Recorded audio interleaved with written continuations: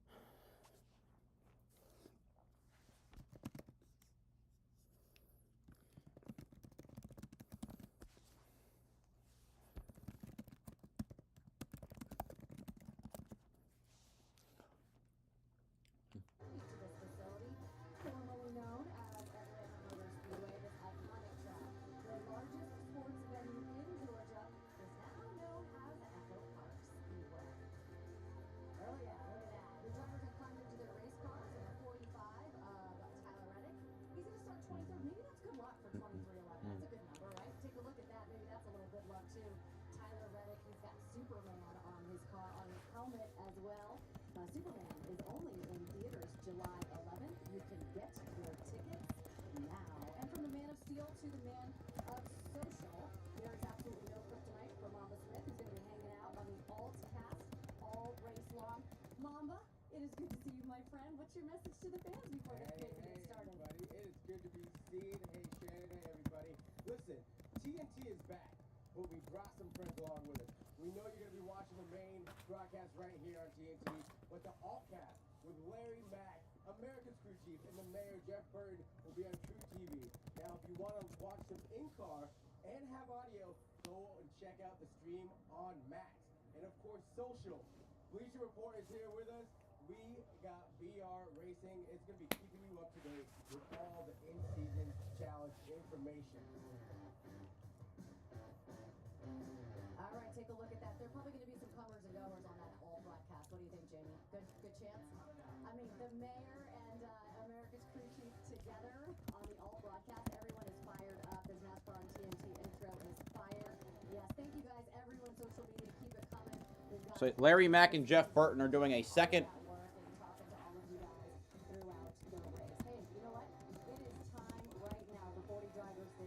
Ludicrous the TV intro. There's an alternate broadcast with Jeff Burton and Larry Mack. And now here to say those most famous words. Hi, Kyle. Please welcome a member of NASCAR's royal family, 8-time NASCAR Cup Series winner, and now one of the first brand ambassadors for EchoPark Automotive, Kyle Petty, along with EchoPark Automotive, Sonic Automotive, and Sonic Power Sports Chief Marketing Officer Dino Bernacchi and his son Luca. Gentlemen, your engines! Great job! All right, 40 drivers ready to hit the track. Here is today's starting lineup. Starting 40th, driving the number 66, WNB Factory Ford for Garage 66, 57 years old, from Houston, Texas, David Starr. Starting 39th, driving the number 51, Jacob Construction Ford for Rick Ware Racing, 29 years old, from Greensboro, North Carolina, Cody Ware. Starting 38th, driving the number 78 Pigeon Forge Racing Coaster Chevrolet for Live Fast Motorsports. 41 years old from Wauchula, Florida, B.J. McLeod. Starting 37th, driving the number 47 Hungry Jack Chevrolet for JTG Doherty Racing. For Hayek Motorsports, 37 years old from Olive Branch, Mississippi, Ricky Stenhouse Jr. Starting 36th, driving the number 87 Red Bull Chevrolet for Trackhouse Racing. 18 years old from Mooresville, North Carolina, Connor Zillich.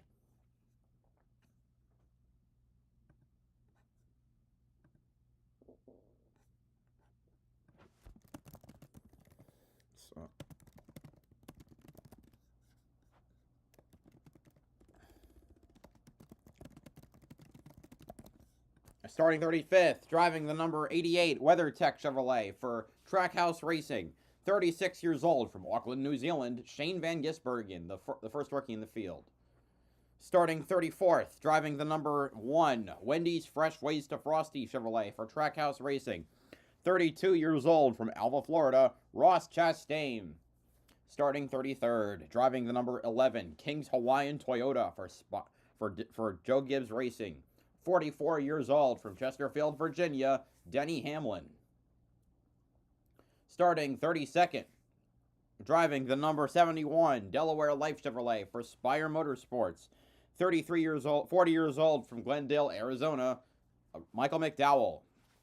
Starting 31st, driving the number 99 Quaker State Chevrolet, title sponsor for Trackhouse Racing. 33 years old from Monterrey, Mexico, Daniel Suarez. Starting 30th, driving the number 77 Chili's Ridente Chevrolet for Spire Motorsports. 22 years old from Portage, Michigan, Carson Hocevar. Starting 29th, driving the number 8 Scenic Chevrolet for Richard Childress Racing. 40 years old from Las Vegas, Nevada, Kyle Busch. Starting 28th, driving the number 20 Rheem Toyota for Joe Gibbs Racing. 30 years old from Norman, Oklahoma, Christopher Bell. Starting 27th, driving the number 4 Zepp Ford for Front Row Motorsports. 26 years old from Las Vegas, Nevada, Noah Gregson. Starting 26th, driving the number 43 Dollar Tree Toyota for Legacy Motor Club. 29 years old from Byron, Michigan, Eric Jones. Starting 25th, driving the number 01 Schluter Systems Ford for Rick Ware Racing. 33 years old from Concord, North Carolina, Corey LaJoy. Starting 24th, driving the number 23 Leidos Toyota from 2311 Racing. 31 years old from Mobile, Alabama, Bubba Wallace. Starting 23rd, driving the number 45 Upper Deck Toyota for 2311 Racing. 29 years old from Corning, California, Tyler Reddick. Starting 22nd, driving the number 7 Gamebridge Chevrolet for Spire Motorsports. 26 years old from Winnemac, Indiana, Justin Haley. Starting 21st, driving the number 16 Leaf Filter Gutter Protection Chevrolet for Colleague Racing. 43 years old from Los Gatos, California, AJ Allmendinger. Starting 20th, driving the number 35 Treetop Toyota for 2311 Racing. 26 years old from Las Vegas, Nevada, Riley Herbst, the higher starting rookie in the field. Starting 19th, driving the number 42 Pye Barker Fire and Safety Toyota for Legacy Motor Club. 28 years old from Mooresville, North Carolina, John Hunter Nemechek. Starting 18th, driving the number 24 Exalta Chevrolet for Hendrick Motorsports. 27 years old from Charlotte, North Carolina, William Byron. Starting 17th, driving the number 34 Renai Tangless Water Heaters Ford for Front Row Motorsports. 25 years old from Sherrills Ford, North Carolina, Todd Gilliland. Starting 16th, driving the number 54 Sonic Grillo's Pickles Toyota for Joe Gibbs Racing. 22 years old from Charlotte, North Carolina, Ty Gibbs. Starting 15th, driving the number 9 Napa Children's Chevrolet for Hendrick Motorsports. 29 years old from Dawsonville, Georgia, Chase Elliott. Starting 14th, driving the number 10 Mark III Employee Benefits Chevrolet for Colleague Racing. 33 years old from Louisville, North Carolina, Ty Dillon. Starting 13th, driving the number 17, Kroger Cinnamon Toast Crunch Ford for Roush Fenway Keselowski Racing. 32 years old from Prosper, Texas, Chris Buescher. Starting 12th, driving the number 3, Bass Pro Shops Winchester Chevrolet for Richard Childress Racing. 35 years old from Louisville, North Carolina, Austin Dillon. Starting 11th, driving the number 5, HendrickCars.com Chevrolet for Hendrick Motorsports. 32 years old from Elk Grove, California, Kyle Larson. Now for the top 10. Starting 10th, driving the number 19, Bass Pro Shops Toyota for Joe Gibbs Racing. 30 years old from Mitchell, Indiana, Chase Briscoe, the highest starting of the 9 Toyotas. Starting 9th, driving the number 48, Ally Pride Chevrolet for Hendrick Motorsports. 32 years old from Tucson, Arizona, Alex Bowman, the highest starting of the 17 Chevrolets. Starting 8th, driving the number 38, Aaron's Lucky Dog Ford for Front Row Motorsports. 26 years old from Huntington Beach, California, Zane Smith. Starting 7th, driving the number 41, HaasTooling.com Ford for Haas Factory Team. 27 years old from Ladera Ranch, California, Cole Custer. Starting 6th, driving the number 6, Consumer Cellular Ford for Roush Fenway Keselowski Racing. 41 years old from Rochester Hills, Michigan, Brad Keselowski. Starting 5th, driving the number 60, Solomon Plumbing Ford for Roush Fenway Keselowski Racing. 34 years old from Berlin, Connecticut, Ryan Priest. Starting 4th, driving the number 2, Menards Quaker State Ford, another title sponsor car, for Team Penske. 26 years old from Mooresville, North Carolina, Austin Cindric. Starting 3rd, driving the number 12, Advanced Auto Parts Ford for Team Penske. 31 years old from High Point, North Carolina, Ryan Blaney. Starting on the outside pole, driving the number 21, Dex Imaging Ford for Wood Brothers Racing. 34 years old from Hendersonville, Tennessee, Josh Berry.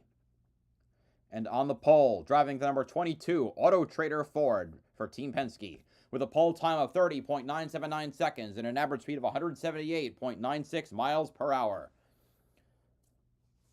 35 years old from Middletown, Connecticut, Joey Logano. That's your starting lineup for today's Quaker State 400.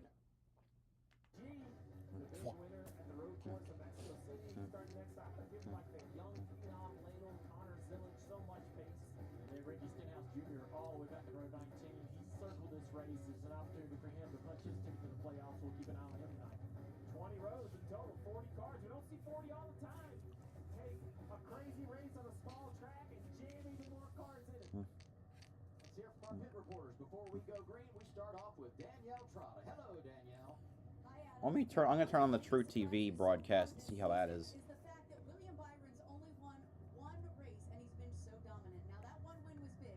It was the Daytona 500, but since then Byron has come so many times. In fact, See how it differs. He's won 400 laps and won 4 stages. I asked Byron, "Are you frustrated? You only have that one win." I don't have True TV. Okay. 5 years my 24 team has been together. We've never been more dominant. His crew chief Rudy Fugle told me, "Watch out for my guy. He has 4 wins at drafting tracks because he knows how to find the front and stay there." He's rolling off 18th tonight, Alan. Danielle, one of the best finishes for Kyle Busch this year came right here at Atlanta in the spring when he finished 7th.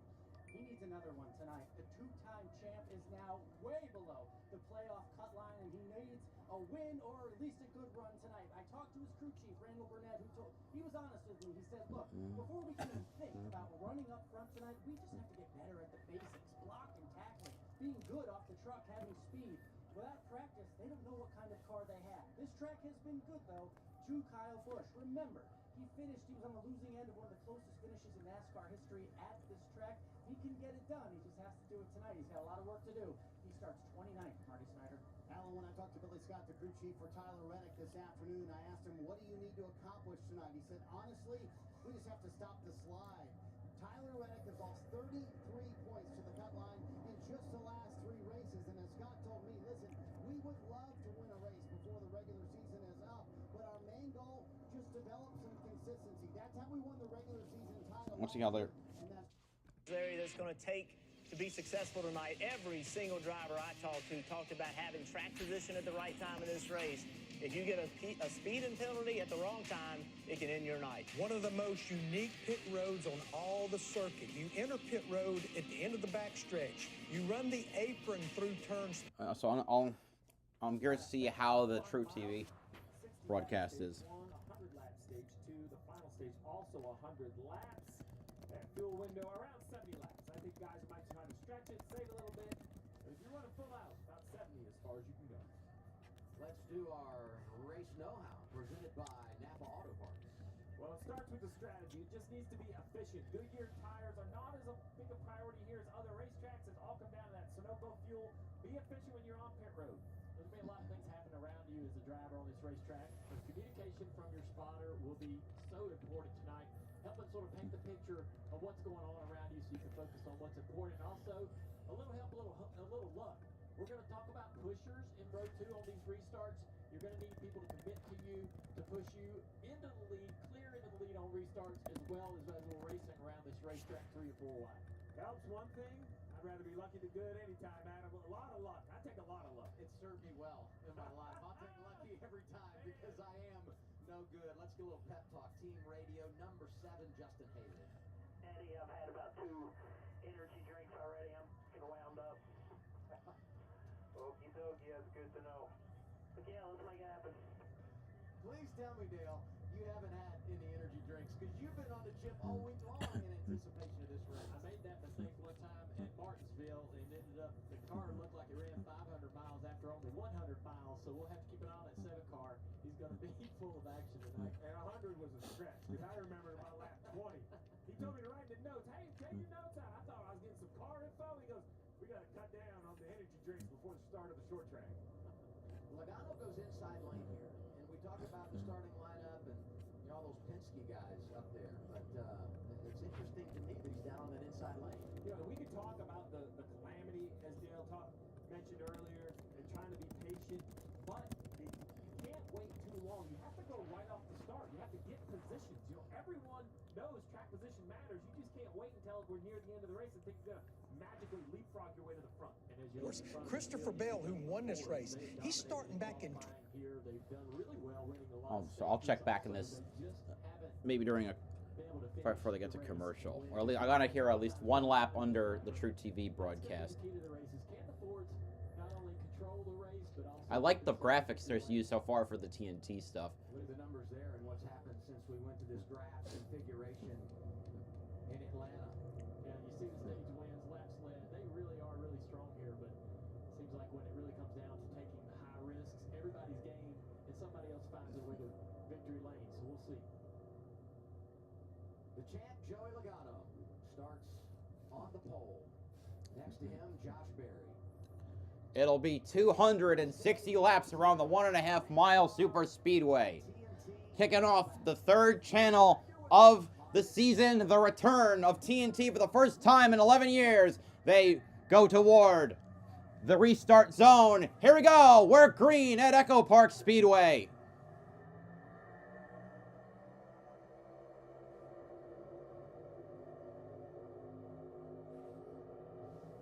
The car is getting up to speed as they enter turn 1. Logano getting a push from Blaney, and he's clear out front, but for how long? Interesting sound they're using. It sounds more almost echoed.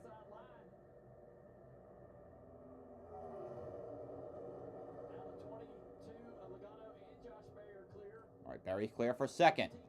They got all 4 Penske-affiliated cars were in the top 4. They're going to be hard to get by. Here comes Keselowski trying to get a run to the outside of Brian Blaney. All right, now let's see how. Check out this. It's so narrow. If you get side by side, how are they gonna pass you? But immediately 3 cars in the top lane. Now they're going by the inside cars. So they've kind of. Okay, it's not really the same type of commentary.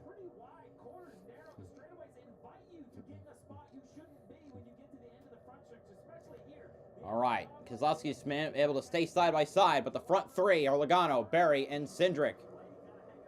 The Fords in the upper lane, we have Keselowski and Priest together. So far, no one's really been able to make a move.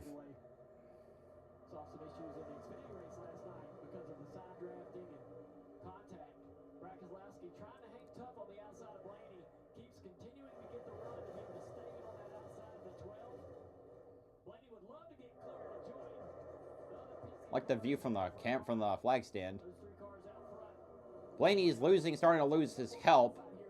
Because Custer is not as close to him as Priest is to Keselowski.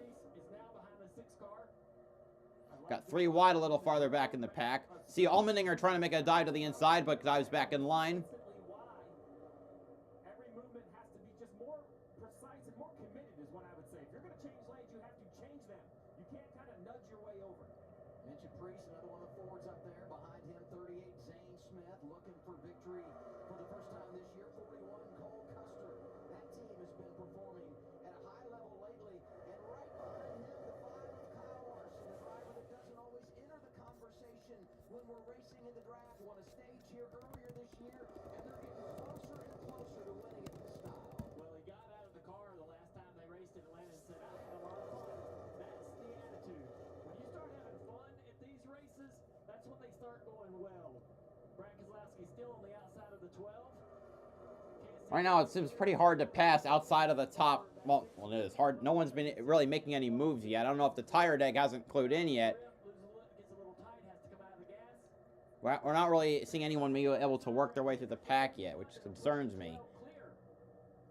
Blaney is clear. Will he take the line away from the 6? They're clear. You can start a little bit. Top 4, now top 5, nose to tail at the front. Blaney slides in line. There's Keselowski behind him. And now it's the 60 of Priest, 41 of Custer side by side. Watching as a driver, I'm seeing the outside line continue to prevail. So I'm going to be a little bit worried about being in the inside line. They don't have the numbers as well. They're about 1. I feel like I want to up the volume, but it's not the volume problem. It's the way the sound is being produced. Inside of the 60 there. Cole Custer, they had a great run over the past couple of weeks, showing a little bit of speed. Been a tough year for that 41. You see that 5 jump in the outside line. That's what he's seeing. He's like, hey, we're losing numbers on the inside line. I might jump to the top here. Now he's back to the bottom of 38. You know, Keselowski's now clear. So he's clear. So now 6th place on back is still double wide. Down there by themselves. Here comes the 48, a teammate, Bowman, to the bottom of the racetrack. Priest trying to get around Custer. He gets there. Cars too than we traditionally do at this racetrack, and I mentioned how this place may be losing a little bit of grip, kind of returning toward that old Atlanta that we're so used to. Ford racing. That might be why these guys are starting to see a little bit of space between them. Marty.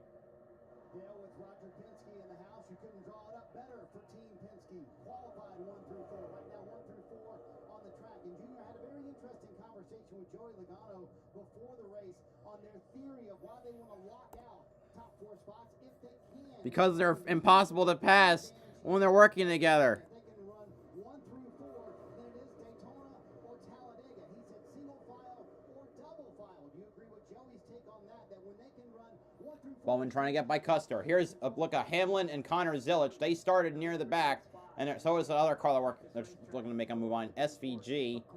Balance-wise, more uncomfortable for the drivers. We ride on board here. You can hear the guys. And Hamlin getting almost passed by Connor Zilic. Check this out. Looking back at Danny Hamlin. I'm going to draw right here and give you some things. Watch these eyes right here. Watch what he does. Maybe. So the mirror you see in the upper left, this is the carbon fiber mirror. But down in this direction, down here, there's a screen.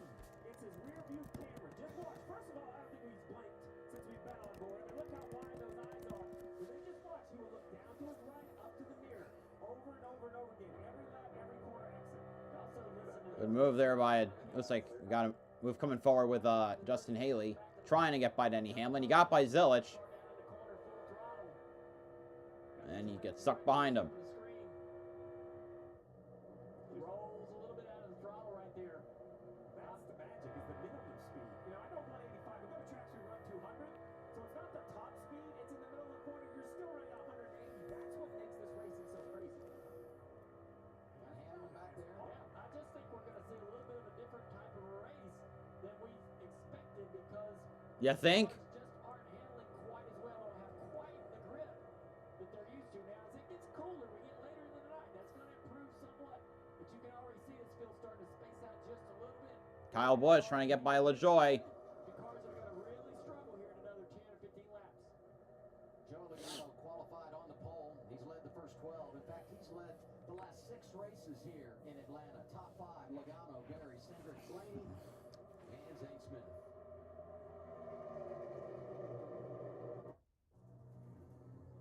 Oh, commercial.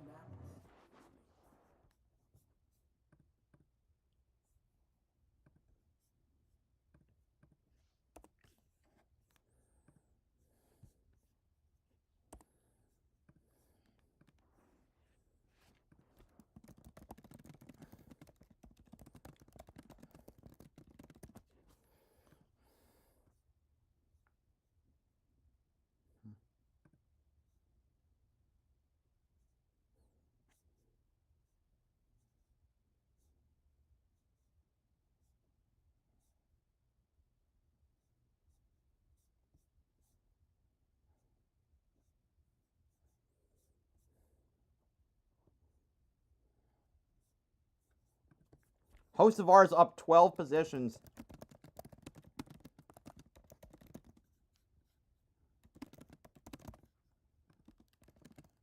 Apparently, it's not full screen commercials on TNT. I'm watching on Max.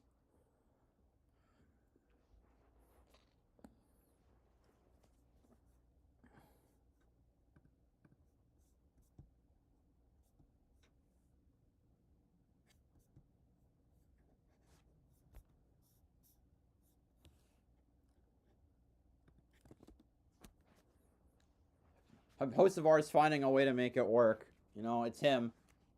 So.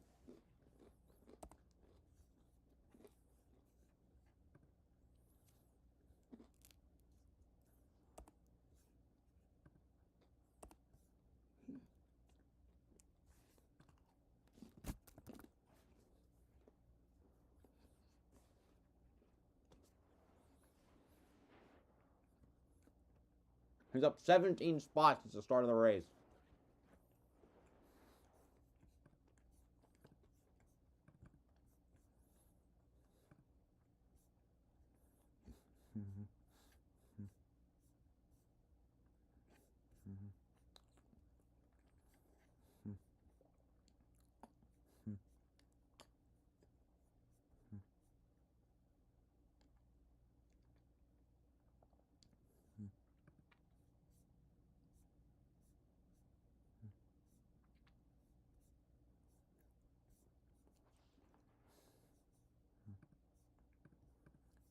On the Max, on the Max in-car cams, it shows the drivers' matchup for the tournament and how many positions are up and down over their rival. That's a nice touch.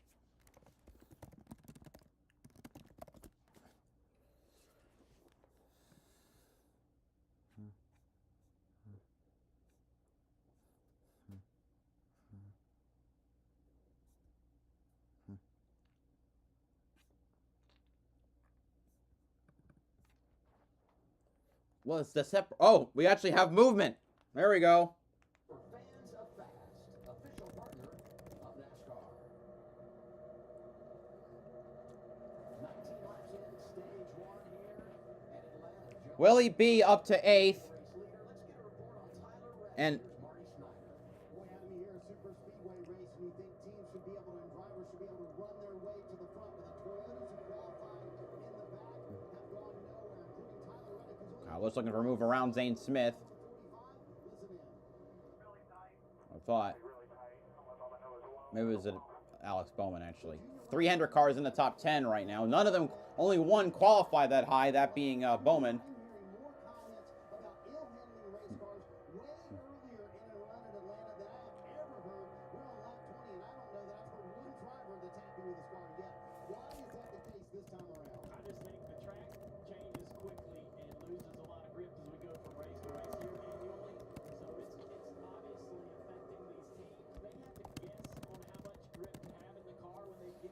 We're getting there. Host of ours up to 8th place.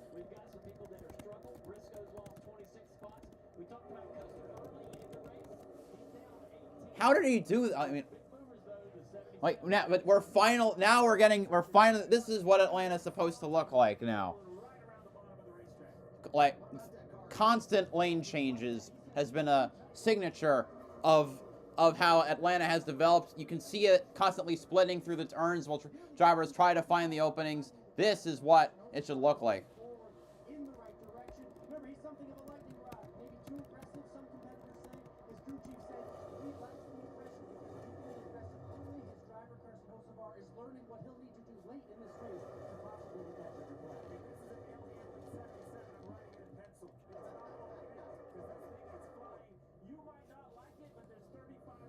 Hocevar's up. No, that's not Hocevar. That's Priest. Fords continue to dominate, but the Chevrolets are starting to show up in the back of the top 10. Some of those Chevrolets being the 5 and the 24. Larson and Byron right there. And their teammate chasing There's Elliott. car. They're ready to make it uncomfortable for the Fords. We're not just going to let you sit here in line. You're going to have to defend. There they go, outside lane. Elliott couldn't go with him. But they both got around Hocevar. Right on board with Chase Elliott. He's got the Chevy of Carson Hocevar in front of him as we talk. Or the 24. Let's give some love to Austin Dillon, this teammate we know how onboard carrier. Love this shot, Dan. You can look at kind of the rear tires, that rear diffuser, that carbon fiber piece underneath the rear bumper. You can just see how much the cars move around and how much more speed the bottom of the racetrack has through the middle of the corner. Man, yeah, this worked. Okay, we got it good now. I freaked out at the start. Took a bit to develop what we got there. But William Byron diving down to the inside of Austin Cindric. Let's see if anyone can get with him. Or anyone will go with him. Oh, come on! Oh, almost. Can he get us? Can he? Yeah, he got in line. Try and separate. Almost. Almost separated Blaney from Cindric. That would have been helpful for separating the Penske cars. And here comes Hocevar. Goes to the inside. Cut it. Make it 3 wide. You little jerk. Oh my God. Go, Hocevar. He's gonna, I think he's gonna, he might get by Cindric this time. There we go. Almost.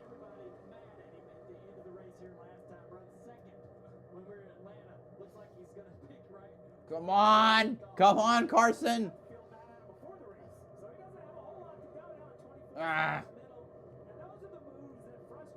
And then Keselowski gets a big run around Hocevar. Problem is no one can really get a run going on the Penske cars.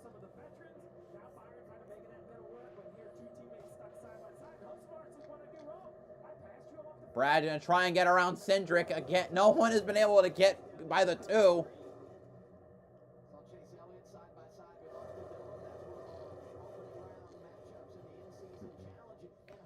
There's Larson trying to make a dive, but they need to work together to clear the 2. Honestly. Oh, this might. No, the 2 will just fall in line behind the 12.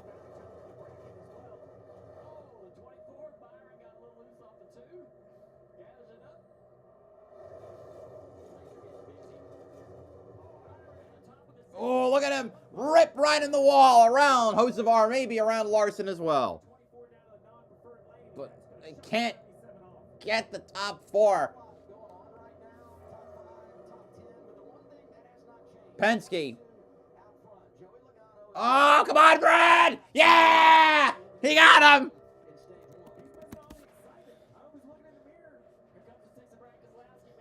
Oh, no! Don't get back. Come on. Save. Okay. He got him.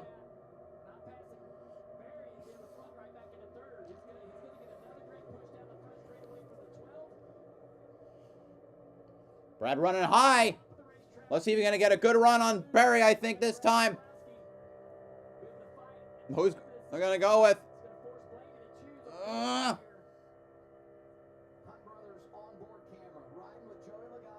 Blaney went low.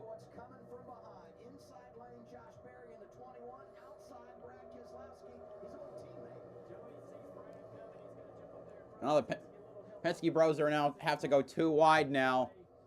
So obviously also not ideal for them.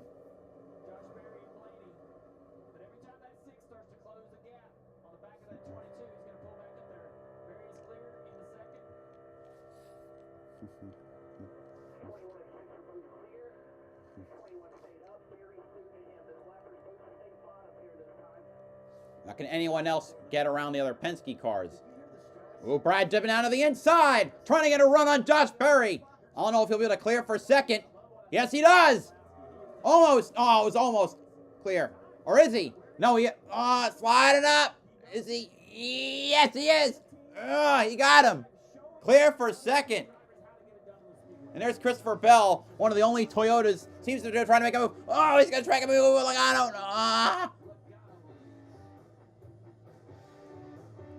know. Ugh. There we go. Oh, nah. It just got Simply Safe. It protects the whole home, inside and out. Stop. This is Simply Safe. Whoa. That was impressive. There's no safe like Simply Safe.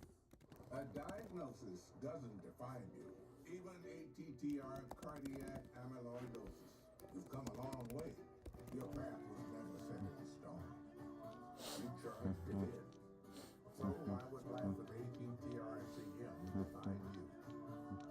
You have the power of choice. Truly, is an old medicine used to treat adults with ATTR-CM to reduce death and hospitalization related to heart problems. People taking Truly saw an impact on health-related quality of life and were 50% less likely to be hospitalized for heart issues, giving you more chances to do what you love with who you love.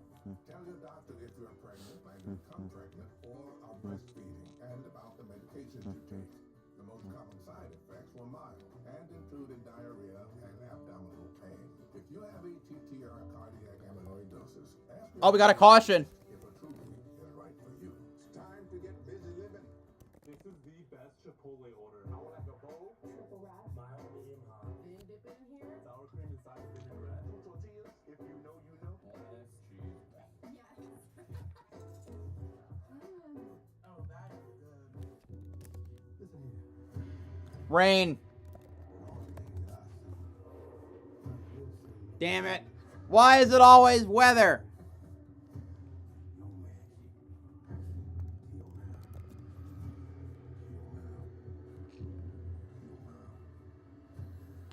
Oh, God.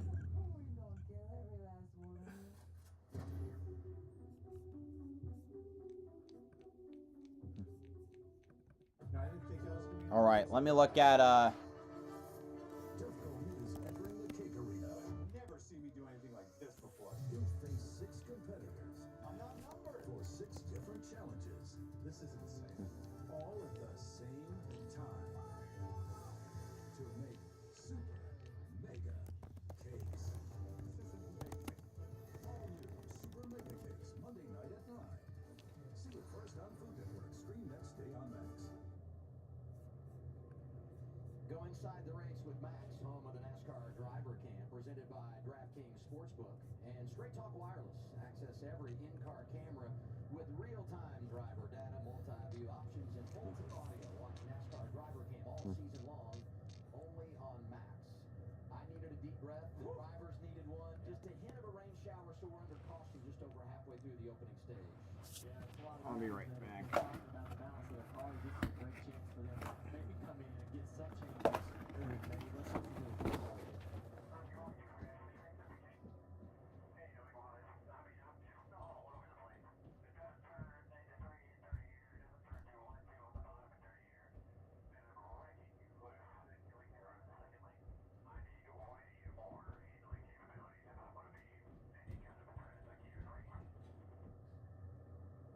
Here's Danielle. Yeah, Adam, I talked to Ryan Blaney's crew chief, Jonathan Hassler, this morning, and he said it was really nice to have speed in the springs back in the spring, but we walked away questioning if we had too much speed, and handling would be an issue today. You just heard Ryan Blaney. The frustration sounds like adjustments when pits open could be on the way for Blaney. I'm sorry, Dale. I'm just going to say, so it's a different, it's not just tight or just not loose. What he's saying is I need more capability. So that's not as simple as just an air pressure change. They might have to raise the car up. wait, where's Brad? No, did he fall back to 4th? Why is Cindric in 2nd? Damn it, what'd we miss? Close, we'll work you in a break, and pit road will be busy when we return. Okay.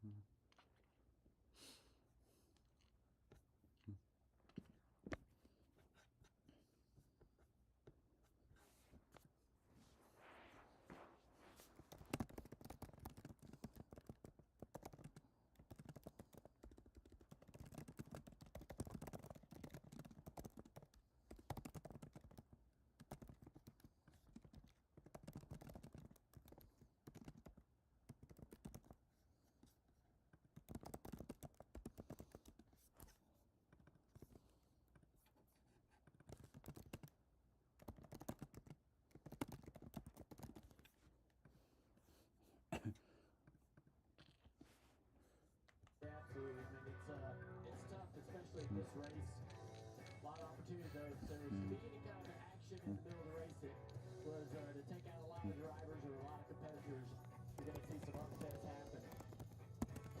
This region here coming up next is the Gauntlet, and I agree with Parker Kligerman in the upper right. They have all the set of drivers in one section. I mean, look at this: Briscoe, last week's winner, Byron, Blaney, Larson, and Reddick. I mean, look at this path for any of these drivers to make it. You're going to have to continue to knock off some big names. Down at the lower right, several good matchups here. McDowell and Allmendinger, and both of those guys have pretty good average finishes in Atlanta. So, I mean, none of these are real easy toss-ups. I didn't have the heart to tell you when you said you had Booker picked, because I had the all of them here. So, man, sorry, we deviate week one, round one bracket. The worst part, I guess, is if your bracket gets busted on that. And the races earlier crazy here, and then we go to 2 events on the road. Here's Marty Snyder. Adam, he may be the number 2 seed, but Steve mentioned it. Chase Briscoe started 10th, and he Light rain on the entire track. as the last car on the lead lap in 30. Well, how long are they going to put her around before they pull out a red flag is what I want to know.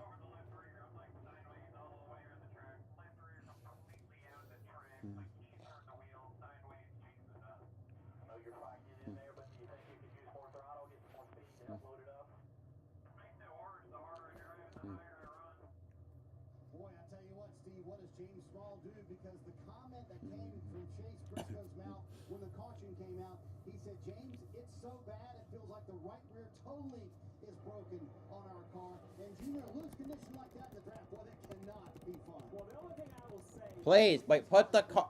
They have the jet dryers out. Take the cars and put them on pit road. Why are he putzing around under caution? Can be a small adjustment away from a huge improvement. You're looking at me like you don't believe that. My anxiety level is really high. I can hear how bad this car is, and it's going to take a major swing to make the balance better. Will they be able to get that accomplished? I picked my tone real well, Adam, and I was like, listen, it's going to be okay. Trust me. Sometimes you got to self-lose. You got fucking leaf blowers? We've got rain, so pit road remains closed. We're coming back. It's NASCAR. Oh my god. Why are we...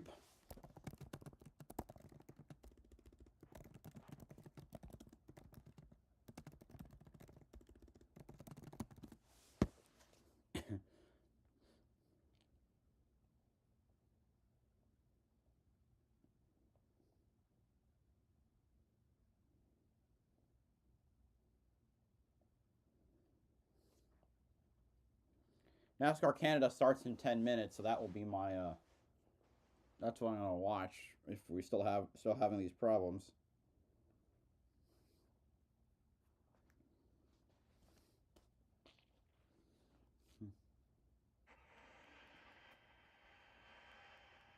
We are going to come down pit road this time.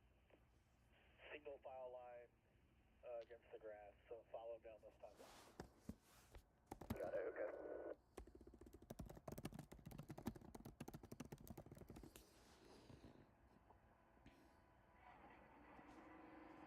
The pace car didn't do it, so stay.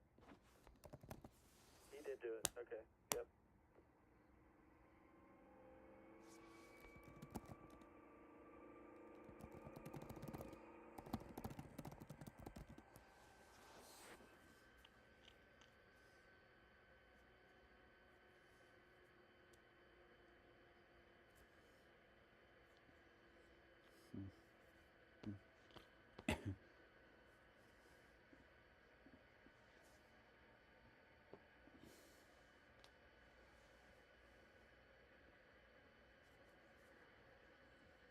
Yeah, so now we have a red flag.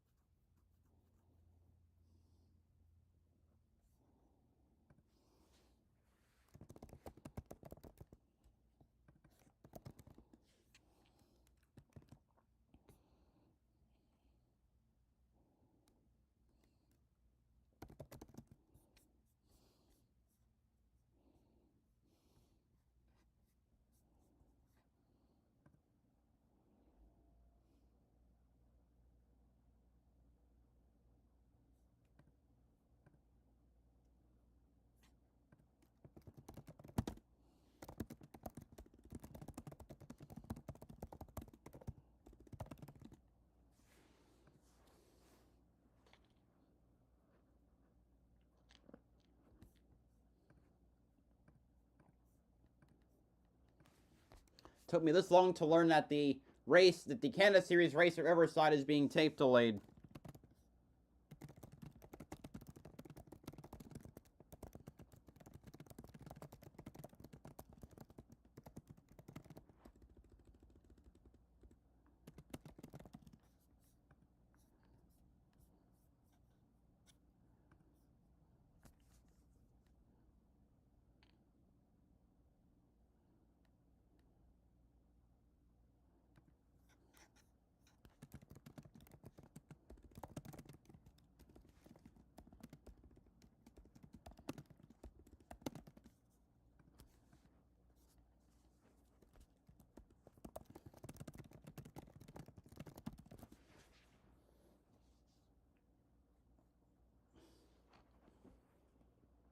So now there is no, so I can't watch the Canada race. Oh, they're showing off the gloves that they're auctioning off. Drivers have worn this weekend, and I'll sign them as well, and we'll raise some money for the Nationwide Children's Hospital. Thank you, Joey.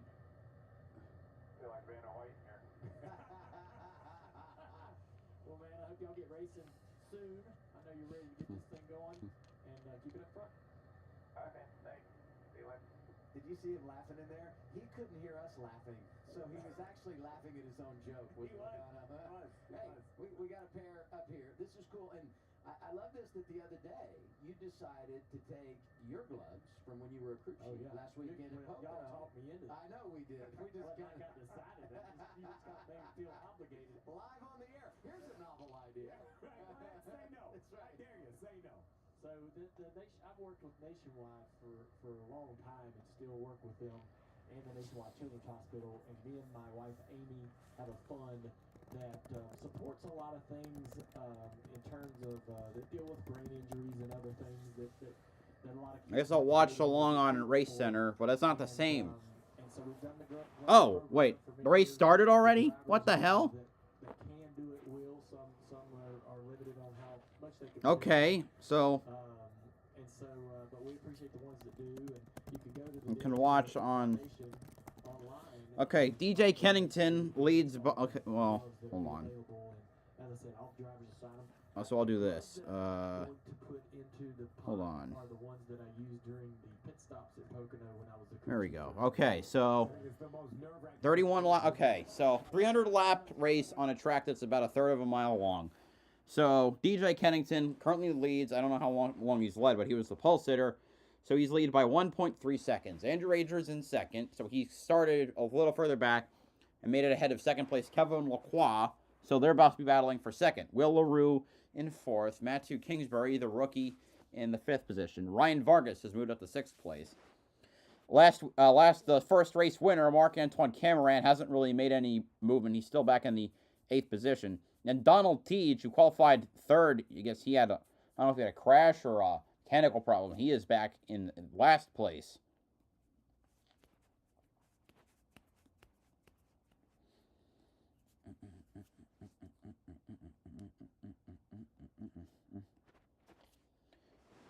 Now, DJ Kennington, I believe, has not won a race in 3 years.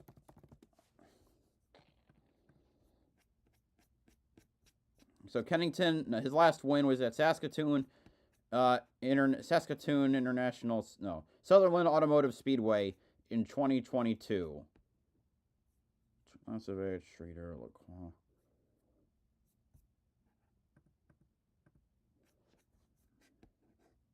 Yeah, last year only had 3 different winners. Very competitive. Though, I mean, well, not competitive, but it was a good battle between those 3.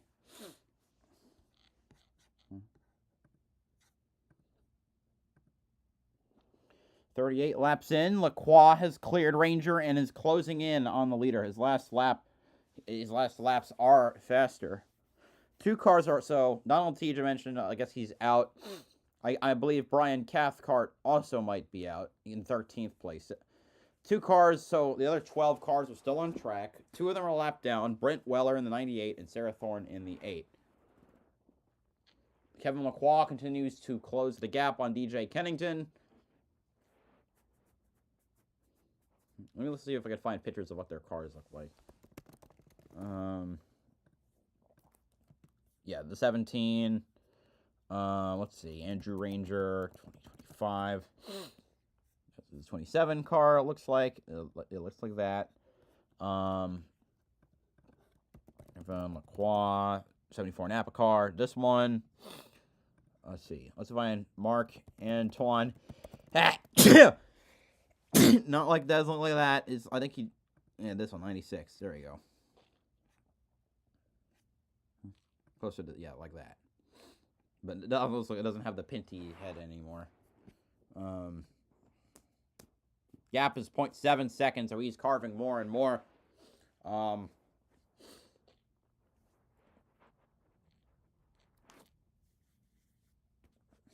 right, looks like, is Cathcart back out? Yeah.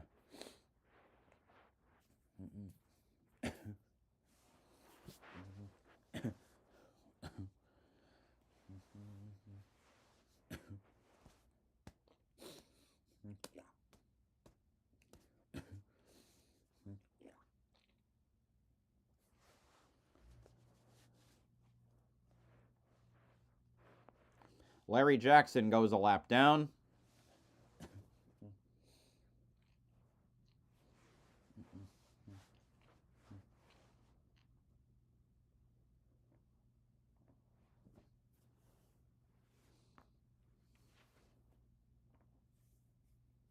But Lacroix seems to have the fastest car right now, at least on this stint.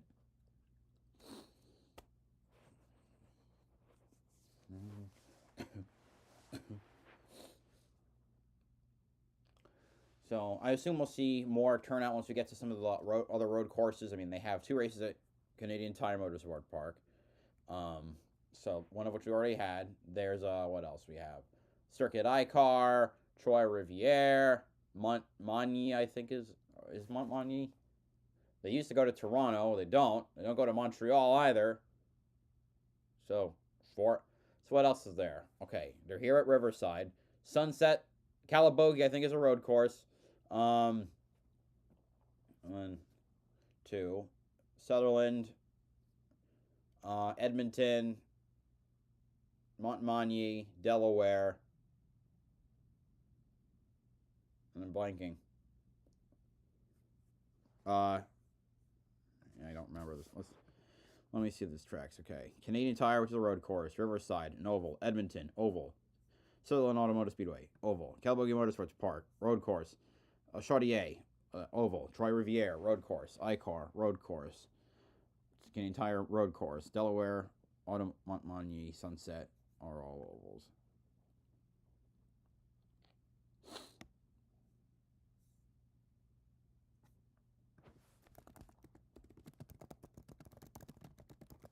Actually, well, Montmagny. Okay, they're on the oval, I think. Yep.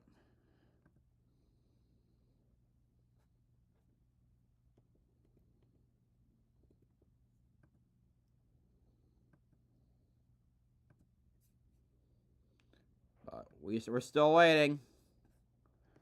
And now I don't have a second race to watch. Well, I'm just paying attention to the... Let me check timing and scoring again. Hold on. Let's see, 55 laps in. Kennington is barely holding off Lacroix. So that is a lead battle. Looks like Jason Hathaway might be catching back up to Ryan Vargas. Let's see. Brent Weller is 2 down. Sarah Thorne is now 3 laps down.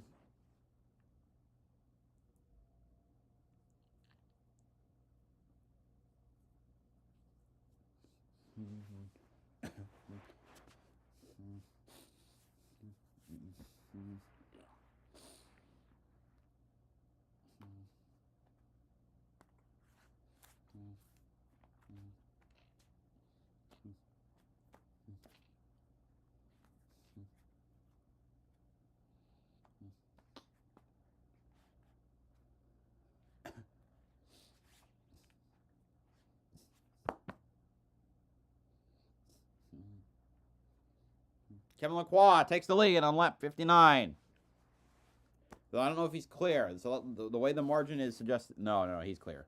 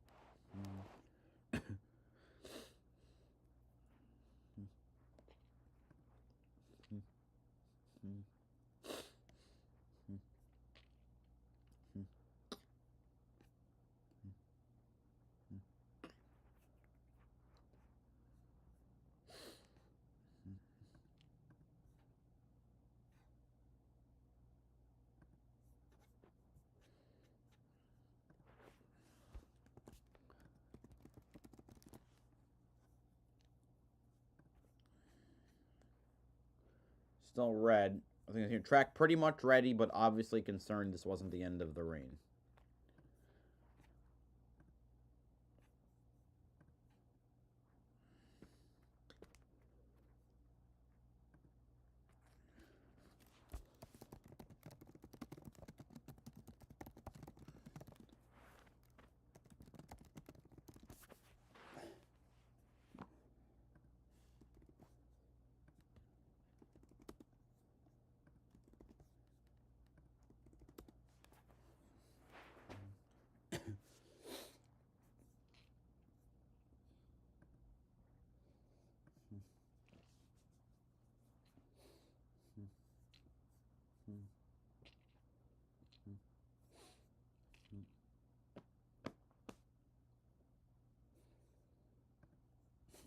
A driver Justin Haley's size should not under any circumstance consume 2 energy drinks. It's like giving a brick of cocaine to a hamster.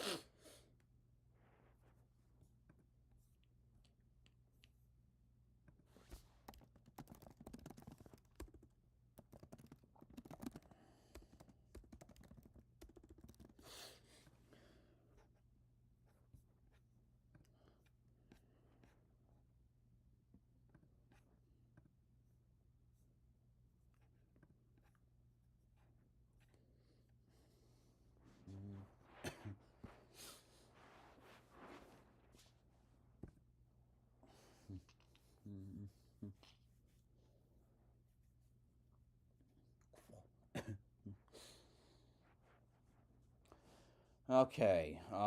Man, I really wish that I could. I wish I could. Oh, let me. So, hold on. I stopped looking at the thing. Okay, 73 laps in. Oh, it's a 3-way battle now. Wait. Oh, there must have been a restart. That's why everyone's so close to each other.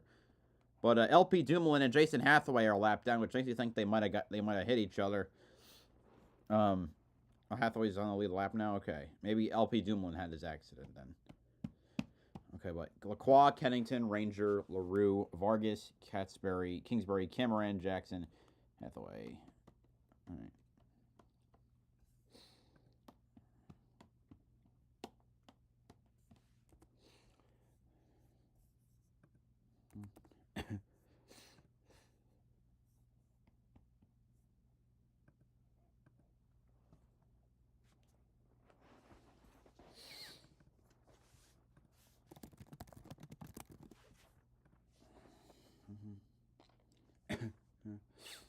Engines refired.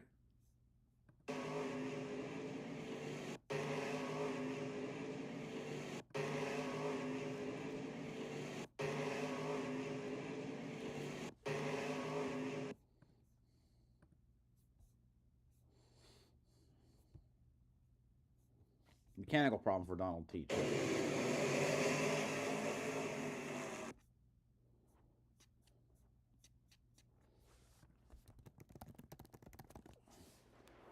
Engines are refired, so thank God.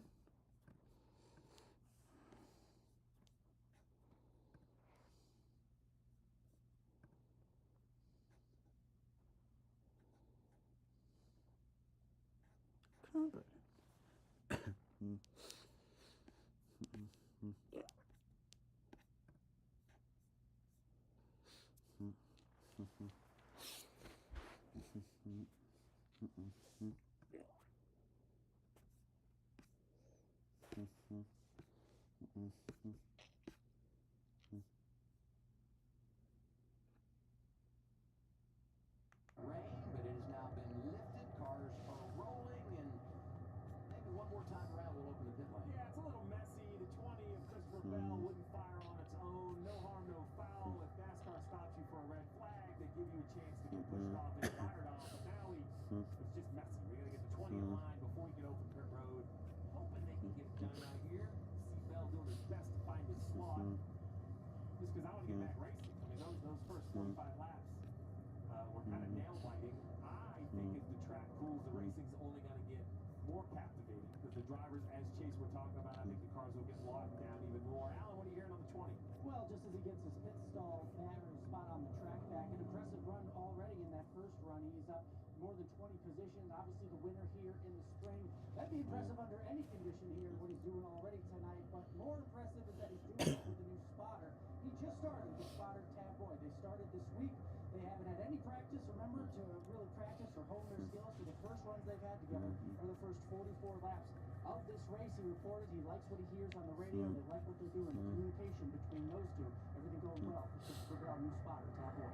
That's a great update, Alan. You know, I can't think of a worse track to bring a new spotter for so many reasons. Let's start with the simple, the traffic on the racetrack. But then, remember, pit road's the end of the backstretch. So as a crew chief, I need my spotter reminding me of just all the little nuances. There's a lot of chance to make a mistake here with that communication. Yeah, they'll spend all week, I think, working on, like, what do I want to hear? What are you going to say? What's your, he's going to ask that boy, the spotter, what do you say in a three-wide situation when I'm in the middle, when I'm in the bottom, when I'm in the top?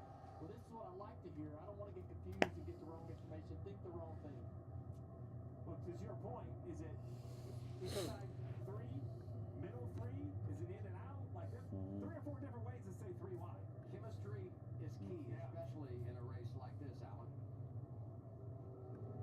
And speaking of that chemistry, it's about when to talk and what to say in the pack. But I was talking to them, they had a 45-minute meeting, and a lot of their talk, guys, was about when not to talk. Tab Boy didn't want to jump on the communication between crew chief Adam Stevens and driver Christopher Bell. So that's what he wanted to know. When his caution comes out, when do I need to stop talking so you two can communicate? It was just interesting to hear. Okay, open pit road. Talking rather than when should I be? Yeah, we've done that, Dan.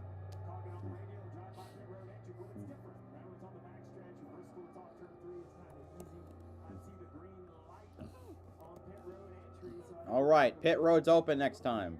Everybody looking for fuel, probably tires, Danielle. Yeah, Stevie, you see Denny Hamlin. He's still in 33rd position where he started this race. And I go back to the playoff race last year at Atlanta, where that was his strategy, which kind of backfired and bit him a little bit. I just checked in with the team and said, is Denny riding in the back on purpose? And they said, no. We feel like with 3 wins on the season, we're in a position to be aggressive. The reason we haven't gained track position is because Denny keeps trying to make passes on the bottom, but he's too tight right now to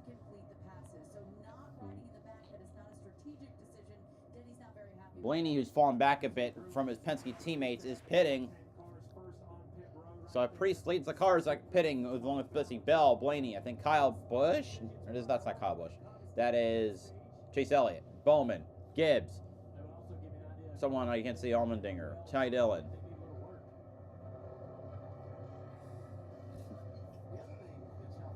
All right, so Paul Quaz not been able to really escape from DJ Kennington this as they hit near lap 100. But let's go back.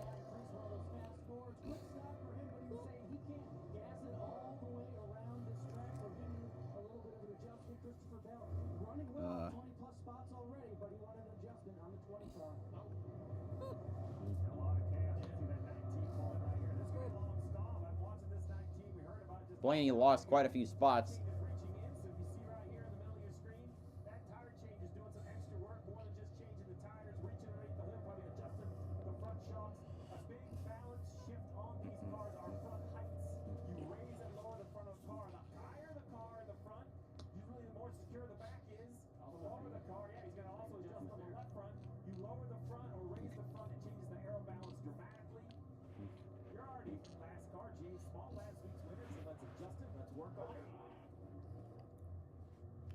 Wait, he didn't get...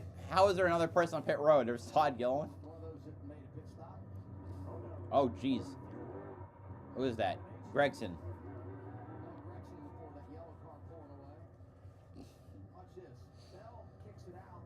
Wallace has to go into the grass to avoid him. And that looks harmless, but on the back of these cars are some vertical panels that are very important for aerodynamics. You know, you hit a little pothole or a hole in the grass, so... And watching all these drivers that come off pit road is going to be interesting when we return to green, because you would anticipate the drivers that stay out here are going to pit at the end of the stage, and a lot of these drivers that just made a pit stop will be racing for control of the race when we go green in that second stage, too. Here's your good look at the cues as the drivers approach. We'll restart with 11 laps to go, with 12 to go on the stage. And the reason I say that are there are 6 cars that are on the racetrack with old tires. Now, everyone behind them is on fresher tires. So the question is, if handling is really a magical key to unlock tonight's success, those fresh tires should kind of dominate. They should be able to push around those old tires in these last 12 or 13 laps. Going to be 12 laps to go in stage 1 when we return to the green flag.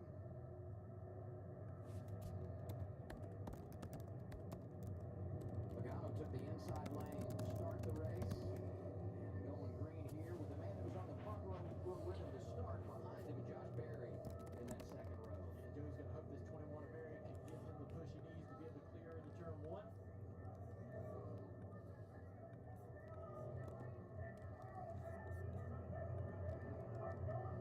Pace car will head in here, and the field will come to the restart zone presented by EchoPark. All right, finally getting back to green. 12 laps to settle it. Can the drivers at pit work to the front? Here we go.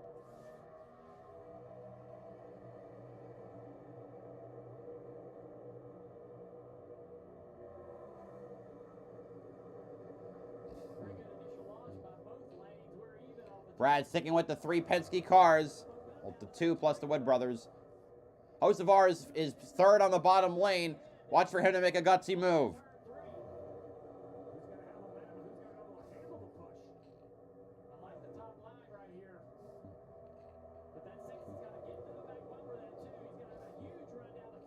Look at Bell trying to carve through the field. He's one of the cars, I think, that pit.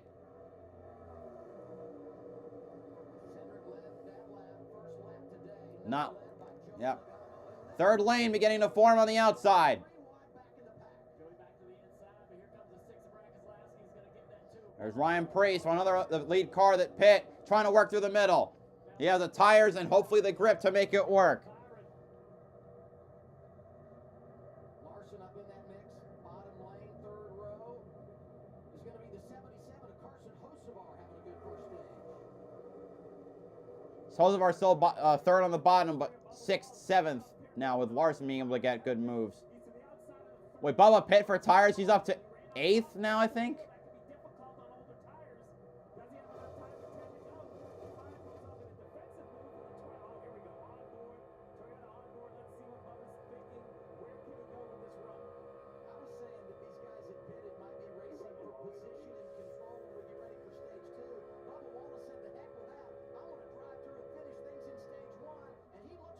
Cindric is now clear for the lead.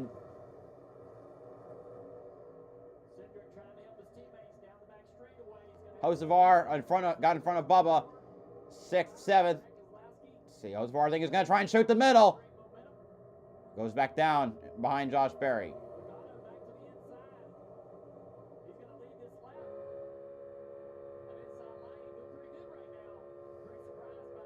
Ryan Blaney's entered the top 10. He's in 10th.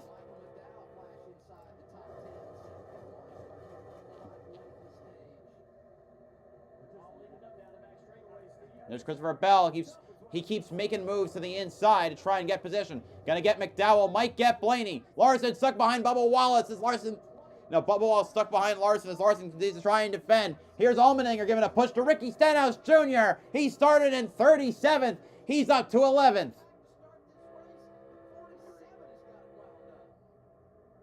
What is wrong with the Chiron?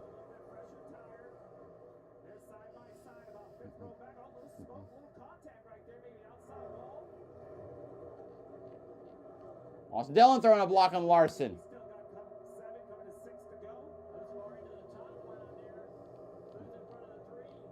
Bubba Wallace poking on the inside of Bell. And there's SVG. Where did he come from? He was languishing back in 33rd place, I think. Hocevar threatening 3 wide, goes against it. There's Ross, another driver who started way in the back, I think in the mid-teens. He's in 19th. Almost hit the 24 there. Ooh! Hocevar going in front of Stenhouse. Near disaster move, but it might help the 24. He goes to the outside of Keselowski. It's 3 wide for 2nd place. Or it was.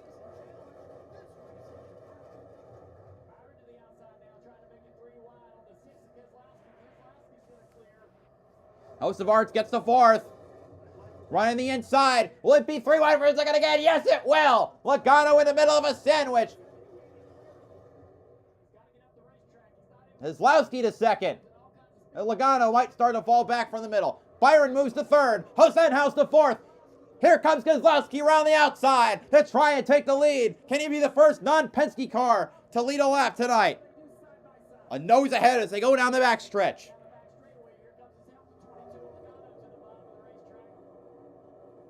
Oh, Bell! Larson! Oh, Bell's around! Austin Dillon! Ryan Blaney!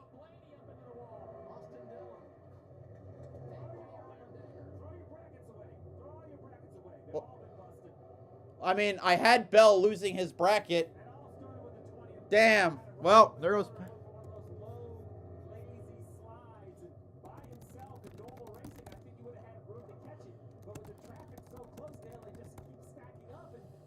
Damn.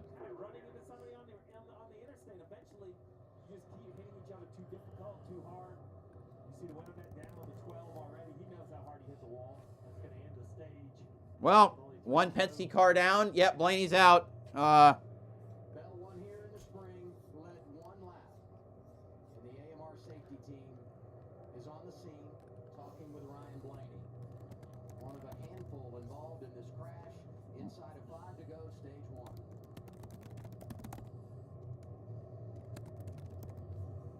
Interesting to see who maybe got away. Damn. Well, Hocevar will advance to round 2 because Blaney's out.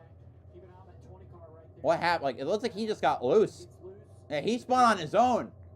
And it screwed the top lane. Kyle Busch hits the wall. Larson gets a little screwy. Bell hit Bubba Wallace. Austin Dillon got hit. He spins and takes out Blaney. So, it's really those 3 cars. Austin Dillon, Christopher Bell, Ryan Blaney.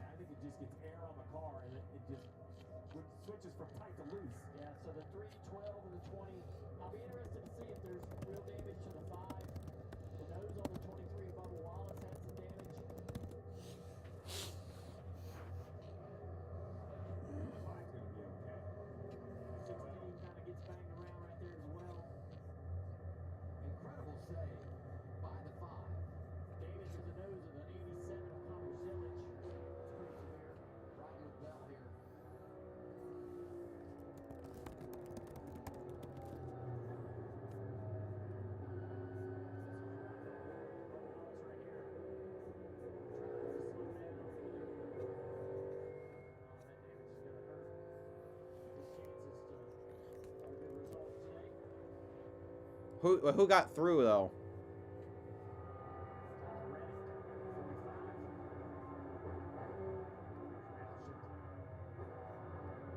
It's the DC Studio Superman onboard camera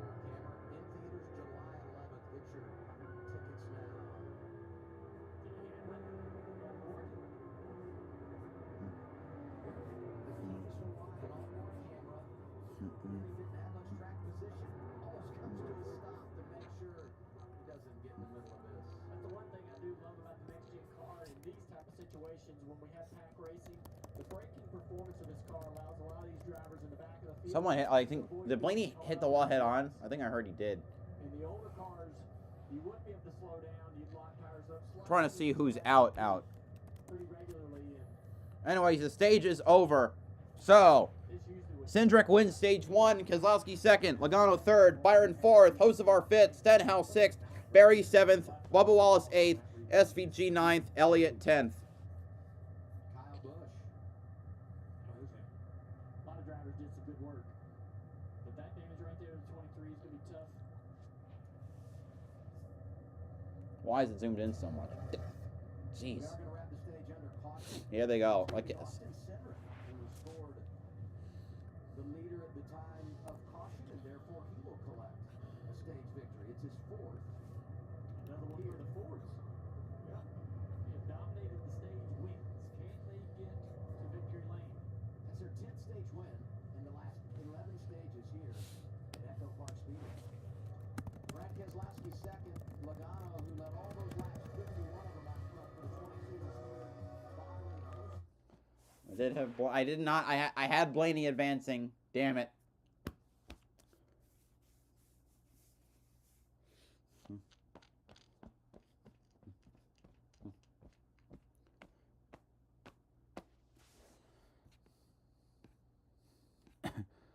Oh my God. The Blaney car was on its side. Like, it tilted 60 degrees the wrong way. Look at the Canada race. Lacroix leads by 3 points. Okay, there's going to be an easy Lacroix win. Kennington is still 2nd. Ranger is 3rd. LaRue 4th. Kingsbury 5th. Vargas in 6th. Kevin Lacroix has shown himself to be great on the short ovals. So, and considering 9 of the 14 races are, or 7 of 12? 7 of 12 are on short ovals. He'll be good. I mean, he has never won the champ. He's finished 2nd 5 times. He is the Canada's Mark Martin. So, I don't remember how he finished at Canadian Tire, though.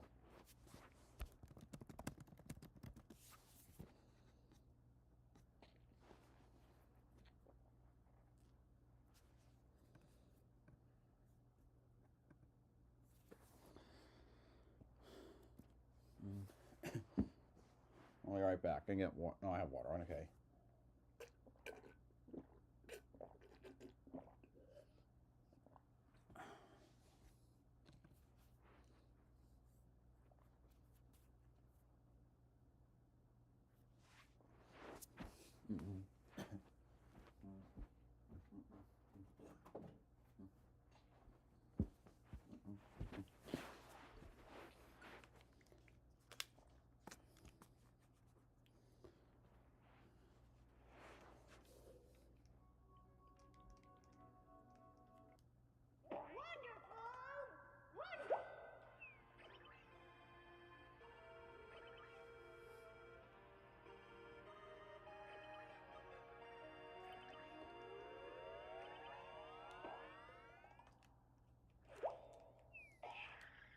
Bonanza comes out soon. Can't wait to play Donkey Kong Bonanza.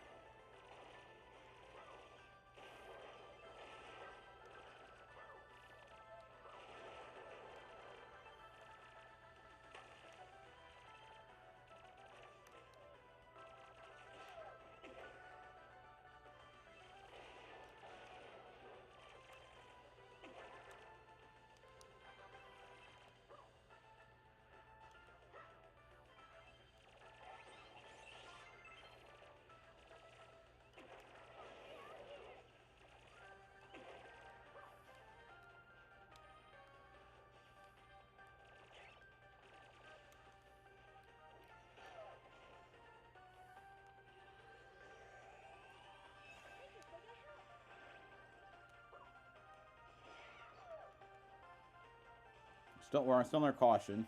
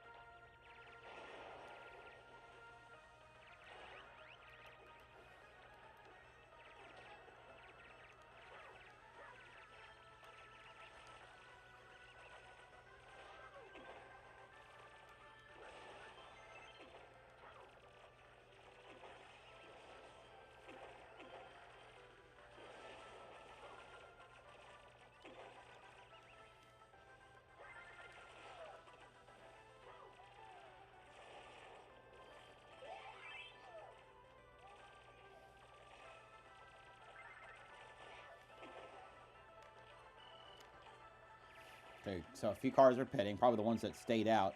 Also, maybe the ones that were involved in the wreck, or even got minor damage like Bubba Wallace and maybe Kyle Larson.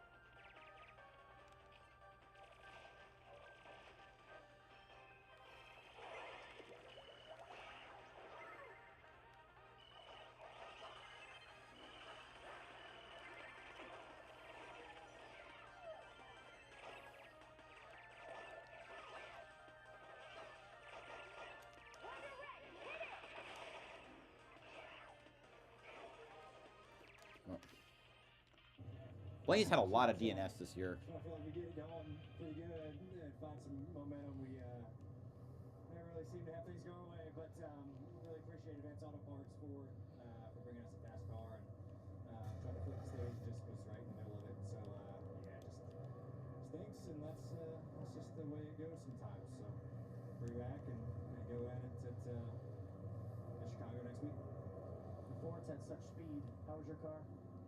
Yeah, it was okay. I definitely thought we could improve it a little bit more in dirty air and stuff. I feel like I kind of lose a little bit of handling in dirty air, but I was at least excited to work through it during the night. And Nope, no. Not gonna get a chance. Tough end for Ryan Blaney, his 6th DNF of the season. Glad he won at Nashville to lock himself into the playoffs because, as Alan said, 6 DNFs, they've had so much bad luck. So you see the top 10 needing fuel, but more coming. So there Well, not just fuel, adjustments. bracket followers right there. 5th car line, 77 of Hocevar. With Ryan Blaney wrecked out, the way the scoring works, 77's going to advance. So just like that, Hocevar on to round 2. It's like Chase Ellis going to stay on the racetrack. So it's like the lead. Right before the end of the stage, as well as Chris Buescher. I got a few guys staying out to take control of the race. Those drivers that dominated stage 1, when you look at laps led, going to get their service here, led by Senrick. Byron in, so is Keselowski, Alan. Here they come. Yeah, a lot of talk on the radio about strategy, how long teams want to stay for fuel. Brad Keselowski says he's just a little loose out there, so they're going to make an adjustment for the 6th car of Brad Keselowski. Austin Cindric said he loved that clean air throughout the stage run, but thinks it's masking some of his issues. He wants to be able to charge into the corner better. They're making an adjustment, Marty Snyder. Alan, the middle left part of your screen, Joey Logano led all but 9 laps in stage 1, but man, his car was not handling well. He was chasing the back end the entire time, but he said everyone looks out of control to me. A host of cars stay out at him, but those who left pit road, Shane Van Gisbergen wins the race. Yeah, and some of those that made pit stops here were the ones that were on earlier, and as you talked about, just need a little less fuel. You saw the 19, still big adjustments for Chase Briscoe, but don't count them out. Sun will set. Keep cranking on that thing. Still got 196 to go. Kind of like the bracket. When you're racing in the draft, just survive and advance. Survive and advance. My life is full of questions. Mom, is yellow, light, or dark? How do I clean out a yellow stain? Thankfully, Tide's the answer to almost all of them. Why do we even buy napkins? Who's Tide? Gold water clean like soap. You can with Tide. Do I need to pressure guacamole? No, Tide. This is chocolate bread. Let's do this. Tide? Yeah. No matter who's doing it, on what cycle, or in what temperature, Tide works. So I can focus on laundry questions. It's got to be time. So, you like NASCAR but don't know who to root for? Here's some Toyota legends you can get behind. Meet Tyler Reddick. Crushed it in Xfinity Series and now he's here. Basically the Cinderella story if Cinderella drove 200 miles per hour. Then there's John Hunter Nemechek. New kid on the block. All gas, no brakes. Oh, and Denny Hamlin. Ever heard of Daytona? He's won it 3 times. No big deal. We have a lot of drivers. All legends. You pick. You in? This is a can of Valspar Ultra for $29.98. It's also inspiration to find a little less inspiration. Valspar. Affordable, durable. Available at Lowe's. Like us, you might be suffering from moderate to severe obstructive sleep apnea, or OSA. We are the undiagnosed. We've been told we snore at night and gasp for air. Daytime sleepiness is a drag, but we still have people who count on us. And we're more than just human beings.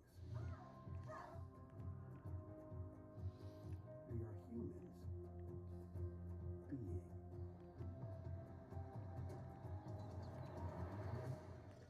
OSA is a chronic condition tied to breathing interruptions and oxygen deprivation during sleep. You're undiagnosed? That was us. Talk to your doctor about OSA. Let's keep being humans being.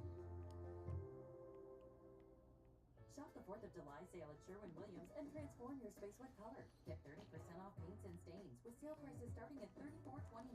Hurry in June 27th through July 7th. Visit your neighborhood Sherwin-Williams or shop the sale online. Delivery available on qualifying orders.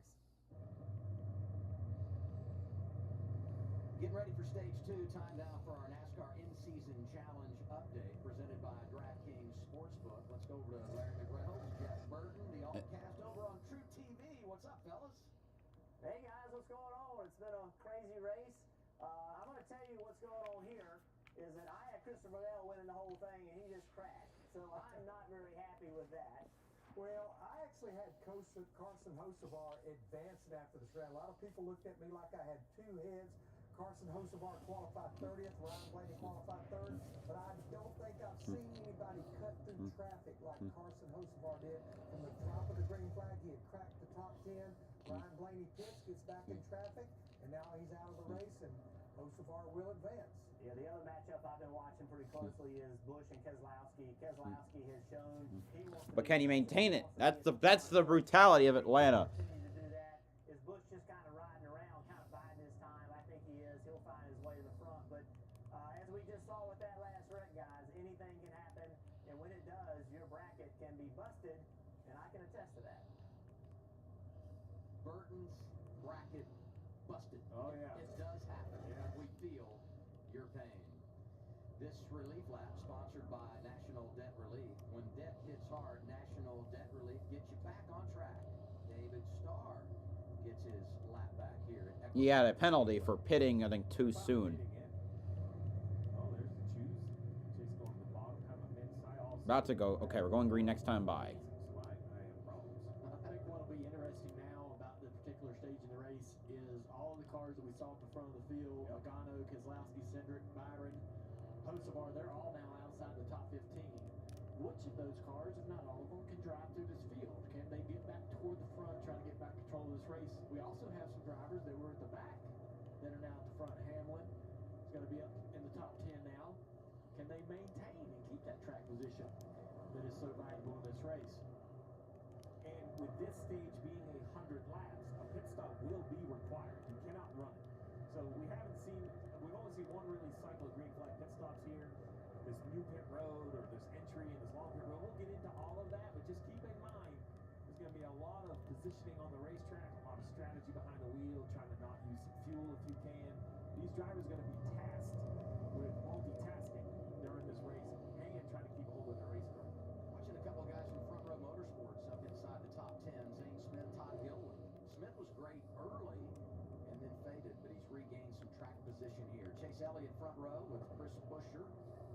And at 42, John Hunter Nemechek, 3rd car on the outside. He just weeks. Top 6. I mean, he's just continuing to run up front. Here he is again. Here they are in the EchoPark. All right, restarting again. Time to start stage 2. Work green again at Atlanta.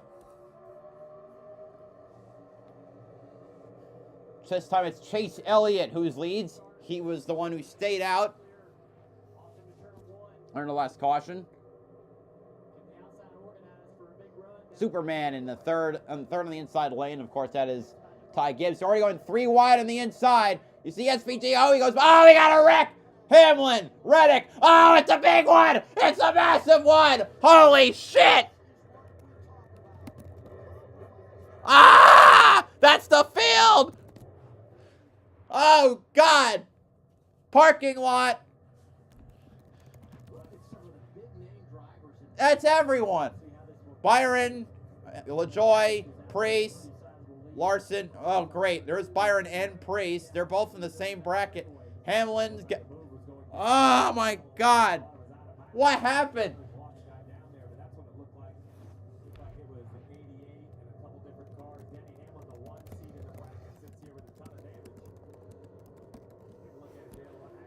Who caused it? Oh, I think it was Denny.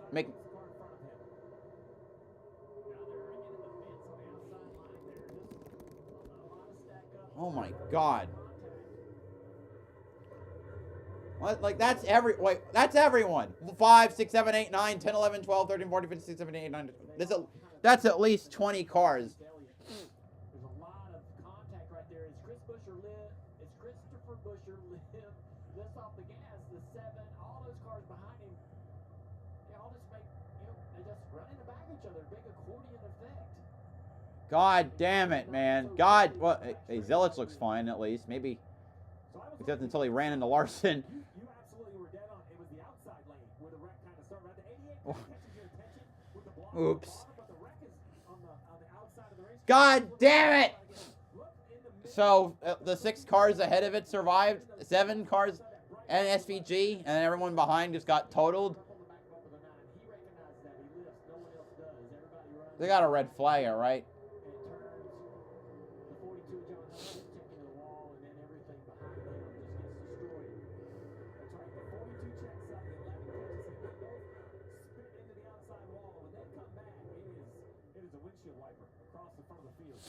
Ah! Where's host? No, host of our spawn. Damn it! Fucking hell, man! And then the crash is on behind him. Such a great shot as they were just coming at you. You see him kind of just dart out of line.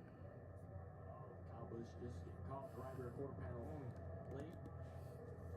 And this is another scenario where some of these cars, even though they're involved in the crash, may get fortunate enough to get away from this without a lot of totaling damage, things like that. So just a quick reminder, you have 8 minutes if you're going to try to repair your car on pit road. But the big change this year isn't that. The big change is you can go to the garage area. You're not out of the race. There's only a list of parts you're allowed to change, but the list is pretty extensive. I believe a lot of these cars are going to go back, make repairs, and come back out in case we see some more accidents. And, we got this in-season challenge going on. There's a whole lot to race for tonight.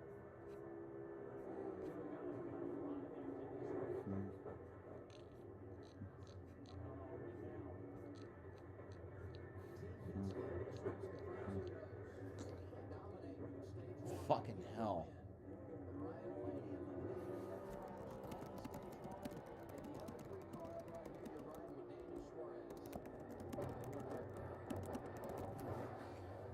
This is Daytona 2022 or 21. I don't. First, easily the biggest wreck of the season. Well, while Bubba looks fine.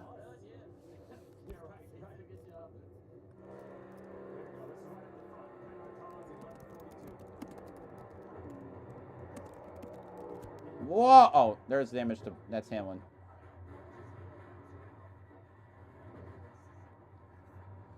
So how many drivers are out? That's what I want to know.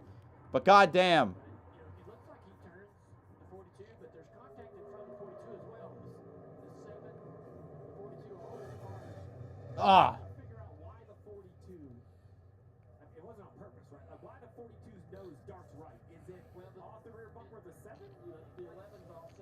Chastain is just stuck on the wall.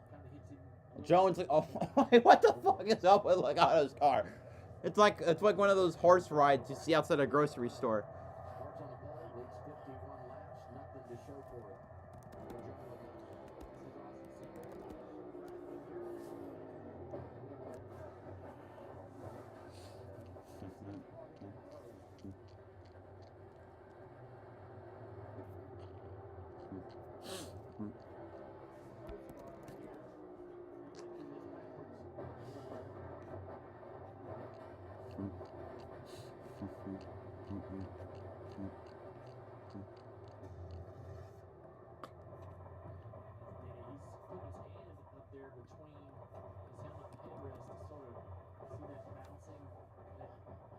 Look at Logano. Oh, that's all right. That's Denny Hamlin. So he's asking about the numbers. So, you know, why is Denny Hamlin still in there? So he can get out, but if he kind of stays in the car, as I said, this car is beaten battered as it looks. They got there for repair, so he's going to ride back in the garage. He's going to take a look at his team and see if on the list of approvable items. Now, there are certain components that if they're 50 days old, I like this change. I like that the teams can work on them, can repair. I mean, the fans bought tickets. They come out here. We want to see as many cars on the racetrack as possible. You have a big race like that, can really limit the field. It limits the field. That's the big deal for me right here at this point of the race is it completely will change what kind of race we'll see going forward. Now, there's still a lot of race cars on the back straightaway that are going to try to compete in this race, but that took out a lot of heavy hitters.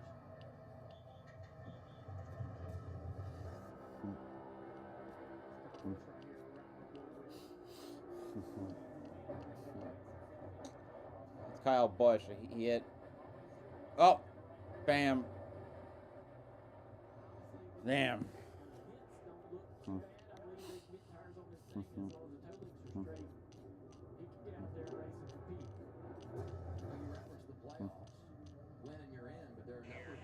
Apparently Riley Herbst had a really incredible escape. This.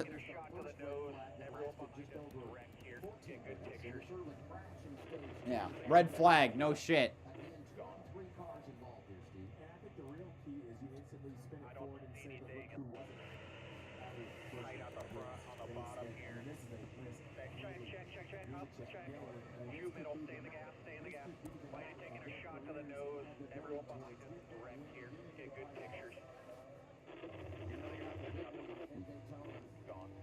Like, what the fuck was up with Logano's car that it was bobbing like a fishing rod?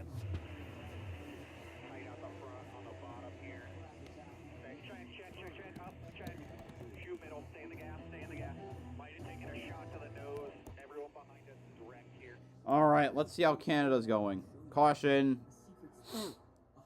Ryan Vargas is still in the lead of the lap, so that's good.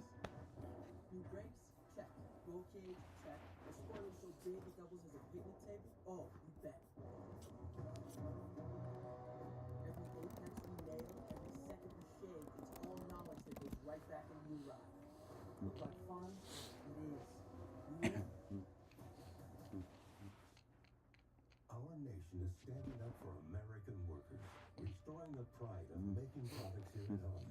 That's what we do every day. We're America's beverage companies, making American products with American workers in America's hometowns, delivering brands that have been enjoyed for generations, creating good-paying jobs, the kind that require only a strong work ethic, because we believe in the promise of America and the people who make it great. This melty white American cheese is the luckiest cheese alive. It gets to smother a quarter-pound of rich steak to create Arby's cheesesteak. Sorry, other cheese. Arby's, we have the meat. Shop the 4th of July sale at Sherwin-Williams and transform your space with color. Get 30% off paints and stains with sale prices starting at $34.29. Hurry in June 27th through July 7th. Visit your neighborhood Sherwin-Williams or shop the sale online. Delivery available on qualifying orders. From local shops in Portland, Maine, to national garages in Portland, Oregon, Napa and our nationwide network of parts and exceptional service are here to keep your business moving at full speed. Look up. Oh.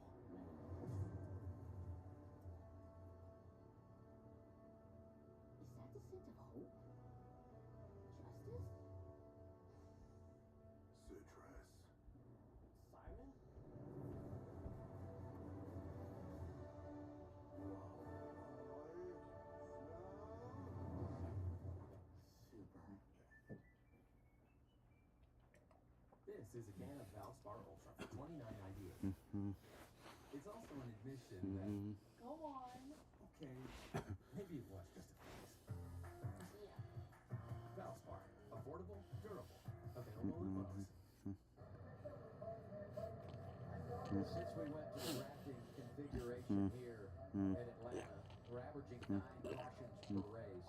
29 different drivers involved in a crash tonight. And here you see the list. Page by page. Yeah, this is going to have to scroll a little bit to really catch them all. Page 1 only got to car number 11. Briscoe, Barry, Logano, Byron, Nemechek, Jones, Bowman, Ware, Priest, McDowell. Okay, there's more than that.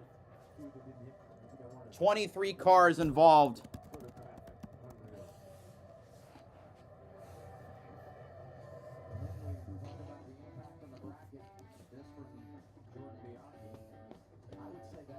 So over half the field was in that wreck.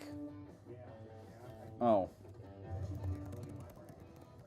29 cars apparently involved. Never mind. This guy, Ricky Stenhouse Jr., who right now is 17. Here's 47 audio. What happened on that replay? Did you see? It looked like it was a bad push between the 11 and the 42. Copy. I think people are all like, dang, they're in my bracket. Marty, Adamant's chaos down here in the garage area. Austin Cindric's car is on a tow truck. There were about 6 tow trucks lined up to come in to the garage area. There goes Cindric's car. One interesting point to make, and I want to take us over here. Denny Hamlin's team is going to start work as soon as the red flag is lifted, which obviously it has to be because that work is started. But one important point, that last caution, Chris Rebell and his team, they're about 20 minutes deep into their work. There are a lot of parts broken on this 20 car, but they do have a 20-minute head start, and who knows how many cars they can pass after that big run. 20 minutes, and we didn't run a lot of races, so he's not down. He's down 11. Bell is 11 laps down last I saw. That's still a lot, but enough. It might be enough to beat everyone else. Outside the care center, Corey LaJoy, the first driver out involved in that wreck. I know you don't give any shots this year. What happened from your perspective? A little saw a little smoke, and then it was my hood on my windshield. Unfortunately, with our Schluter Mustang, we were getting going, and I felt like the car was driving pretty good. So right to the point of impact, unfortunately. So man, we have run so good here in the past. I thought our car was really good too. So track positions were really important. We had a couple guys flip there that we were racing around. So who knows how the night could have gone, but you know that's the risk you take by just jamming in there, being aggressive on restarts. And I'm not sure what happened. It's just unfortunate. Those guys at Rick's, they really work hard to get this second car going. It really disrupts the flow of what those guys do every week. So Well, LaJoy is out. Jerry Kelly and that O1 team for getting this thing back out there. I don't know when I'm going to be doing it again. Hopefully it's here in a couple weeks. But I'll tell you, this is still the best seat in the house. The TV stuff was good, but driving these things at 200 miles an hour is pretty badass. All right, here's a replay if you want to take us through it. I mean, what you see, what you can anticipate. Yeah, on Prime we call this a hashtag watch along. So I don't know, man. We just see guys pushing like dummies early down the back stretch, and then I just come in here and get pushed into it. My God, you can't see anything in the smoke. It's like a goulash of cars. At the end of our day, I don't know what we're doing. 90, we just started the third stage. I don't know why we're pushing like we're damn bumper cars at Frankie's Fun Park, but that's not to be surprised. I think there's a lot of guys that don't make wise decisions driving these things on speedways, and a lot of Carl Long, well, the 66 made it through unscathed. in front of it, but we were right smack in the middle of it. Early into the night for Corey LaJoy, glad he's okay. Cars on pit road doing some small repairs as you see the tire marks from the crash off of the turn 3. Saw Carson Hotspar pulling out of from behind pit wall to rejoin the racetrack at 8. Kyle Busch leaving pit road now. They're right front door with 47 Ricky Stenhouse Jr. He's far away from an accident in Scanlon. The apron of the racetrack really smart moving him. Be able to avoid any contact. This is Noah Gragson. He'll get spun down on pit entrance right here after contact with the 11. He has come down pit road, his past work done to the right front of that car. It seems like that's the only damage that he might have suffered in this accident. He's back out on the racetrack. The 6 of Frank Keselowski has also been to pit road to make repairs. Whoa! Yeah, he got swiped by the spinning Hamlin. but that was his only contact, I think. Oh, maybe he hit Bowman. Oh, he hit by Hocevar. So what's ahead for all these cars that need to make repairs? First thing you have to do is figure out how much damage they do, assess it, whether you can fix it off that road, whether you go to the garage. But the magic for all of these teams is you have to go out and prove that your car is still capable and has to run what NASCAR will set as a minimum speed. You get 3 consecutive laps, right? Kind of an up-to-speed lap and a couple laps.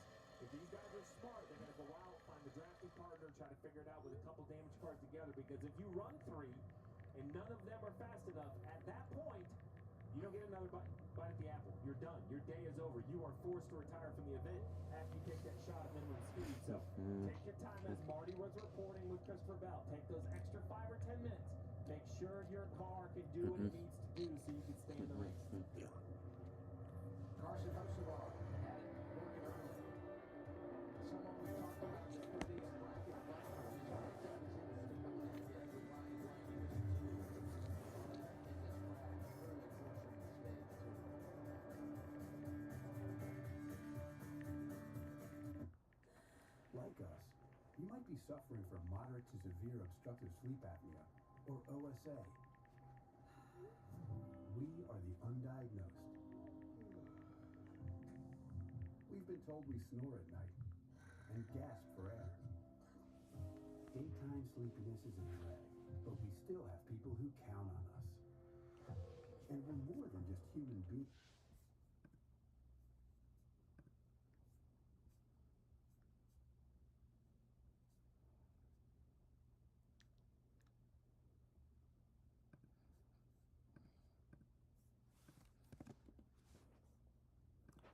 There's a tow truck traffic jam.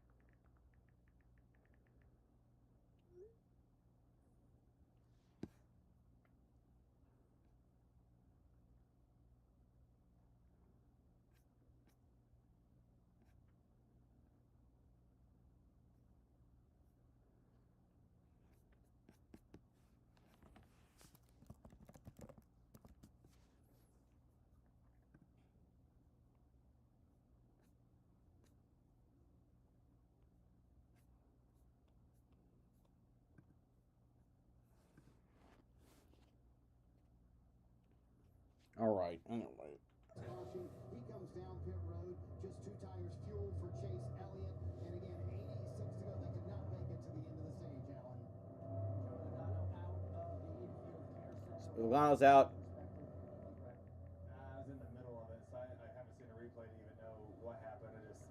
are sideways and you get in the brakes and everyone's just running into each other. Just a Speedway wreck, especially when everyone's so tight on a restart there. So wrong place at the wrong time. You know, we went to try to win the stage and unfortunately we didn't get that done. And then you're going to pay the piper and go to the back there. And I guess here's the replay. Let's see.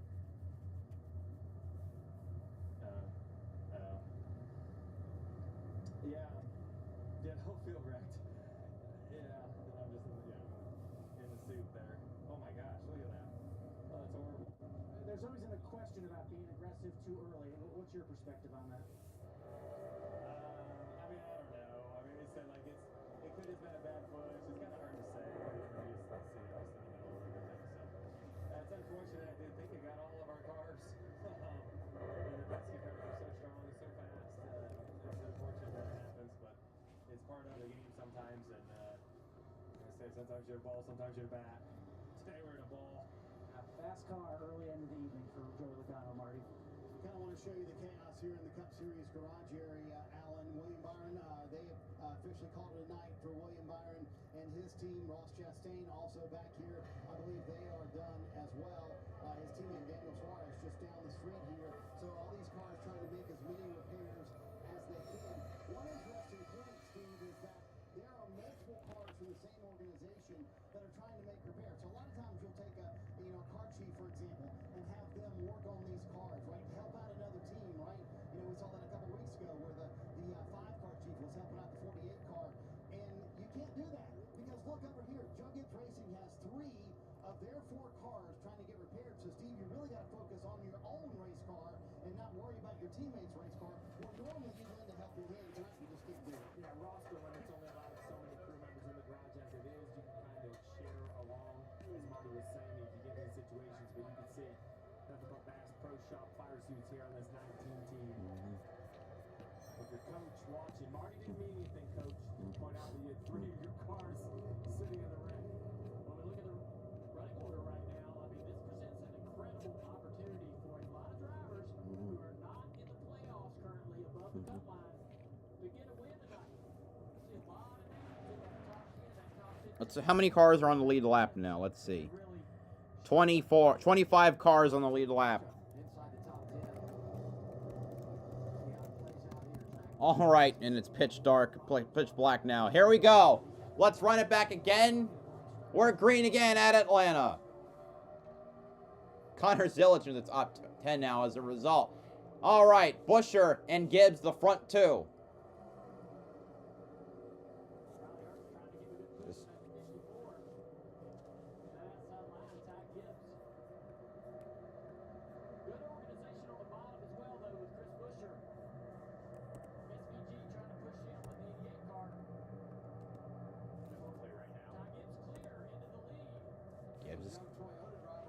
He's looking for his first win. Here comes Riley Herbst up to second. 2 Toyotas, both drivers looking for their first win, running 1 and 2.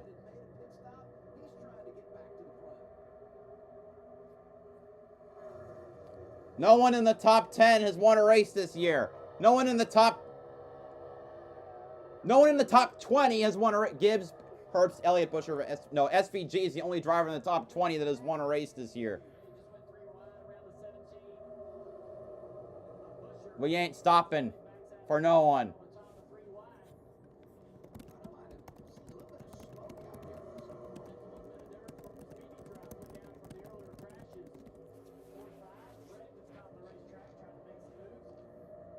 Far wide.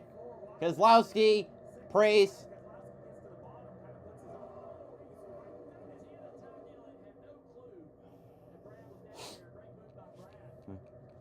This is going to be, yeah, we're going to have a new winner tonight. Almost guaranteed. Comes SVG to the inside of Herbst. The 2 rookies running 2nd and 3rd. SVG looking to the inside of Ty Gibbs. Here he goes for the lead. Who will Herbst go with? He'll go with the Toyota. Coming to the inside, it's St. Smith and then Justin Haley. They split SVG. He's going to fall back. And Buescher is back to 3rd. Looks like SVG will hold on in 4th.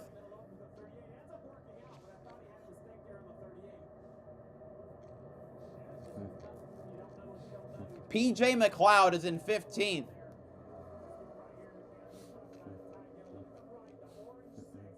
Oh! God.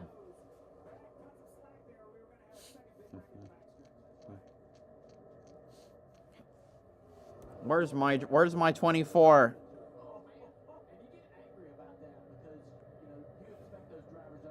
Not in the top. We're screwed, aren't we? Fuck!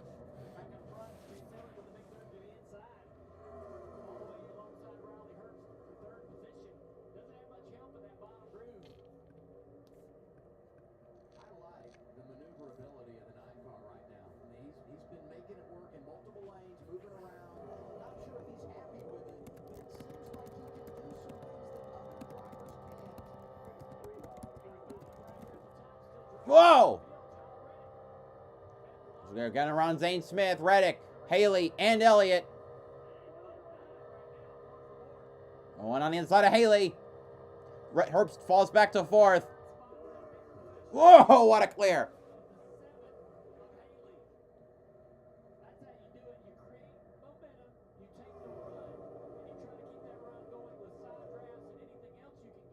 Elliott by Herbst for 4th.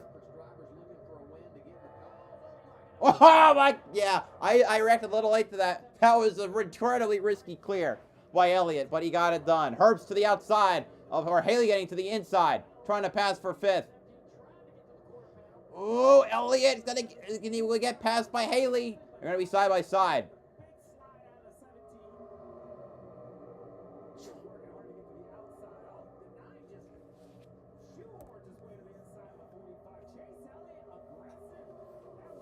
There's only one winner on the lead lap. That is insane. No, Larson is. There are only two drivers who have won a race this year on the lead lap.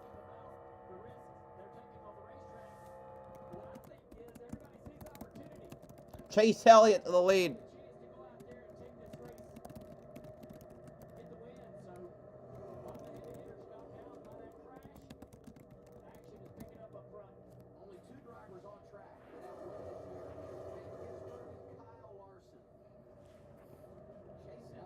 Here comes Herbst to the inside, making it 3 wide. Can he take the lead for the first time tonight? Yes, he will. Riley Herbst, 35th in points, leads at Atlanta. Here comes Gibbs with a run on the outside. The Toyotas, who were so slow earlier, now have 1, 2, 3.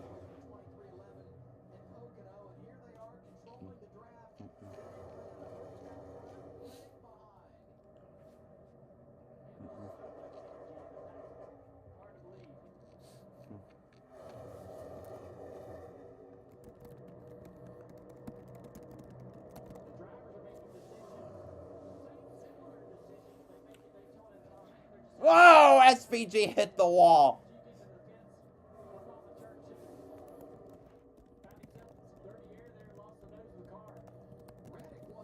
Reddick takes the lead from his teammate. Whoa.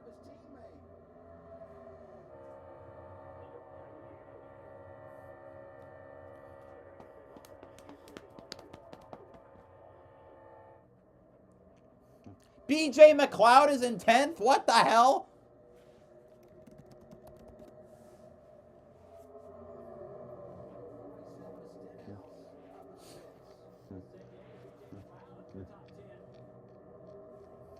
He's in 10th.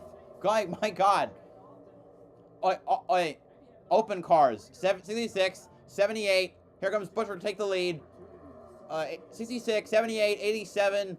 What's the other one? And a 01. 3 of the open cars still on track. One's 11 laps down. The other 2 are fighting for it. See that Red Bull car?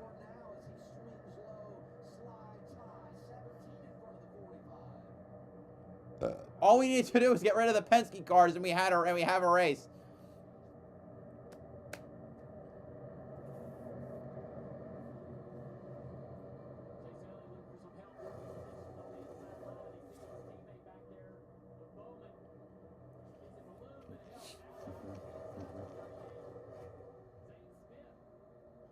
I feel like we exhausted all of our commercials, which is a good thing, because I don't have to watch anymore. Give Biggins 3 wide. Can he complete the pass? Yes, he will. He goes by Zane Smith and Tyler Reddick. Here comes Chase Elliott behind him, but he can't make the move.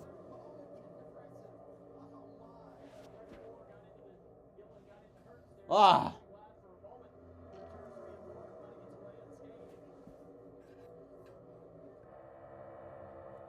Wait, what happened to Lacroix? He was the lap down?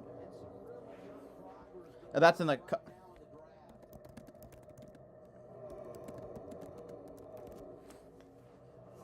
Whoa! Yeah, that was another risky move by Gibbs, almost causing a wreck with Zane Smith.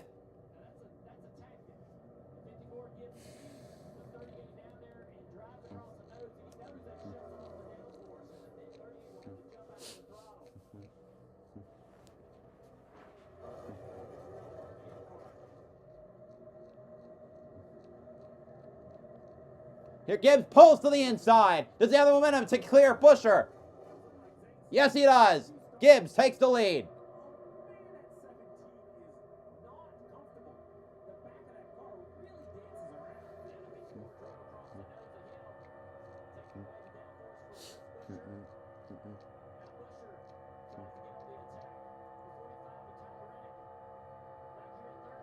Chase Zane Smith poking on the inside.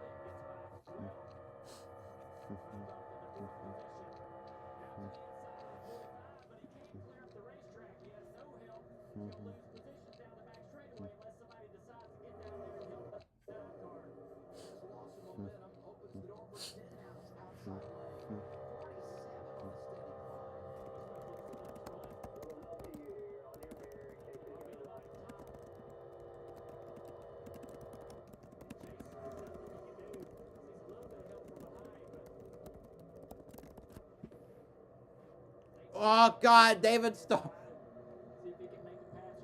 David Starr puttering around.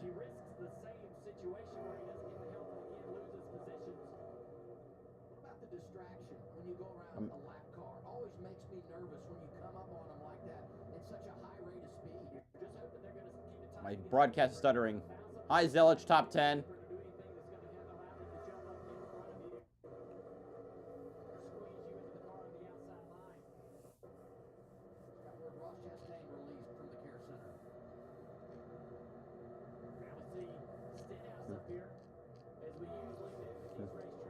He's up to 4th. Stenhouse is. Someone point out Zilich. He's running in 7th or 8th or right. He's battling for 7th. Okay, he's gonna fall a little farther back, probably 10th, 11th. To the inside for the lead. Can Stenhouse clear Gibbs? No, he can. I don't think. Or is no? It's side by side. It's side by side. Probably try to get a side draft entering turn 3. I'd really like it if Max stopped stuttering.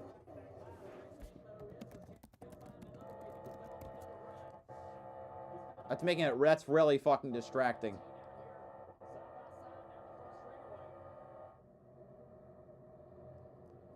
Buescher pulls to the inside, try to get by Gibbs. He takes the lead again.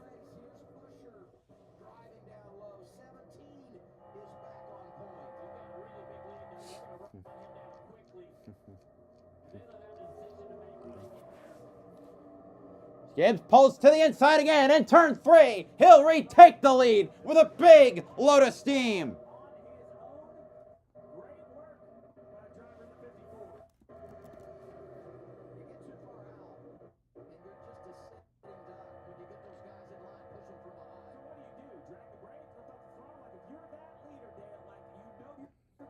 I don't know why it's stuttering this badly.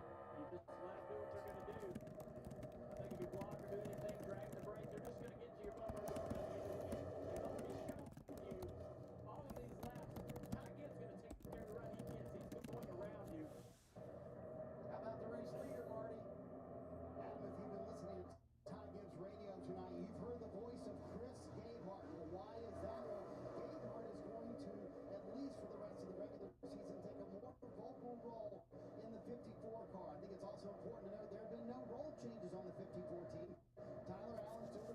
Okay, this is getting annoying. I'm gonna switch to DD12.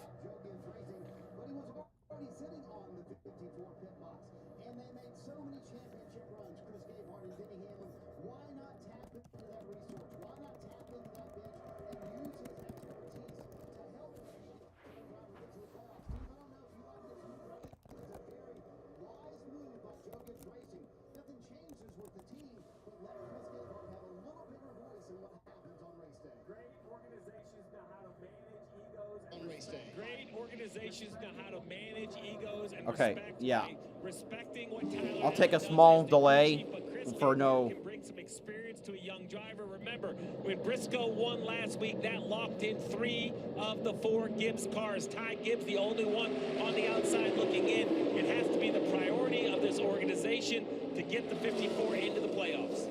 Gibbs leading Chris Buescher 17 second right now, Danielle. Adam, you see Chris Buescher right now, he's running second in that 17 car. He told me this morning, I have a lot more luck at drafting tracks named Daytona or Talladega. I'm still looking for a baseline of speed versus handling. So now here at you'll Atlanta. also probably hear it better Sometimes than you just need a before. little luck, and they got it earlier. They pitted to give up stage points. 3 Toyotas again. Gibbs. No, sorry. Toyota, Ford, Toyota. Gibbs. 77 Buescher. Reddick. Not up there racing for position, but this is a big opportunity for him in the race right now. Yeah, he's doing a good job. 1 lap down, trying to race his way into the Free pass. Right now, His opponent was Logano. Wallace also a lap down with But he's Mike but McDowell. Logano's out. So they'll be telling him where those drivers are on the racetrack. Oh, Wow! Stenhouse and Jones! They save it! Ow! Got a bit toe leak, I believe. Green and white 43, Eric Jones. They were racing right around. What a save! That's so. Damn. For the 47. He lost the handle of the race car. Yeah, he's got a problem. Get to the bottom. He lost the handle on the car and chases it up the racetrack. For the 43, if Jones was there. There are 3 cars, 1 lap down. Kosovar, Wallace, McDowell. 47's going to try to ride around, hoping for a yellow. Yeah, it's unlikely that he'll get it because we lost so many race cars in the crash earlier. This field's starting to thin out a little bit with other cars handling poorly. Some guys just trying to survive and get to the next opportunity. Yeah, I didn't realize how much the field is spread out now. Crash. Back up front. Ty Gibbs leads Buescher. Reddick. We'll take a look at this replay of the 47 car and see how he gets in trouble. Right there at the right side of the screen. He's tight behind no, the nose, he lost it loses on the his arrow own. in the nose, chases the car up the track into the wall, clipping the 43. Just a little bit too tight to the 9. All of a sudden, the front of the car takes off across the racetrack in a plow. Listen. Yeah. Just really tight. Behind that 9, lost all of the arrow and had to get out of the gas. Allen. The team told him to pit. They said, pit this time, pit this time. Ricky Stenhouse Jr. called it off, says, I think we'll be okay. So nothing really after that in terms of an assessment of damage. He's still out there on the They're coming by racetrack. lap cars. There's McDowell. He's the 31st car to get damaged tonight. Talking about Ricky. Or that's Austin Dillon. He's got his hands full. He's losing. But they gotta get. I think that's McDowell. Lose a lap, but I mean they're going to lose more than that trying to come down pit road to repair the toe link. So how long he can survive, it's up to him. Leaders going around the lap car of Michael McDowell. Almost halfway home, stage 2. Gibbs, Buescher, Reddick, Hurst, Elliott, the top 5. You're watching NASCAR on TNT.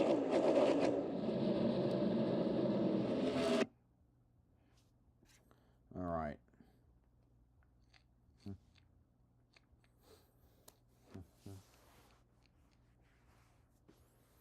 Anyway, the NASCAR Canada race is.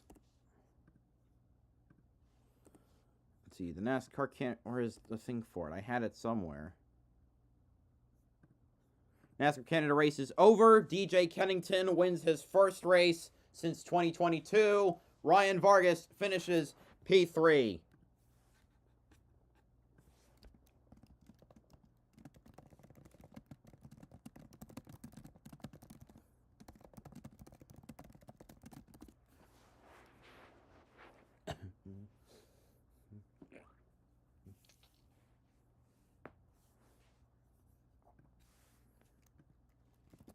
So that one's over. After it, wait, that was about an hour.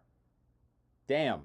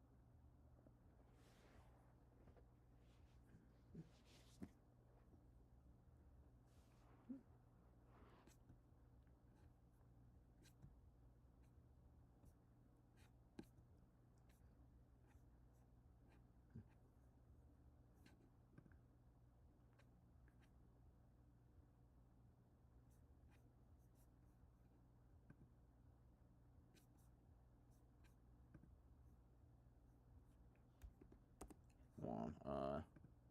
Still under commercial break.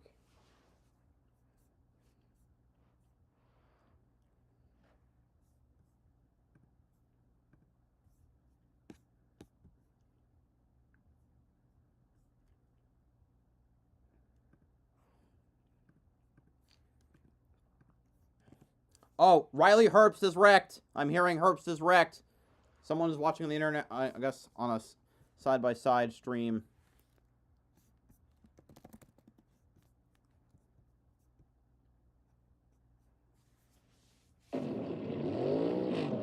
Finally. Another caution for the fourth time tonight at EchoPark Speedway. NASCAR on TNT, bringing you coverage of the Quaker State 400, available at Walmart. 32 cars have picked up some damage tonight. The most recent 35, Riley Herbst. Yeah, he's just right there on the outside. Oh, yeah, he was lost on his own. Chase Elliott loses the back of the car, overcorrects almost into the hit wall. Todd. Or no, almost hit Zane Smith. Right here. Contact with Todd Gilliland as well. Yep. Hate that for Gilliland. He was doing such a nice job. He kind of went up there to avoid it. We'll see how much damage it is. If it's slight damage, then he'll fit right in with the rest of the field, because, as you mentioned, they've all about hit something. Yeah, the 35 has a right rear toe link damage, but also could not get the car back to the pit, so he'll get towed to the garage. Two drivers very happy this caution came out. Gibbs and Busher last on pit road at lap 46. We're closing in on green flag pit stops, and really they were going to have to come 30 laps before the rest of the field. So we talk about gamblers paying off. The other guy that's real happy about this caution, 77 Carson Hocevar. He almost drove by the leaders to get back on the tail end of the lead lap. Didn't accomplish that, but he is the first car one lap down, gets the free pass here. Free from Keselowski's camera. Right on board with Brad Keselowski. The audio's a little off on that. Don't want y'all thinking Brad was still in the throttle when that car was spinning out in front of him.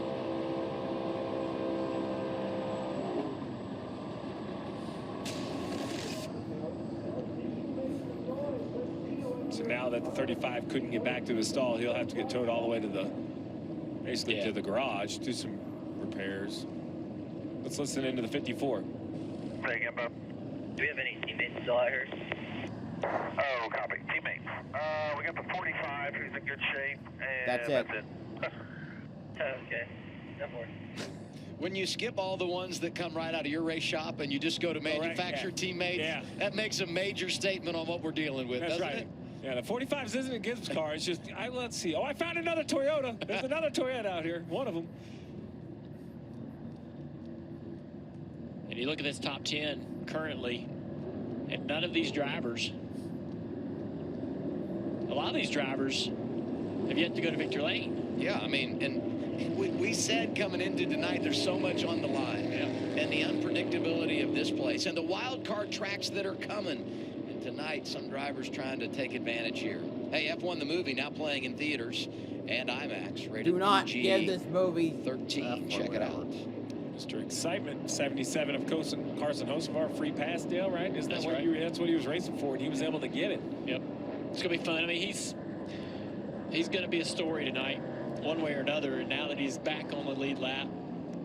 And again, a lot of these cars, like him, that are out there are still damaged, still requiring a little bit of repair and work to make them faster, right? They're out there racing, but there's some things they can do to actually help the aero and give them even a better shot at victory. You just need time to do it, right? We've been racing on the green. Really use this caution, pit multiple times if you need. I would expect with this small of a field, it'll be an entire field trip down pit road right here. So big thing to pay attention to here, Gibbs and Busher need more fuel. So if they lose the lead, it might not be a bad pit stop. It might just be these teams deciding now's the time to get back on strategy with everyone else, put some extra fuel in the race car. Reddick, Elliott, Bowman should be on the good side of it, which means maybe a little quicker stop here, gain some track position for the restart for this second half of stage 2. And if you're watching, you heard Dale earlier talk about 90 miles an hour. That's only under green. Under caution, you're going to run 45 all the way around the corner. This is the most penalized pit road in the series for speeding. We'll see with a small field, Danielle. Hopefully they all keep it clean. Here's Chris Busher coming in from the second position. Was wrecking loose in stage 1 when he was mid-pack. Now that he has clean air, just slightly loose, happy with the car out.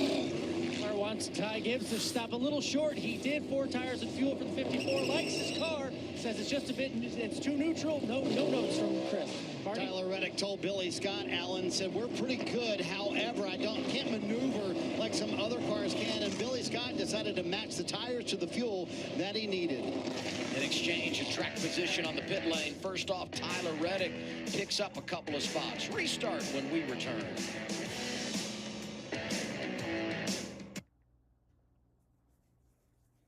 Yeah, we'll just have it now. It's pretty late.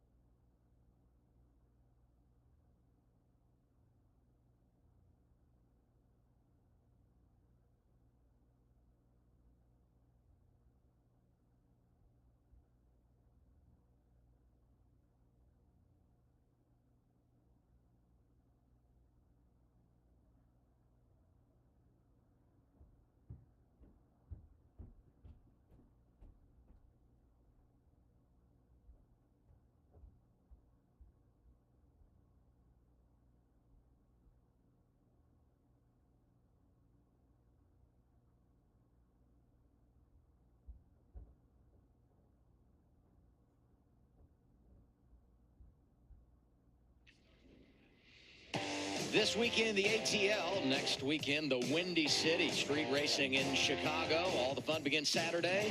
Xfinity practice and qualifying on the CW app. Cup practice qualifying on True TV, 1 p.m. Eastern time on Saturday. Xfinity race Saturday afternoon, and Sunday, NASCAR on TNT, 2 p.m. Eastern time. I've been up there the last 2 years, and I will tell you, it is breathtaking to see these cars go around Grant Park in downtown Chicago. Going to be fun. Look forward to it. This relief lap is sponsored by National Debt Relief. Carson Hocevar will get his lap back here at EchoPark Speedway on the lead lap. Lookout 77 going to be on the attack. This is one of those write this down, mark this moment. This is a this isn't just a free lap back. This is an exciting lap back. This car damage on the right front, but overall doesn't look too bad. Marty, how about the 9 of Chase Elliott? I'm busy writing down that the 77's back on the lead lap, Steve. And Chase Elliott, you know, we wondered how the racetrack might change tonight, Junior. He just told Alan Gustafson before that last stop, honestly, our handling hasn't changed since the start of the race. So still very free for Chase Elliott, but he's on 4 fresh tires here. We'll see if he can make a little progress here. He'll restart 8th. And I will say, smaller field, I could pivot a little bit. My point being, you know, maybe fresh tires, maybe this, you know, give my driver a chance to go win the race. Smaller field, you still have a chance, but don't overlook some of these other cars. We've seen speed out of some teams that maybe we wouldn't have predicted at the beginning of the night. Front row, Reddick and Bowman. 44 to go on the stage. 43. 14 and halfway. Stage Here we 2. go. We're green again at Atlanta. We're racing again at EchoPark Speedway. Looks like the outside lines all locked together. Up Reddick. It's going to help that 45 clear the 48. Here comes the momentum from the inside. Bowman back to the quarter panel. Down the back straightaway. Big push from the outside line. Clears the 45 of Reddick. Reddick's going to drive down in front of that 48. 21 cars on the lead lap now. Off of the nose of that 48 car down the front straightaway. Superman put the cape on this restart. Reddick out front of Bowman. Bowman to the inside. Bowman Down here to turn 1. Gonna get the Not lead. Be able to clear. Yes, he is able to clear. Bowman to the lead. And the 7 coming with a head of steam because that slows the 45 down. Does the 7 push, pull out of line. Big move in the back there. And the 45 jumps to the outside of the 48. Reddick trying to get the leading back. This is just incredible. The back and forth, the exchanging of positions out front. We're getting a show tonight here at Atlanta. Bowman, Reddick, and they're side by side on back behind them. You don't get a second off. Never a moment to take a break. Reddick reclears. Bowman reclears Reddick. Momentum down the back straightaway forces the push from the 45 now to the inside. Reddick dives low. Momentum. Can he clear the 48? Yes, he. Oh, barely. That 48. That is now inch to the inside. Bowman. Yeah, that was really close. Bowman's gonna retake, I think. He does. Outside lane, green and white 43. Eric Jones had a run, and now he gets out of line. Ty Dillon takes advantage. They're bound and determined to add one more caution. They're not sure that we've had enough. They're zigging and zagging back there. Brad, that bright orange car. Great scheme for Brad because we like to see him anywhere in the pack. He's always making moves. Jumps off the page. That's such a good shot. Look at him stack up at the bottom. 17 comes back. Zane Smith hits him. The 54 hits the 38. Think about Ty Gibbs leading this race. They get the fuel, lose a little track position, and now he's trapped in that low lane. 54 trying to make something happen.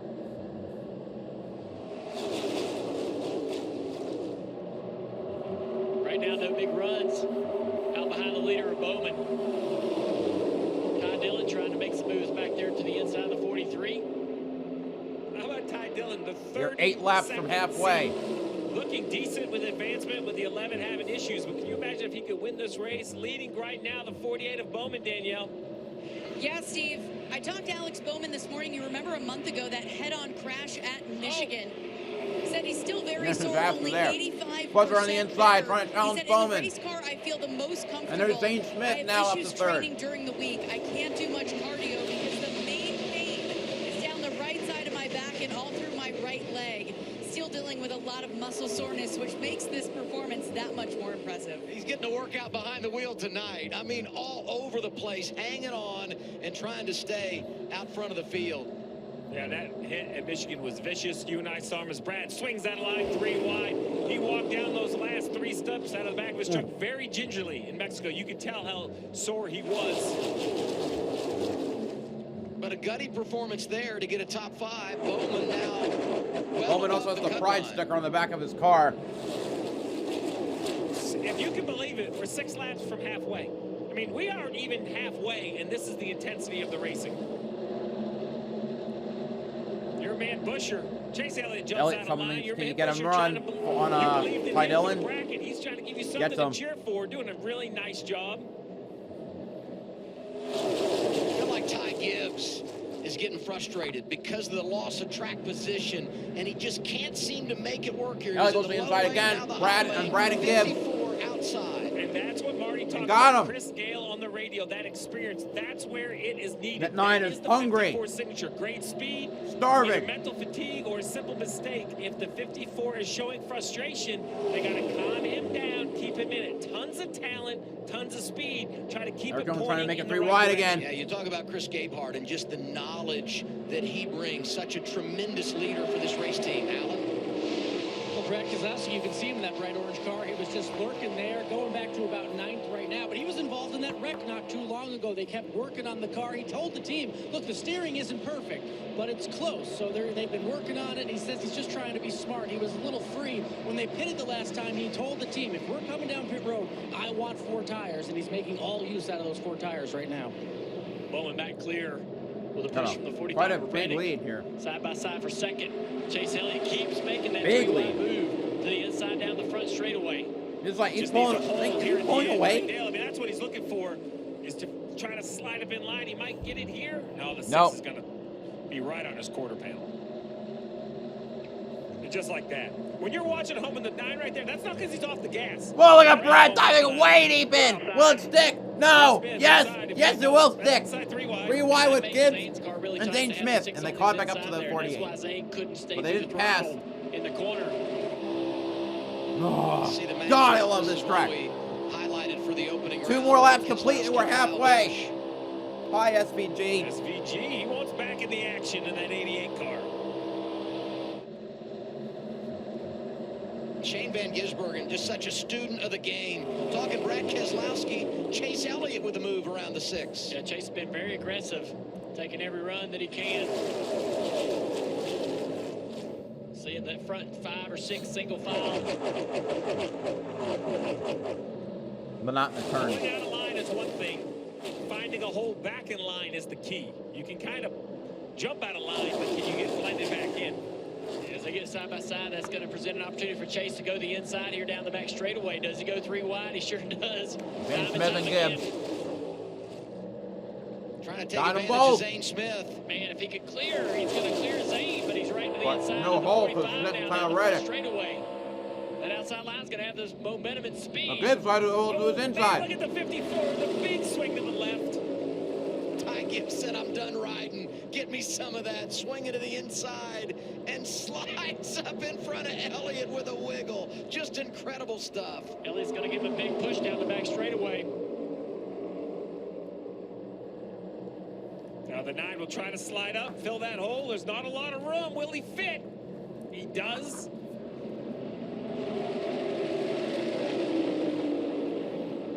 And now these front 9 have kind of got away a little bit. Busher to the lead around the outside of the 48 of Bowman. And Bowman's glad to see that team, well, not his teammate, but Ty Gibbs in the 54. Stay there, Ty. Give me a little help down this back straightaway. A Ford is there, a Chevy, and a couple of Toyotas. Traffic up ahead, and we're going to talk about that more and more with a few damaged cars on the racetrack and not a wide race course to begin with. Every time you catch that car, if it's in the wrong spot, it can really make it tough for the leaders. Bell is on track, 69 laps down. Dave Starr's going to try to stay tucked up on the apron here. Well, he'll pass all the drivers that wrecked out. Still side by side for the front.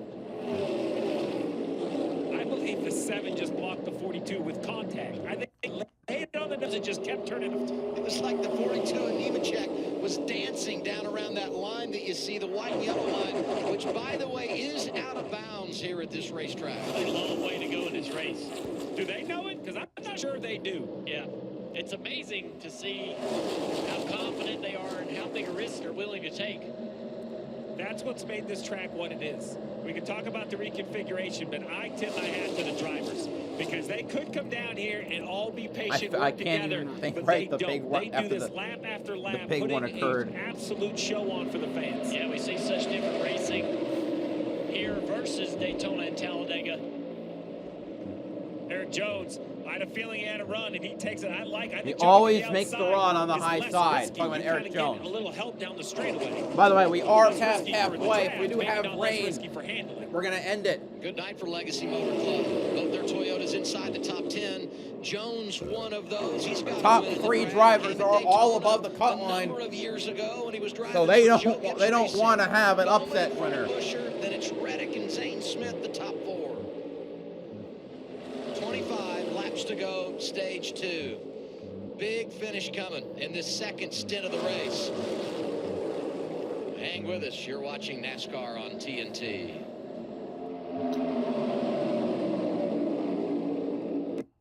Let me see. Let me turn on the international feed.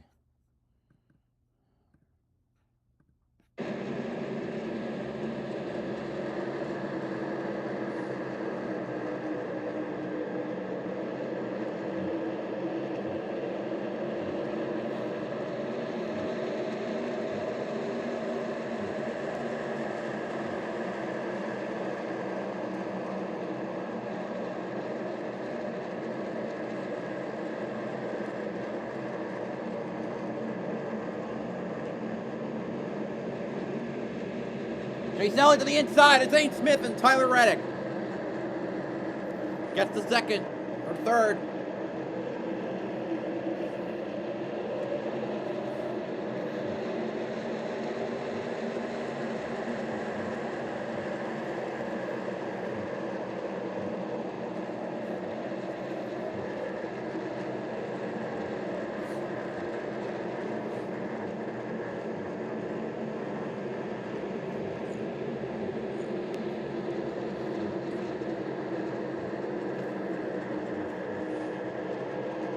Elliott might get sucked back. He's in third. Okay. He did not. He clears in front of Zane Smith.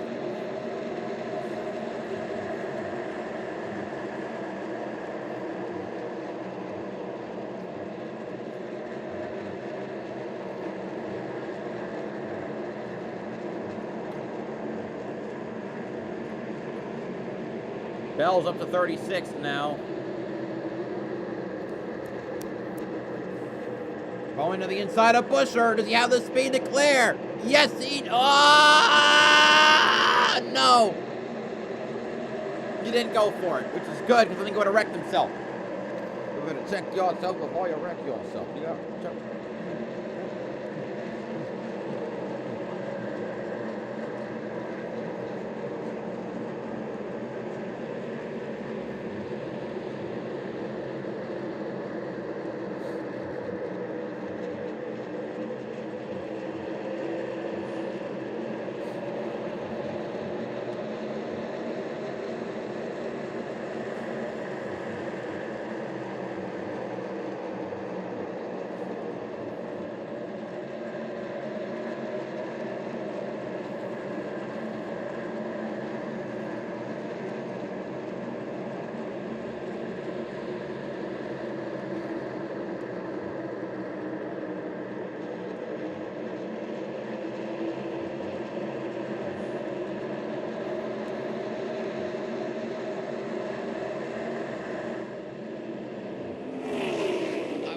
With 19 laps to go in the stage, the intensity is going to pick up. I would say with 19 laps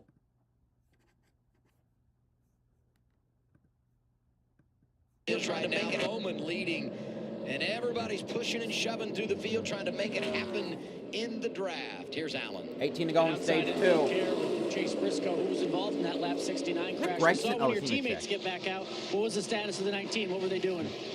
Yeah, I don't know how bad our damage was. I know that they were fixing it. We were about ready to go, and I guess NASCAR came over there and saw that our chassis was broke or bent or something, so they're like, yeah, you guys can't go back out. So, yeah, kind of wasted 30 minutes, working on it. But, of course.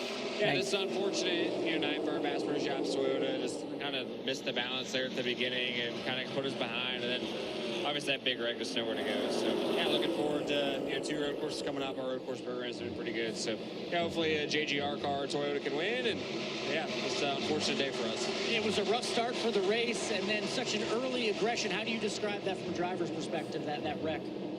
Yeah, I don't know. I was so far back in the middle of it. I don't even know what caused it. But, yeah, just everybody here, that's kind of the name of the game. You have to be aggressive. You have to push. And I'm sure it's just, a bad push or something. So, yeah, I'm sure they're not done wrecking yet. They tried to fix the 19. 1-2 for Hendrick Motorsports right now. NASCAR has said, Bowman, hey, you got to come to the garage. We're going to let you fix it. But we're also going to take a look at it. These cars are built with certain crush zones, certain parts of the chassis. And when they're compromised, you're just done. The car's no longer safe enough in their opinion for competition. You see Jones swing left. So that's what Briscoe's talking about, NASCAR doesn't pick and choose. They kind of look at all of them when they get back there wrecked. Yeah, the 43's made some really good moves to be able to put himself up here in the top 5. He's going to squeeze that 45 There's his teammate right in here 6th. Maintain that position. 5th. Gonna get to 5th, I think. Both Get around Reddick, yes, he cars does. Are now in the top 10. So this is what is shocking me tonight. It's not as much the moves as the slight block or squeeze, Dale. I've seen cars pull in line what I would consider less clear or with less room than any other races. Don't hit your teammate. Teammates about to slide right in front of one another. Jimmy Johnson just closed his eyes. He owns both those cars. He said, please, guys, not both of them at the same time. Elliott to the inside. He'll take the lead at his home track for the first time tonight. For the first time tonight. The pride of Dawsonville Georgia fans is in P1. Stand and cheer. Engine number 9 showing off here in Atlanta. Get the crowd noise. Around the top of the 48. There's no crowd. Come on. Like the 45 just squeezed into it. He parallel parked with like a foot to spare. Buscher's going to have a huge run on the leader. Buscher's to the top of the racetrack. Chase goes down and blocks the run from the 45 on the inside, side by side for second down the back straightaway. Still got a 1.5, 1.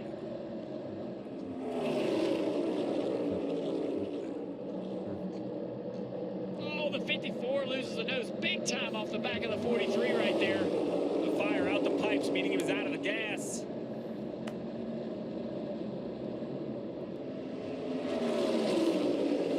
Shane Van Gisbergen making a splash again. 3 wide Check weather. for third. The 43 trying to get around Buscher. He's going to clear him. Big move by the 42 back there. Nemechek going to the inside, 3 wide. Jones now to the inside of the 45 for second. Buscher's going to come up here and help the 45 down the front straightaway.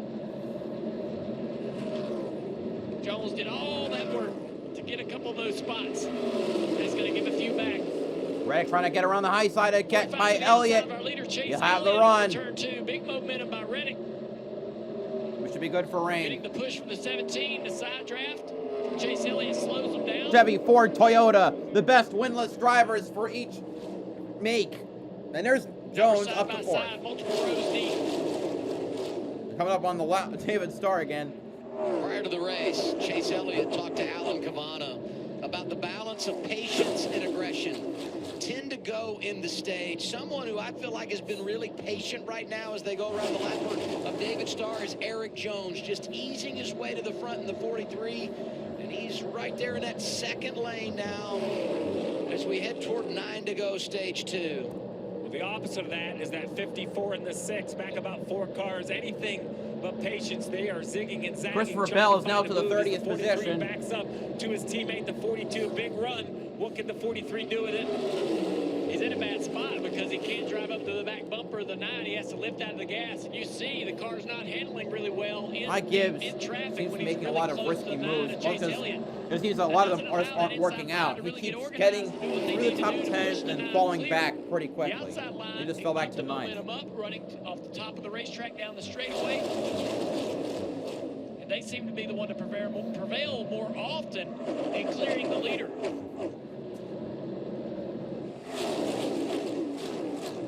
Eight to go in the stage. Chase finally gets the push he needs off the nose of the 43. A little bit of trouble right there with Priest off of turn 2. Smoke out of the 60 car.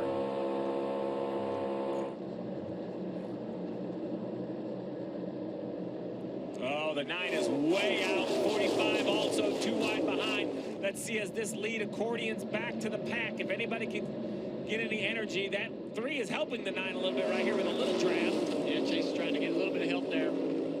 7 going the stage. It's going to be tough to try to block all the momentum from behind. It's going to come, though. This big momentum from the 17 and the 45 down the back straightaway. Remember, we had a crash and ended stage 1 under caution. Something to think about as things fire up here at the end of stage number 2. 6 to go. Big push from the 17. Here comes Reddick with a move on Elliott. To the inside again. How many lead changes have we had? Reddick, is he going to clear? Yes! And Jones is going with him. Jones slots, no, he didn't slot in the 3rd. Elliott goes to the inside, trying to take it back. He clears again. Such a good job by the 9 to go from defense to offense in just one straightaway. God, I love this track. The run. I love this racing. It's my kind of racing here. 21 lead changes thus far. Good little push. Doesn't represent the number of the sheer competition within the lap itself. Reddick takes the lead again in the middle of 1. Chase with another run coming back on the inside, possibly. And here's see what he does. Oh! Near disaster! Nemechek got in a Buscher. Buscher slapped the wall, but keeps it going in 3rd. Oh, Lordy! 4 to go this time around. Ah! And could that be foreshadowing of what's to come once we put that green and white checkered flag in the air. Looked like there was a little contact with legacy cars there, the 42 and the 43 in the outside. That contact with the 17 was a wreck. Yeah. It just somehow didn't happen. Top 3 cars have all won in the draft. Chase Elliott, Tyler Reddick, Chris Buescher. Here's that look again. You see just contact. 42 times it wrong. Catches the left rear of the 17. Big wiggle. Everybody gets straightened up though. 3 to go now on the stage. Reddick's trying to time a run, maybe to back up to that 17 and get a big push down the straightaway. Whoa, Gibbs trying to fire it way to the Here goes inside. Reddick to the inside. Reddick fires to the inside. Doesn't even need Buescher to help him. Chase is trying to barely clears. Can't do it. Reddick's going to clear. Coming to 2 to go on the stage. Bowman coming side by side with Buescher for third. Together. 2 to go. Bowman starting to get with it. Pulls up alongside of Buescher. Eric Jones. Reddick right wins this well. by calling his name. His new nickname is Superman. Chase got to back up to this 17 here if he can. Oh, they're all tight right here down the back. Wow, Elliott looking real sketchy.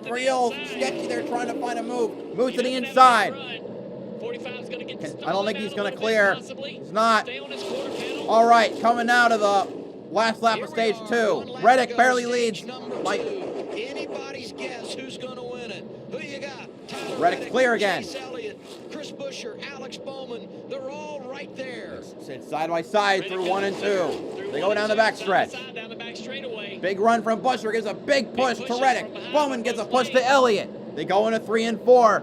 Inside the lane has a little momentum, but Bowman fades back. It's still side by side as they go. Out of 4, who's going to take the stage win? The 9's to the end of the 45 at the line. Ah! Reddick by a nose. It was a little bit too close to call. Now, we populated Reddick, but I'm not so sure I'm going to give it. Oh, my God. Yeah, because points are paid, NASCAR will go to the camera to make sure Jesus exactly Christ. who won the stage. I They'll get missed the points and they'll confirm it. I'm not willing to call it. I mean, play-by-play. I thought it was Elliott for Either way, first that was. stage win of the year. Doesn't matter who gets it. This is what it's Come all on, about. slow it down. At the line. I can't tell. Let me scroll back. How close at the line. This, my friends, is the new. Oh, it's Reddick. Gonna get our love on. I forgot my thing doesn't. I'd have to go lap by lap. Oh my God. Hold on. Let me see if I can find someone who's streaming it. Someone like Keegan Schneider might have it.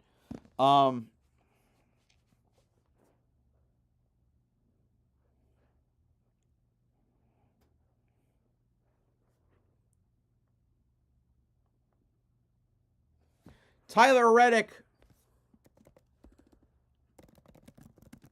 by 1/1000th of a second. Good God.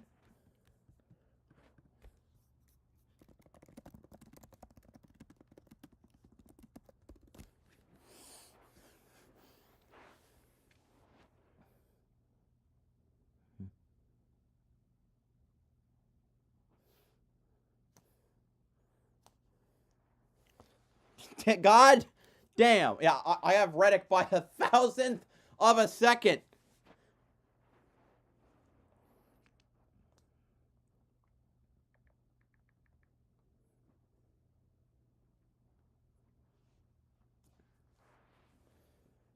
God damn.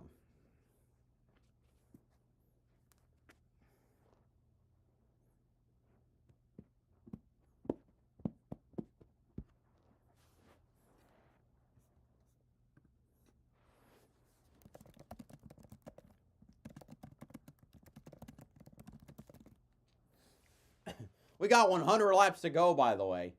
I can't get enough of this shit.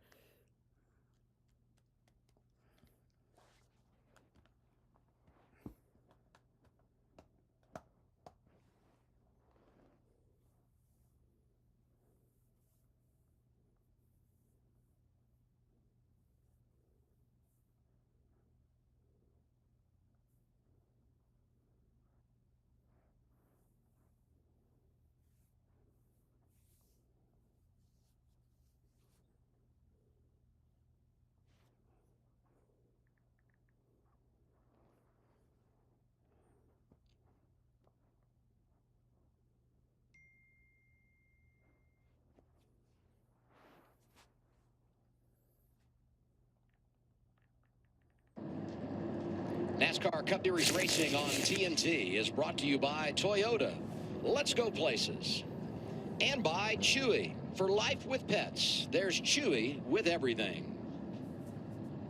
Photo finish to end stage 2. NASCAR going to the camera. High-speed camera, start-finish line. They rule it's Tyler Reddick who wins the stage. And now we do our Chewy top dog. And I'm going right to the finish of the stage. Just remarkable. Yeah, it's unbelievable. This is... Oh, God, it's Reddick by a hair. You can tell on that, the 45 you mentioned, NASCAR has a high-speed camera on the inside looking back out. They will use to do it, but this place just continues to deliver. The drivers deliver. Reddick off the top. I thought the 9 might have pulled him back with that side draft and got it done, but in the end, it was Reddick for the win. And I wouldn't expect the finish of this race to look any different. Maybe a few more players in the photo. Yeah, I was going to say maybe a 3-wide. I would say that, you know, this race is probably the most mentally taxing. Bubba Wallace in the because lead of lap. the decisions the drivers are making lap after lap to take each run, to put their cars where they need to be. Not only do they need, like, so Chase Elliott, right, he gets past and then he immediately goes on the offense. Well, he has to check himself clear, look behind him, see where everybody's at to be able to do all the things he wants to do. And so every driver on this racetrack is just making decision after decision after decision after decision, every foot, every inch of the racetrack. And it's tough on those guys to do it all night long. And as the whole field will come to pit road with 97 to go, as a crew chief, you have to assume if you want to make an adjustment, now's your chance, because the next stop could be a short fill on fuel or only 2 tires. So this is kind of, I know it seems a long ways out with 97 to go, but this is kind of the last standard style pit stop where I might be able to actually work on the race car. The next time it's kind of all about that efficiency we talked about on the Nav and Know-How at the beginning of the night. That next stop will all be about efficiency. This will be about those final adjustments now that the lights are on. Danielle? Yeah, the last time Buescher came down pit road, guys, he's entering 3rd right here. It was 2 tires, and they waited on fuel. This stop, Scott Graves said 4 tires and fuel, slight air pressure adjustment. Overall, Chris Buescher happy with the car. He's gained 21 points to the cut line so far, guys. Marty? Danielle, you got to wonder what Tyler Reddick and Chase Elliott learned at that dash to the very end of stage 2. What a finish that turned out to be. And Reddick said he wanted no changes on the car. Billy Scott told him we're going to get it full or at least close to it. Man, Chase Elliott has been so aggressive all night long. He said the car is slowly getting better. Let's not make any changes to it. He leaves pit road with the lead of those who came down pit road, Adam. Buescher comes off behind him. Reddick loses 2 positions in the exchange. One more time, we look at the finish to the stage. It's Tyler Reddick by 1/1000th of a second. Final stage coming up.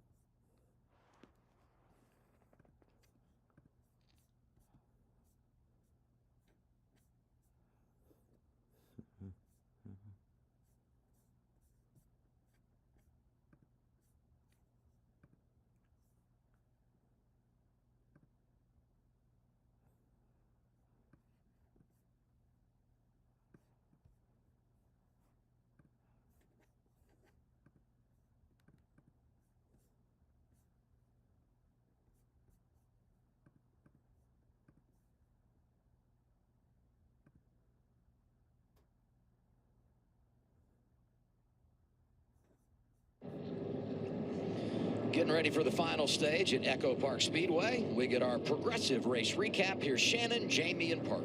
Got to tell you, Adam, we have such a great view down here in the middle of the infield. Looking at the fans on this front stretch, you could totally tell when Chase Elliott took the lead, because there was about 90% of the fans were on their feet just waving stuff all around. So awesome.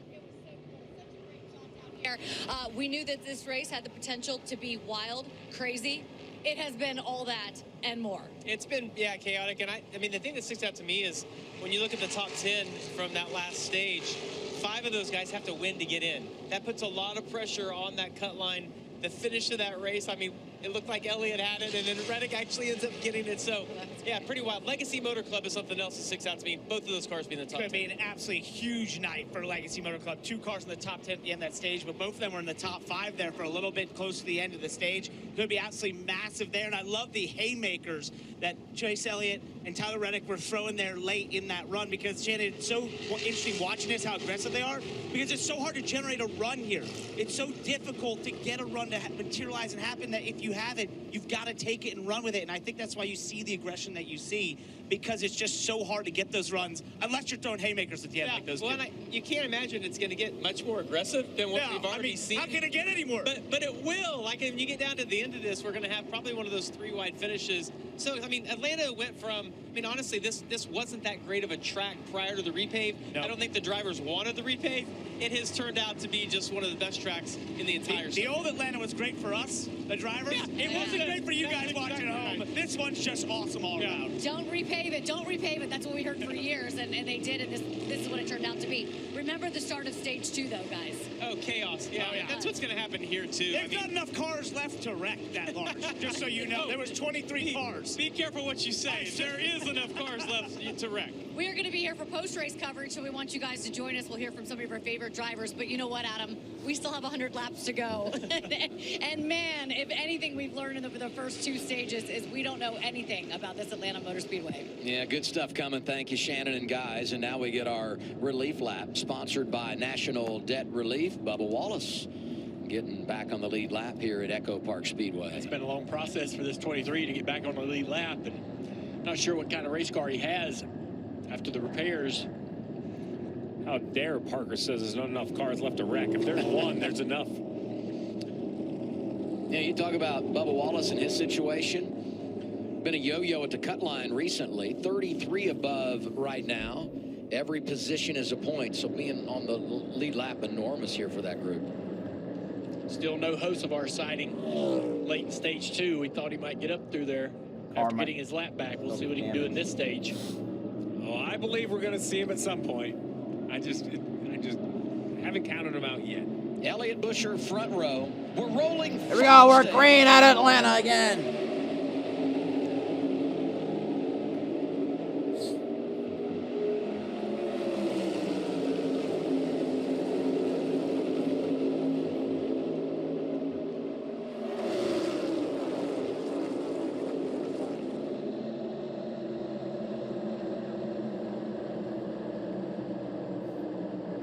Teammates working together. 48 shoving the 9.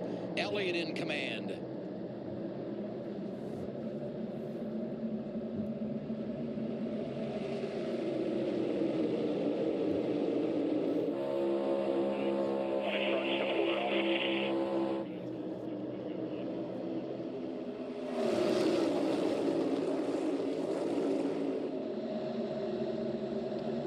Tina Busher almost into the wall there down the back straightaway. 9 car Chase Elliott's going to stay at the top of the racetrack. That's where most of the organization is. Most of the cars, they have the numbers in the outside line. Keselowski in the bottom now to the back of that 48 car, going to help out Bowman. Brad's going to get a little help from the 43.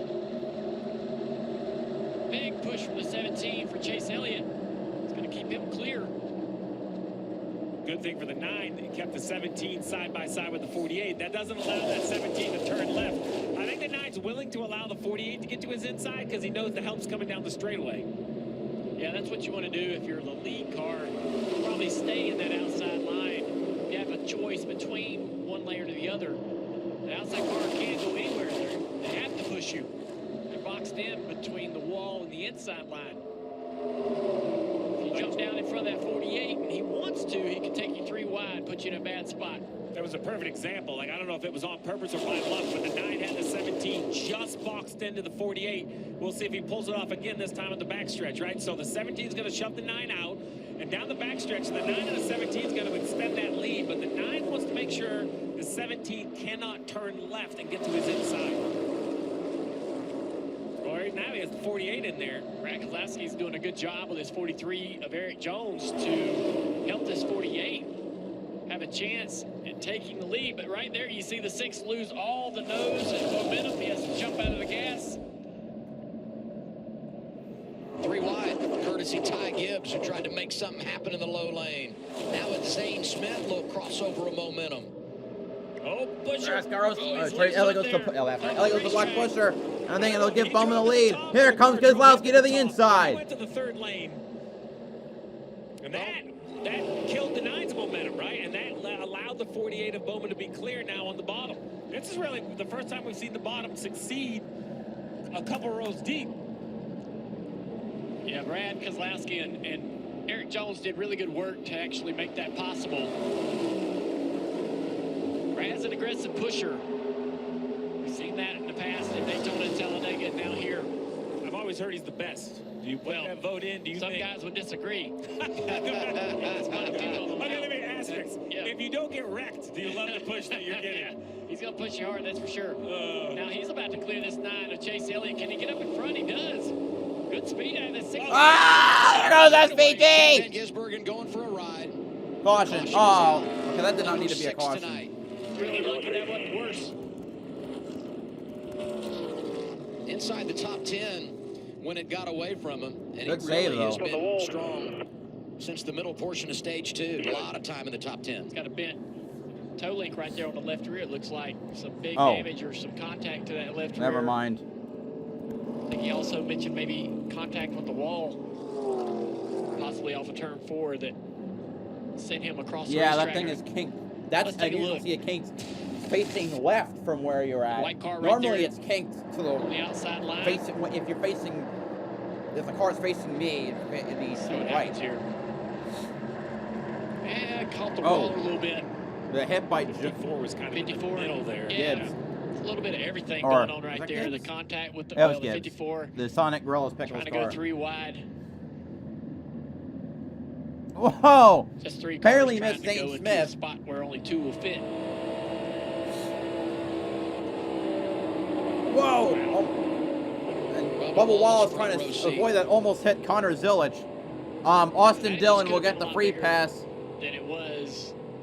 I know Shane's got the damage.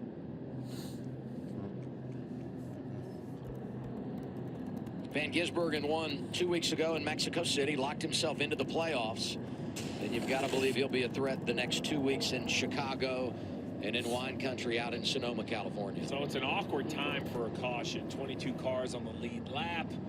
You know, we said they could run, you know, mid-70s. I've heard some crew chiefs say maybe we could stretch it to 80 if we were riding around. So under green, you're for sure outside the fuel window. But, big capital exclamation point, but what could happen? If you think we're going to get a rash of yellows, you pit right here as they try to get the left side up on the jab. You know, with 84 laps to go, you pit and you're just done pitting, and you hope your driver can keep the track position. The anxiety as a crew chief is that with a reduced field, will we continue to get yellows and get enough yellow flags? Alan, what are you hearing on Brad Keselowski in the 6? You just laid out. Jeremy Bullins, the crew chief for Brad Keselowski, said, look, we're just outside of our window, so we are going to stay out because we can't make it if we filled up right now. And just kudos to that team because, again, they were running with damage before the last pit stop. Brad even questioned it and said, hey, look, do you want to come down and maybe fix the steering a little more? Do you want to fix some of the damage we have on the nose? Jeremy Bullins said, no, let's keep that track position. Looking to be a great decision at the moment. Brad Keselowski up to second. Let's go Justin Haley audio here, Team 7. Saving here, bud. We get a little closer to our window. We're just outside of it now by probably, I don't know, 7 laps. So just be on your toes. Be a last-minute call here. So you heard of it, just outside the window. You know, the question is, I mean, if it was a full field, I think you'd see more gambles and people would come to pit road. I think this is where the reduced field is changing it, and just like that, you see Buescher. A lot of the pit. cars So there you pit. go. Split decision at the front of the field. Buescher, Jones, this is it. Like, they're doing this for two reasons. One, I think they're gambling on making it on fuel. And, I mean, look at, I only see 3 or 4 cars stay on the racetrack. So ended up pitting being the more conservative call. I love this call. I love being aggressive. I just think that's how you're going to win this race. Going to be 23 cars on the lead lap when Austin Dillon gets the free pass. Buescher leading them down right now, Danielle. Here comes Chris Buescher, guys. Overall happy with the car, but just before that caution, Scott Graves came on the radio and told him to save fuel.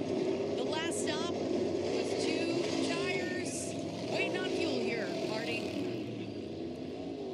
You see the 45 of Tyler Reddick coming down pit road. Billy Scott told him, if you see the majority in front of you come down pit road, let's come with them. So right side tires and fuel. They said they only needed a second and a half. But Steve, to your point, outside the window, but if they get one caution, they're in the game to make it to the end. Yeah, and Marty, it looked like right sides from your location, but actually I don't think they took them off. I think they just jacked it up and tightened the right rear tire, unless I missed it. We'll check on that and update you when we return.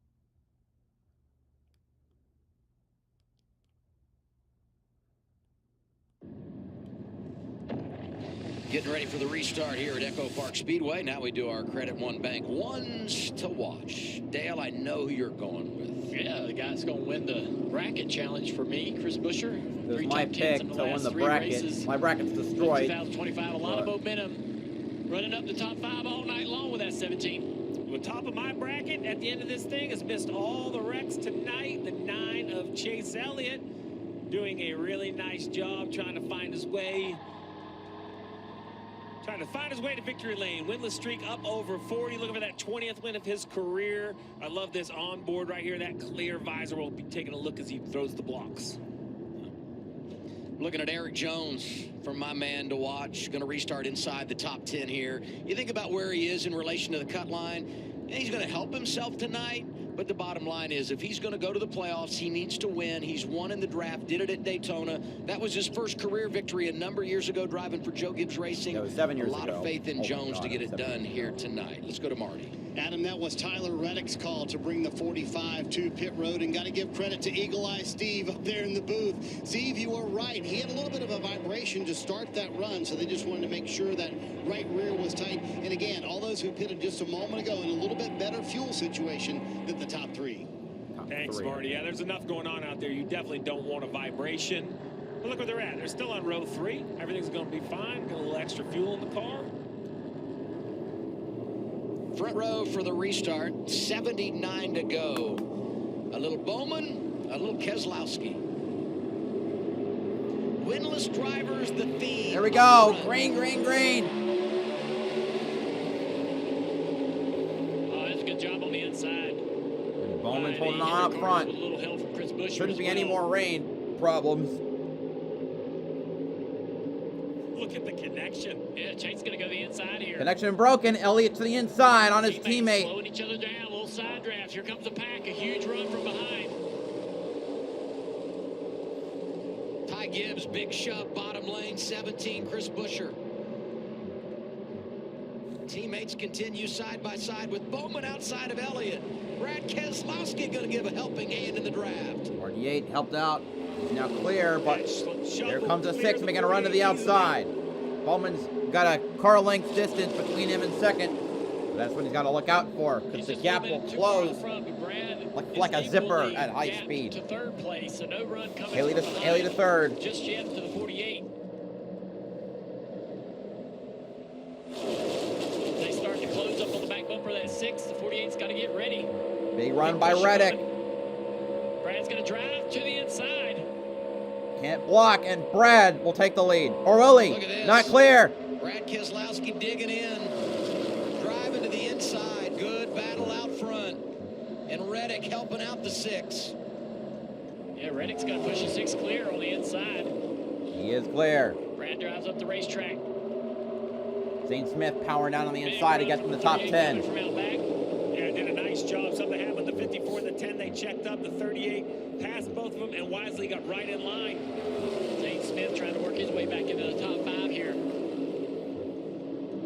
Going to be the second time in 3 weeks we get a driver from outside the top 30 in points win his way to the playoffs. Bowman's got to run. Oh, there goes Bubba. Seventh caution of the night. Damn. Caution for Bubba. Lead lap. He's running 12th. Everyone that just pitted, shutting off, coasting. This is a free lap right here for all these cars trying to stretch their fuel. Let's see what happened at the 23 above Wallace. Oh, where's he at? Oh, just lost it. Top of the screen, comes in sideways. That's interesting. He had just gotten himself back on the His lead right lap, rear so is flat. maybe this is the first time since the accident that he's actually put the car in really, really competitive speed.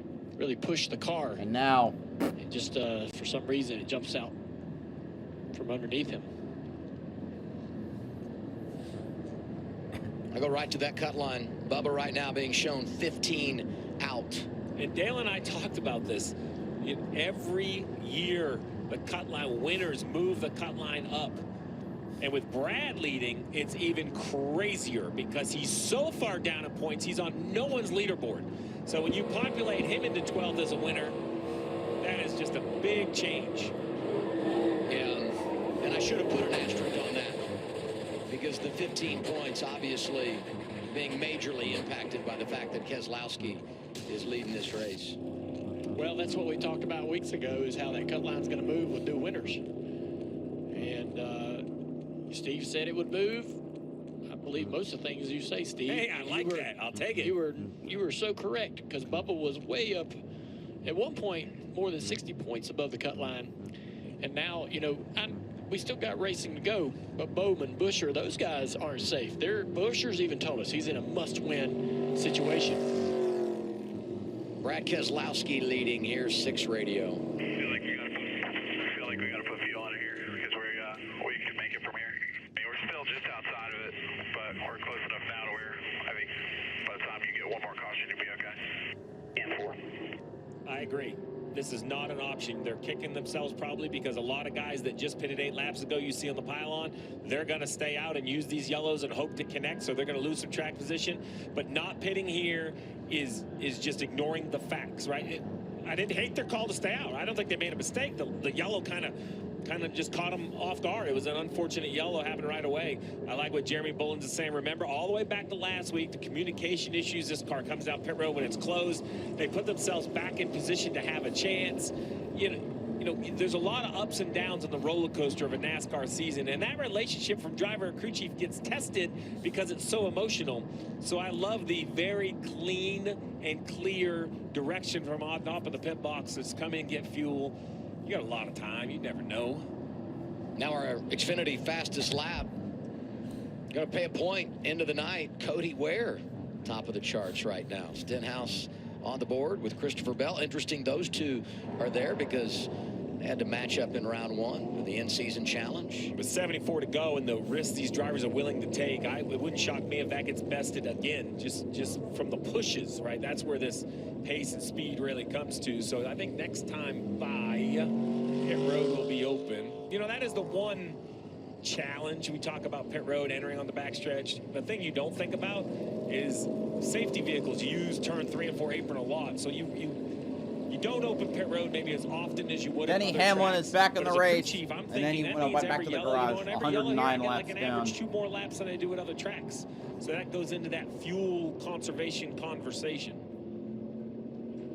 I didn't think I would get those 2 words connected without stumbling over them. Nice. I saw you stare at me like, I can't believe you just said that without sounding foolish. Aggressive. I appreciate that. 73 to go. You're watching the Quaker State 400 available at Walmart. NASCAR on TNT is back. We're excited about it. We got a great run of races ahead. We're live at EchoPark Speedway, and here we go, Steve. As expected, leaders come, and not shocking, other guys that were just on pit road will come again. The difference is they're going to be there very quickly. Now, I will say, when you have mismatched plans in the pit box, communication is key.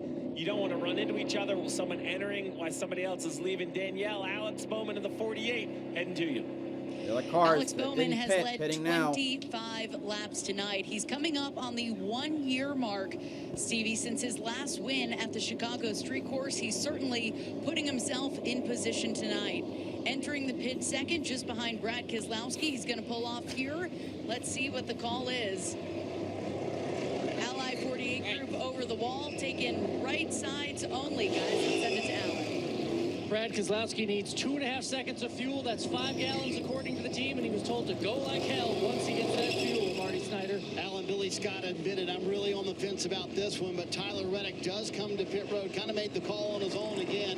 He'll win the race off pit road, too, because they pitted the last time. Didn't need as long of a stop as everyone else did. Reddick gets out first, but the RFK cars come out behind him. They've been strong lately. Big restart when we return to EchoPark Speedway.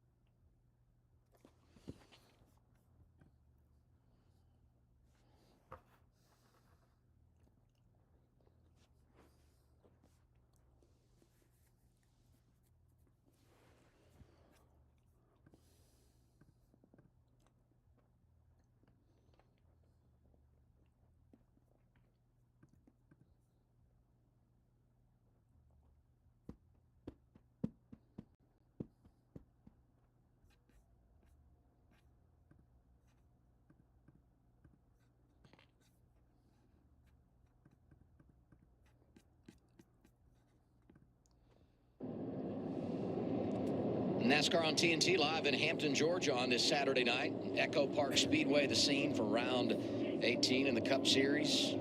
EchoPark, specializing in pre-owned vehicle sales. They've done a great job with this racetrack, and the place looks outstanding. Big restart coming here, 70 to go. Big penalty on pit road. Tyler Reddick going to have to come from deep in the field.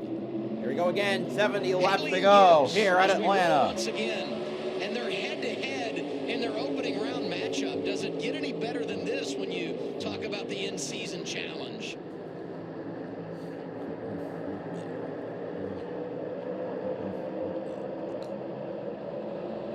Saw some wild racing all night long, but you got to imagine the risks going to be bigger. Also trying to shoot the middle here. The drivers understand. You got to start moving to the front, trying to take control of this race. If you want to win it, 70 to go, 69 to go, a long ways. My Priest. Once you look at Where'd he come inside from? lane, He's in third second. back, Connor Zillich. The And young ninth. kid, 18 years old, running full-time in Xfinity. This is his third Cup start. He's been on a road course. He did the Coke 600, longest race of the year. And oh my, is he just showing off his talent again. Ryan Priest to the inside. He'll take the lead. Look at the 60 He hasn't of competed for the Ryan lead since Priest. stage 1, but here he is. Big run coming down the front straightaway. The 17 into the back of the 54. 54 going to try to push this 60 car. Every other time he's been diving to the inside to try to take that lead. I think he knew the teammate of the 60, the 17 of Busher is running third, so he probably wouldn't have had that help. 45 of Reddick trying to make some moves back here in the pack. Yeah, got that penalty, lost the track position, trying to get it back is Reddick. Already back up in the top 10. Here's Allen. Outside infield care with Denny Hamlin. That wreck was a long time ago, but the team tried to do everything they could to get back out there, get a few extra points. Let's talk about the wreck, though. You were at the front of it. What happened? All of us were in the top line, pushing off turn 2, and some zigged, some zagged, most crashed. So I don't know. I was on the bumper of the 42.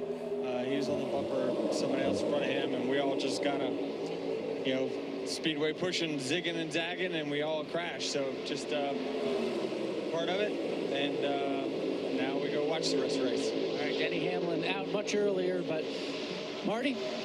Alan Adam touched on it. Tyler Reddick got a penalty on the last stop for too many boxes on entry to his pit Up to stop. 9th. He restarted 16th, trying to make his way up through the field for Tyler Reddick. We got a crash in turn 4. Who is it? One car spun around backwards. Who is it? Caution number 8. Jones. Eric Jones. It's like everybody, for the most part, was able to get out of that unscathed. Just saw Eric sideways, Well, broadside in front of the Not field. a lot of damage, it looks like. There's fire coming out of the exhaust, but Doesn't look like he made contact with the wall. That was earlier damage. Those tires still have the letters on them. You gotta start being specific on what damage. Yep. So watch that 43 car back there. He just gets a little he bit lost loose it right on there his in front own. of It's been Connor happening Zillich. a lot lately. Oh, the Everybody, for the most Yeah. part, is going to get through okay. No one hit him. Great job by the field. We haven't had one of these. No! But Dale Jr. And now my voice is turning into Pictures Michael look Wild Trip. unbelievable. Gives me an opportunity to salute our crew. Behind the scenes, doing an outstanding job with these long days here in Atlanta. Hot, humid, battling the elements. Long days and nights, but everybody keeping us where we need to be and putting on an outstanding show for us here tonight. I'll give you a little tip of the hat. I was sitting in my hotel room watching you last night on that very long delayed Xfinity race. Nice I was not fishing for that, by the way. No, that's okay. That's okay. Kyle Busch right there in 15th was up there with you. Stuck you there the whole night. Do I get to? All right.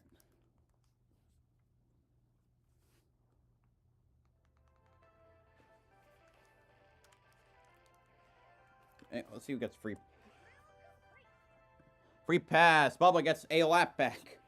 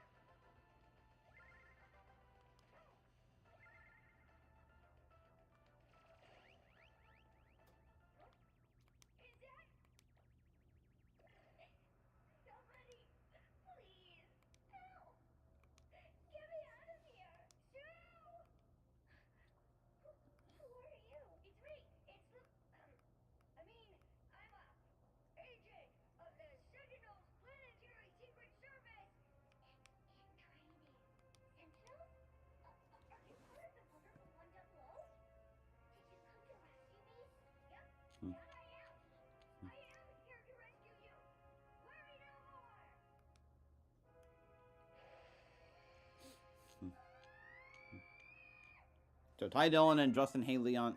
Looks like they're gonna pit.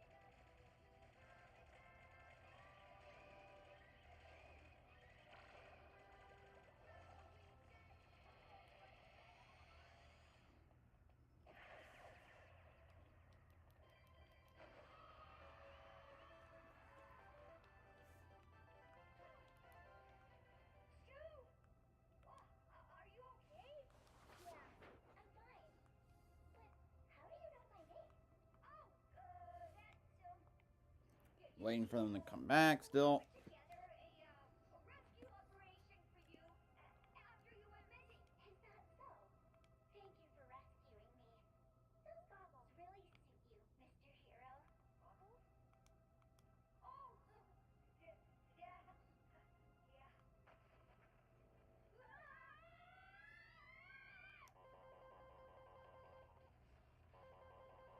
We're going back. Wow, that was quick. Okay. Like, they just cut to the green. Damn. Elliott is in the lead with Keselowski behind him. To the outside is Brees. And Gibbs right behind him. There we go. Hocevar back there. Zillage, Cody Ware. Hocevar is up to 12. So he's finally managed to work his way back somewhat through the field. Right, Brees thinking differently there. Brad Keselowski second. Look at the RFK cars performing late again. All three of them inside the top four.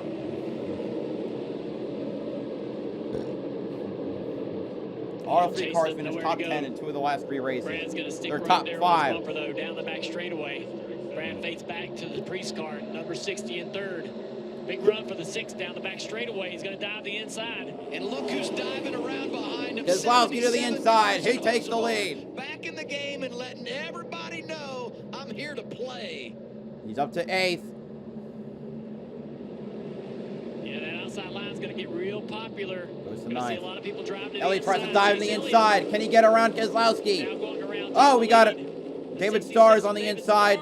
He's going to front I straightaway. think we'll be fine. Green right now. He's going to drive through the grass, probably get to pit road. This car to pit road.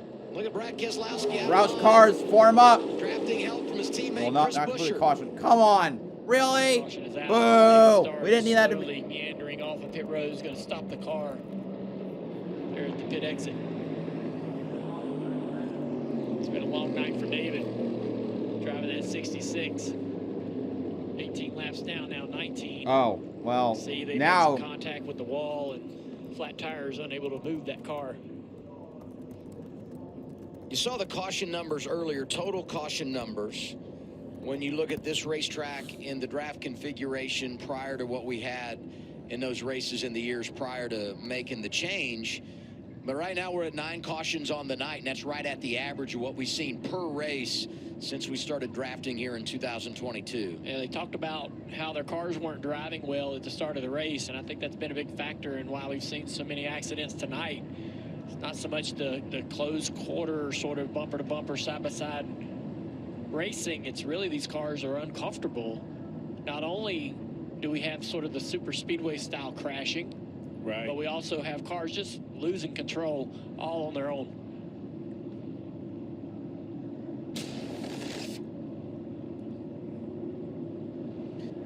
We're going to take a look at this replay right here with David Starr down the front straightaway, and he's already lost the car off of turn 4. That's the last thing you want to do. You're way off the pace, 18 laps down. Now you've wrecked the car by the end of the night. Just a tough race. He came in here with not a lot of experience in the Cup car this year, and it's a tough situation with a small team. We'll reset the running order when we come back under caution. Again. 56 laps remaining at EchoPark Speedway.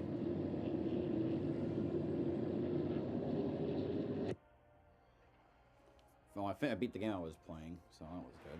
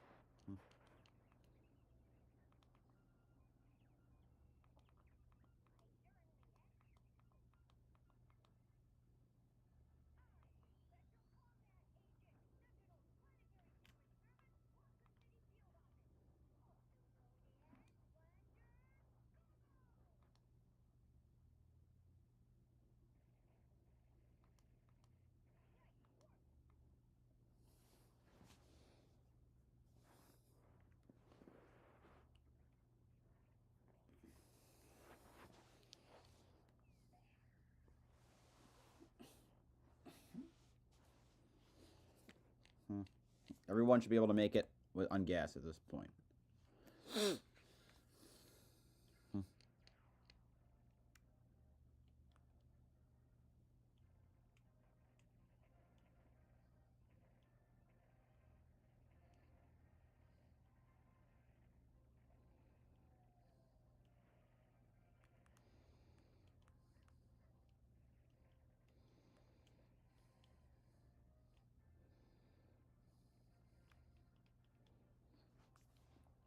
Are they gonna just cut it back? Imagine they cut just back to the green again.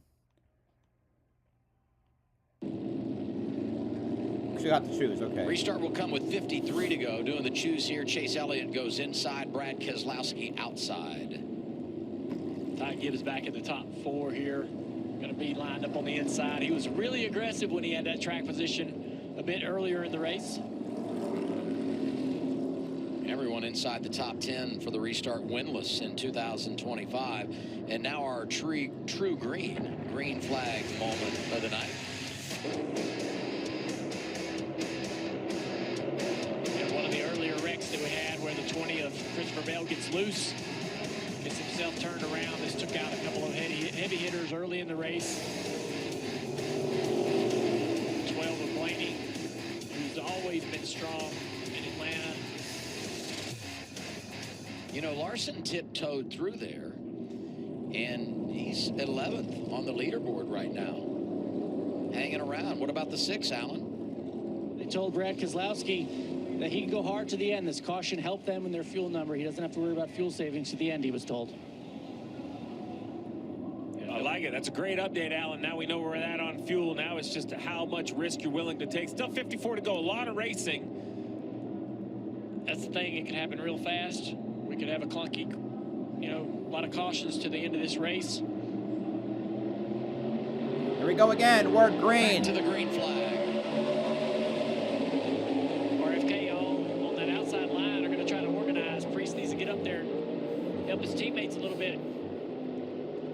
54 is pushing that 9 car, going to push Chase clear. Does Chase jump up in front of the 6 here off of turn 2? He sure does. Anticipating that outside line, getting the good push and shove down the back straightaway. Now Gibbs getting a push from Bowman.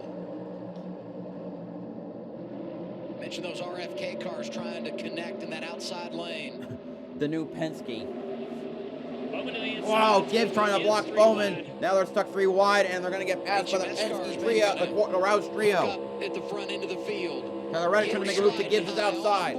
With Reddick right in the rim. Now Elliott's got a guard against the really hard to beat trio. Outside Bowman to the inside, down the back straightaway. Top 3 still on. 45 is now clear. Brad trying to get around Chase. He's going to get there. Underneath the 60 here, trying to get to the quarter panel, can't do it. Lose a little momentum down the front straightaway. A lot of bouncing around up in front of him. Jockeying for position. Reddick gets a big push from his teammate. The 54 Gibbs, it drives him to the outside of the 60. Even 60 still there, door. Now to the back bumper of the 9 car. Chase Elliott's going to stay up here and hopefully get some help. He's pushed to the outside of Busher now for second. That's the hole that Reddick wants to fill. Get to the outside of this 17 to the right rear quarter panel before the 17 can get back in line. I think the outside's the lane you want to be in. Oh yeah, here you go. Shove the 9 down in the corner. Get a run with Elliott.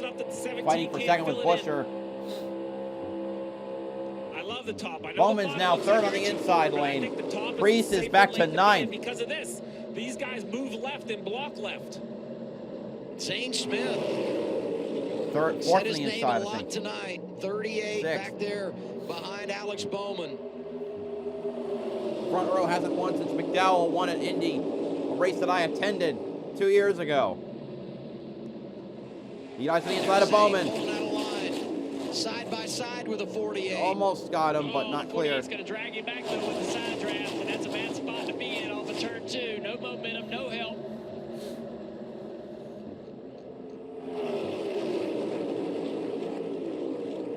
What did Busher and Chase Elliott do 2nd and 3rd? Or are they comfortable here? Do they want to click some laps off out of the mess, be a little patient, trying to get inside 20 to go before you start batting? They haven't been patient all night, so I don't know why I'm suggesting they may do that now, but Bowman going to get to 4th. Can he clear Reddick? Yes, he does. I think the 2 RFK cars running kind of offset is a little bit of a defensive tactic. See how they do it down here. 17, there you go. He just kind of runs the bottom. I don't think with any intention of getting to the inside of the 6. I think just blocking both lanes of air. Who's that on the inside? Is that Hocevar? Priest, I guess. Or is that Priest? Yes, Priest. It's kind of like the 6 knows the 17 is going to go down. He shuts the air off to the 9. And they're doing, like a little bit of a left to right accordion, doing a really nice job. 45 of Reddick to the inside of Chase Elliott. Got to put him on the inside of the 17 off of turn 4. When Chase backed up at the 54, either on purpose or by chance, he should have an offensive run here coming the other direction. He did. He got around Reddick. He's got it. Oh, is he clearing Busher? Yes, he is. Oh, separate route. So Elliott separates the Rouse drivers, but he pulled out a line too early, and now he's going to lose the position. He's going to push his 9 car down into the corner. Still even with a 7.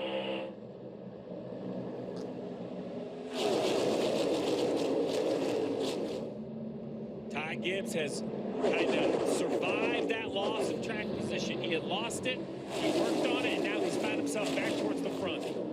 He's had a great approach tonight because there were times you looked at him on track. Ty Gibbs, and you just for the said first he's time in trapped stage and he's 2, frustrated. is seriously But the young contending for the driver lead hanging in there, in that looking Sonic for his Grillo's first Pickle win. Toyota. And he's at the front with 45 to go. And right behind this group is that 77 of Hocevar. He's right behind He's this desperate. 45 car. All of his teammates have won. The guy in front of him, desperate. He's outside the top 30 in points. To the bottom comes Hocevar, the hungriest driver of all, showing exactly what he's made of week after week. Got to build another one off the nose of the 10 car.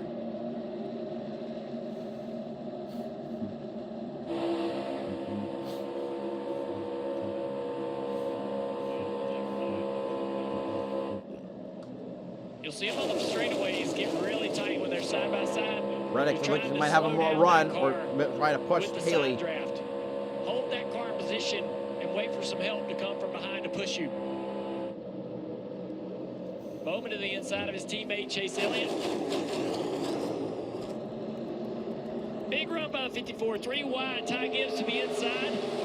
As the Hendrick Gibbs boys sending slow it for themselves 5th. down. Gets it. Little 2-for-1 action there. Ty Gibbs up to 5th. Good run by the 7 here, Haley. He came in, got some gas, got some tires, and he's drove that car on those new tires all the way up into the top 3. I knew you were going to get your shot in there. I do agree, those new tires. Now they're trying to get by Gibbs for 5th. Got it. Yeah, that reminds me, last year, Blaney has a late spin. They come Reddick in, they pokes put to the tires inside. on, and he was able to drive back up and be a contender. You got Haley. Talk about Haley, now he slides Swerves in the wrong up to direction. block Haley. Reddick taking advantage. I think the question of if you change tires comes down to how many laps to go. I don't think you do it with 5 or 8 to go. If you have 20 or so, maybe you could argue that you have to have them. I think we had a Reddick right there. That was a nice Haley looks really loose in the middle of 1 and 2. We have a bit of a mix between like the new Atlanta and the old Atlanta where tires can give you some offense. This is where the new tires are going to matter. The 7 going to run right to the bottom, keep it wide open, tug the wheel into it. Now, it didn't work. He didn't clear the 45, but he had good confidence to drive down there. 45 car, Reddick takes the spot back. What a... Oh, my Larson. Gets loose, almost wrecks. Wall saves him. He's had trouble with that car since early in the race, being involved in one of the earlier wrecks. Larson 20th right now. Chase Elliott to the inside of the 45. Oh, man, this is a good run right here. Inside. Can he clear Reddick? I mean, Busher. Oh, he got it! Oh, but Busher goes to his inside. What a squeeze. Oh, they touched. They touched. And Chase Elliott made some pretty sizable contact. That's at least 2 or 3 times tonight that Busher has been compromised. Look at the door mark and on that somehow nine. hangs Damn. on to it. That 9 car's got a nice little door mark right at the number on the left side from that 17. That was a pretty hard hit. That speaks to what we're seeing here tonight. I like it. This is fun to watch. And these, you said it earlier, Steve. Oh, Elliott's going to get a run to his outside. They are putting the show on for all of us. And Haley's got a run. He's going to give a big whack to the 9. He go get him past Busher. The Rouse cars before they finally be separated. Yes. This is the 9 sliding in front of the 17, and it was inches. The 17 turns left. The 9 runs him down. And then they decide, I don't know. Wow. Contact. Oh, I love the onboards. They're the best part of the TNT coverage. How did they do that? Oh, how did they not wreck? Well, up top, they're good. To the outside of the 6, the 9. I think this is going to be the move for the lead. Elliott around Keselowski. He's got Haley behind him, but now the Roush cars are reunited. At the line, I think it's Keselowski by a nose. Have good pushes. Chevy versus Ford in the draft. Justin Haley helping Chase Alex Elliott. Bowman back to the top 5. Helping the boss man, Brad Keselowski. Busher is clear of the 7. Bowman tries to go in 3 wide for 3rd. Under Busher and Haley. Oh, that's not going to work. Bale's out. Entry chases it up. Busher wanted to help his teammate Brad Keselowski, his owner. Degree of separation between Busher and Keselowski gets back. The two get back together, and Keselowski's clear. Himself a little bit right here, because he's not going to clear the 9. It does help the 6 stay clear, but now Busher's got some work to do by himself down there. The car pulling out of line to make a move. That's Ty Dillon. Getting aggressive in the 10. Was 4th in line in the bottom lane, and now here he comes. Showing something for Team Collie. Still covered underneath. 35, now 34 laps to go. It's wild. I don't know if it can happen for 34 more laps. Right? I hope There's it just does. So many opportunities right there. There's contact. There it is. Ah, there goes Haley! Haley, big slide. Did he hit? Oh, back at the wall. Gibbs will advance. That thing is. Left rear of the 7. There were 3 wide. Right rear tire's flat. You barely touched the rear. All good. What? Ryan Sparks on the radio. You sure? Because that thing doesn't look right. These cars are running so low, they sit on the wear block. Let's see what happens. He got wrecked by the driver who. Oh, the 10 gets Oh, Ty Dillon. inside there and just has to correct up the racetrack into the 7. The fact he didn't hit anyone is a amazing job miracle. by the 7 not to overcorrect to the right.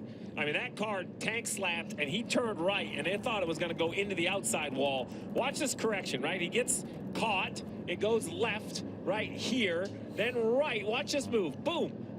I'm shocked that thing didn't spin back to the right. Really nice work by the drivers in the 7.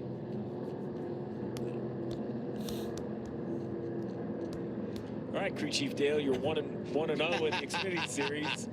You're Brad Keselowski, Chase Elliott. You got over 20 laps on your tires. You're going to pit with 30 to go in new tires? I think so. I think you're going to bring a lot of people with you. At least the back half of this pack is coming, right, to the pit road. So we're looking at about 20 cars, maybe only about 15 or 16 really competitive cars. You're likely coming to pit road and maybe lining up 7th or 8th or 9th at worst.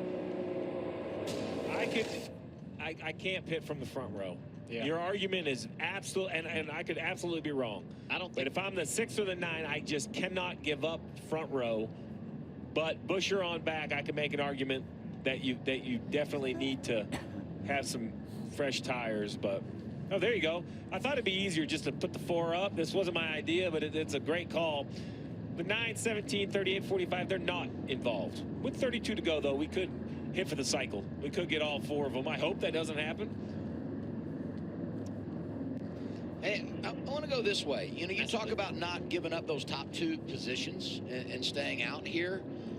What about the teammate element with Busher up there and Bowman? And how does that factor in the way you strategize here? Or do you say, like, you know, every man for himself? Are you thinking about having help and working together and that element of it, or no? I feel that everything happens at this track so quickly. You're asking a lot of your driver if you want him to kind of hook up with a teammate and try to have a plan with strategy. So I really think you just have to stick with your own plan. I got the answer to that question. You can't really count on anything, and I think you know that. If you are teammates out on the racetrack, you can't really count on everything to go your way and for your teammate to always help you, unless he happens to be the owner of the team.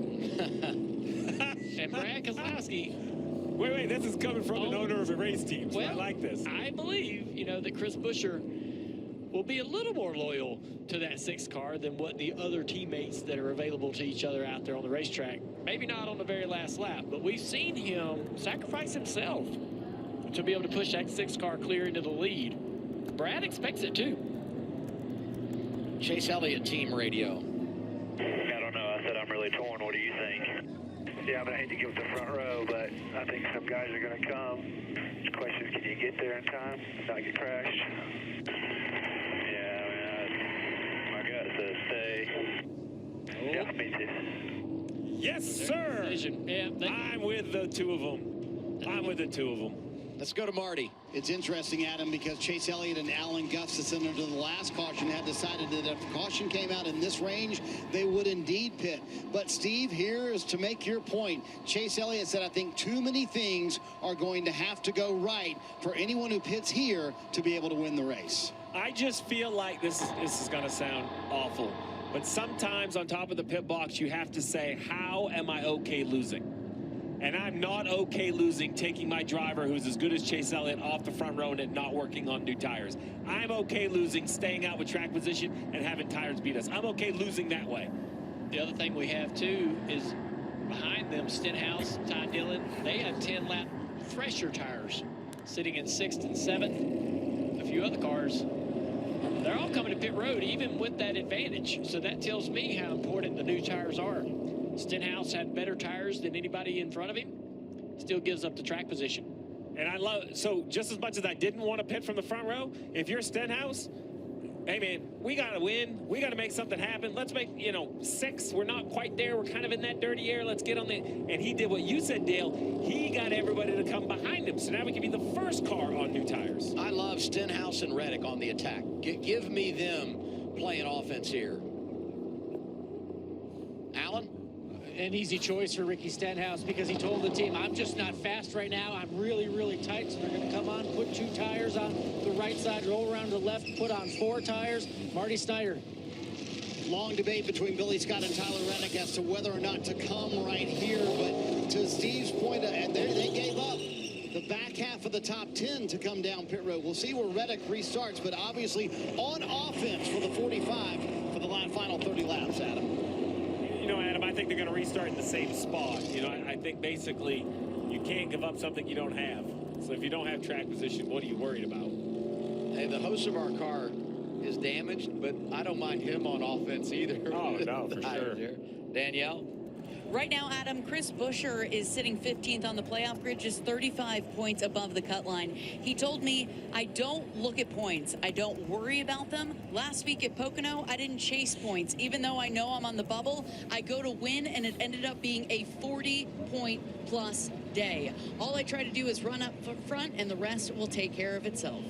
You look at the last 8 weeks, Danielle, 8 different winners, 6 of those winning for the first time in 2025. Here's a little recap of what we've seen the last couple of months. It's been fantastic.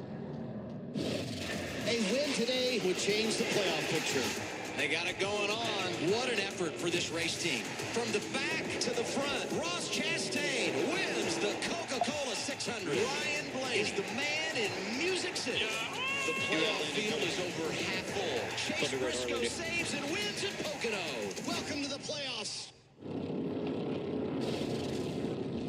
I think you could look at 9 for 9 pretty easy here. All right, no 28. Yes. We're going to restart with 28 and then we'll to go go. To Chicago. I could see 10 for 10, go for 11. So that's back to that cut line conversation. Is the schedule is a big part of that. This is, you called it clunky, Dale, and I agree. It's that clunky part of the summer where Someone in the chat, I don't know when it was like, let's see, NASCAR is cool, said both of my favorite drivers are out. Cody Ware 15th, Connor Zilch 11th, Title is 6th, BJ McLeod 16th. Yeah, it's a crazy day. Allmendinger in-season challenge, and Allmendinger restarting inside I don't give the a top shit about 20 as well. in-season Front challenge row, until we get Elliott to Chicago. Keselowski, and behind him going to be their teammates Bowman and Buescher. Art time, art class. Highlighting the drivers with fresh tires. Stenhouse 10th. So you heard like Reddick pitted from just inside the top 10. Is going to restart just outside the top 10. Great decision to pick because you didn't give much up. Stenhouse is having to get a few spots back there. Looks like he's fading to the back of the field. Yeah, what is he doing up Must there have at been the a top? penalty or something. Yeah. And then 47. I don't know. Yeah, it was odd. After the choose got single file, maybe. The one thing that you don't want if you're one of those cars is cautions. right? You want the opportunity for the race to be green, to be able to utilize the new tires, to be able to make the moves you need to make to get toward the front. Caution laps are going to eat away at these 29 laps to go here really quickly. Got word Hocevar, Reddick got penalties, and so did Stenhouse, as we talked about. Here we go. 28 laps to go as we get to green flag. Big push outside lane. Buscher and Keselowski working together. Keselowski is clear. He's going to drive down in front of the Wow! Ballsy move for Elliott. Goes under Keselowski. Neither have help at the moment, but Buscher's coming. Good push to Brad, but he's not able to clear. Now further push. That will help him clear. Got Gibbs trying to go 3 wide. Into the 54. Here comes the 45 of Reddick with those new tires. Driving up through the field, trying to make as much. Shoot in the middle. Oh, okay. Has to go up. Behind Gibbs. Confidence is high on those tires. And speed not a problem. The question is, does he have room to work? Can he beat the Roush boys? Jones right back there in the hunt inside the top 10. Inside lane, 47, 77 working together. How about that? That's way back behind this lead. Good God. Brad's just going to have to respond wherever the runs are coming from. He's going to have to get some great information from his spotter about the momentum from behind. Which lane is lane I need to stall out?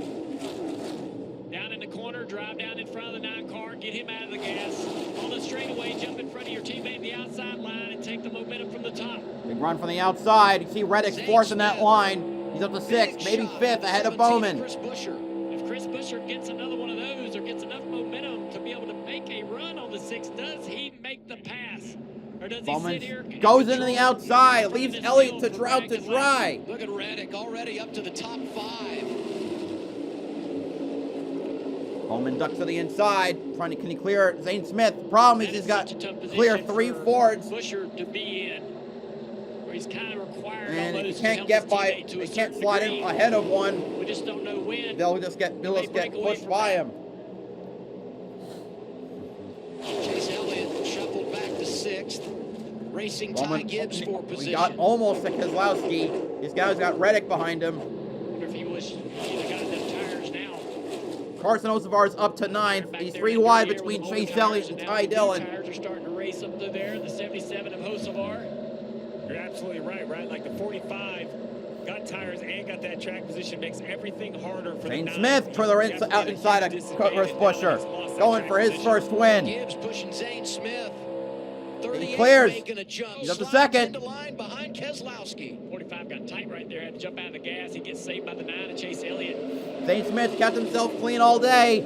45 now with the momentum off of the nose of that 9 down to the inside here.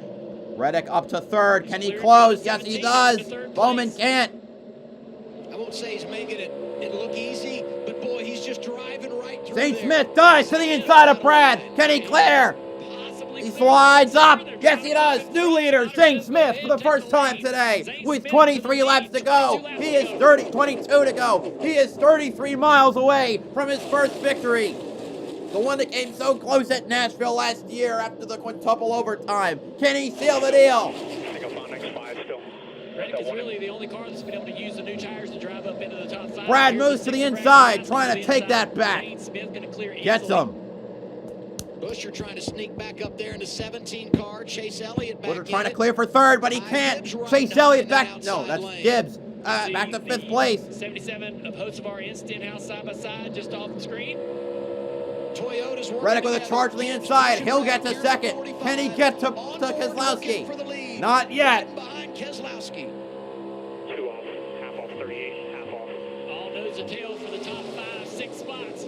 Now the 48 Bowman to the inside of Ty Gibbs. Here comes Reddick to the inside. 23-11 has not won a race yet. I don't think Reddick has led today yet, but he is now with 20 laps to go. Okay, it's Brad at the line, but Reddick is getting closer. He's been closer to making the pass than ever before. But Zane Smith now back to 2nd with Bowman in 3rd. Here comes Hocevar setting at 3 wide. Wow, Reddick blocks him. Loses all of that track position, drives in front of the 77, stalls out Hocevar. He goes way back. The spots down the back straightaway. Reddick still losing spots. So now it's Keselowski, Zane Smith, Bowman, Gibbs, Elliott, your top 5. Bowman around, Zane Smith for second. 19 laps to go. Rejuvenated himself, locking into the playoffs. And regardless of how it plays out, Busher now setting to the inside. He'll get to 5th. And turn it upside down. This is going to be Bowman still looking. Diving to the inside once again. That's Chris Busher trying to make a move on Gibbs for 4th. And Stenhouse on the new tires, joining Reddick in the top 10. In fact, he's ahead of Tyler Reddick. There was some commitment. The 17 trying to work his way back and toward the front. And Stenhouse back in the picture. He had a penalty, Ty Dillon, which is why oh, he had to fall back upper on lane. the Now restart. Stenhouse has the Down final pit slot stop. to put in. He will. Reasonably well now, up into the 8th position for the 47 car. Bowman dove to the inside. Keselowski with a mega block on the inside to prevent Bowman from getting by him. Down the back straightaway, another run coming from the 48 here. He goes to the inside. Trying to make this pass happen. Who will Zane Smith go with? Bowman right into that inside lane. Can he clear off of 4? Yes, he will. But Keselowski crossovers. Leader at the line, Keselowski. But now he doesn't have help. 17 to go. But doesn't matter. He blocks him. Bowman fades up. Keselowski does too. 48 of Bowman. And here comes Stenhouse. That red 47 just keeps flashing. And House currently in 7th. Up 14 since the restart. The 47 is the Bowman dives to the inside again. Can he clear? Yes, he does. 16 to go. That's 24 miles for his first victory in over a year. Every year he gets the complaints. Why is he here? He's the worst of the Hendrick cars. Most years he finds a way to defy him, to get a win, to secure his spot. Brad's got to put some kind of run together, but he doesn't have Is this will he silence the doubters for another few months? We'll find out. Keselowski dives back to the inside. It's his favorite spot. And the inside of turn 3 and 4. Little contact there. He leads with 15 to go. He does, and he's going to push that 6 car, but he's going to push it Zane clear. Smith pushed the Brad. Gets the second, but can't clear. The 48 and getting him tight, driving him up the racetrack and believing that the 38, the fellow Ford, would stay in line, and he did. Hocevar's worked his way on the inside lane again. He's in 6th. Brad's drafting IQ is just so high. The moves he makes have just such subtle tendencies. Big run right here by the 45. Oh, he has to lift. Big move by Red. Oh, yeah, he lifted so he wouldn't cause a wreck. Hocevar stuck 3 wide as Elliott's going to try and dive around him. And Reddick. I've been missing you guys. Ty Dillon, who's he going to hit? I think he pushed Hocevar. Coming off the right front fender. Up to 4th. The Chili's machine cannonballs into the top 5. 7s are wild. And the double 7s are double wild. is a wild man. Hocevar trying to make it happen. Oh, slides to the outside. Okay, 5th. And Reddick's now 4th. Zane Smith takes the lead. Helps himself to the lead. Can Bowman get around Brad? No. 13 to go as Bowman Big lead, though. Here comes Elliott on the inside and Reddick on the outside. And 4th and 5th. Up in the bottom, 48 and 9. And the 47 is Stenhouse, all from the same engine department. Will they stay loyal enough to get some momentum? Wow! Gibbs and Ty Dillon near disaster in the middle of 3 and 4. Bowman with a big run now down the quad oval. He goes to the inside of Zane Smith. Can he clear? Yes! Oh, it's close. No, he can't clear. Hang on that quarter panel, though, and stay on the outside of the 48. What does Brad do down the back straightaway? Gonna help his fellow Ford, of course. Zane Smith into the lead. Reddick is reset, coming in that outside lane. And Stenhouse ripping the high line in 7th. 6th now. I see the Fords seem to be a little more loyal than the Chevys. The Chevys keep going. Stenhouse with a big dive in the inside. He'll get around Bowman. He's up to 2nd. What a move. Victories all in the draft. 2 at Daytona, 2 at Talladega, trying to add Atlanta to the resume. He's up to 2nd behind Smith. We're coming back to 10 to go. God damn. Position since the I can't look at anything. I'm just gonna block the leaderboard. Fights his way to the top 3. Going back to his inside, though, he's going to take that spot away down the front straightaway. Wish I had more. I think the bow ties need to kind of figure Oh, out. Bowman somehow got back to 2nd place. Zane Smith has the spot open to his inside. Bowman takes it. Can he clear? Yes! And here comes Keselowski to the inside, but he can't clear Stenhouse. Behind them, it's a charge with Reddick and Hocevar. Reddick a shove. Brad second with Stenhouse, still can't clear. They come down to 9 to go. 13.5 miles. Reddick with another long, good charge. Who knows if his tires still have the advantage, though. Oh, the 77 of Hocevar almost wrecking back there. Getting huge shoves by the 9 of Chase Elliott. He was just right in the lap of the 9. Okay, that was a rather chill lap. 8 to go now. Smith, Stenhouse, across the line, 8 to go. Hocevar settled in 6th place. Connor Zilic in the top 10. Zane Smith to the inside of Bowman. He gets the lead. Clear this 48. Spotter says, take what you need. Up the racetrack he goes. I asked, do you want to lead coming to the white flag? I just don't know if you can hold the lead. I'm going to go to raw feed on my phone and not look at it. Here. The 38's going to try to stay there. He's going to be able to do it. They'll be side by side. Not looking. At the line, it'll be Zane Smith by a nose. Stenhouse to the inside. 3 wide. He's going to take the lead.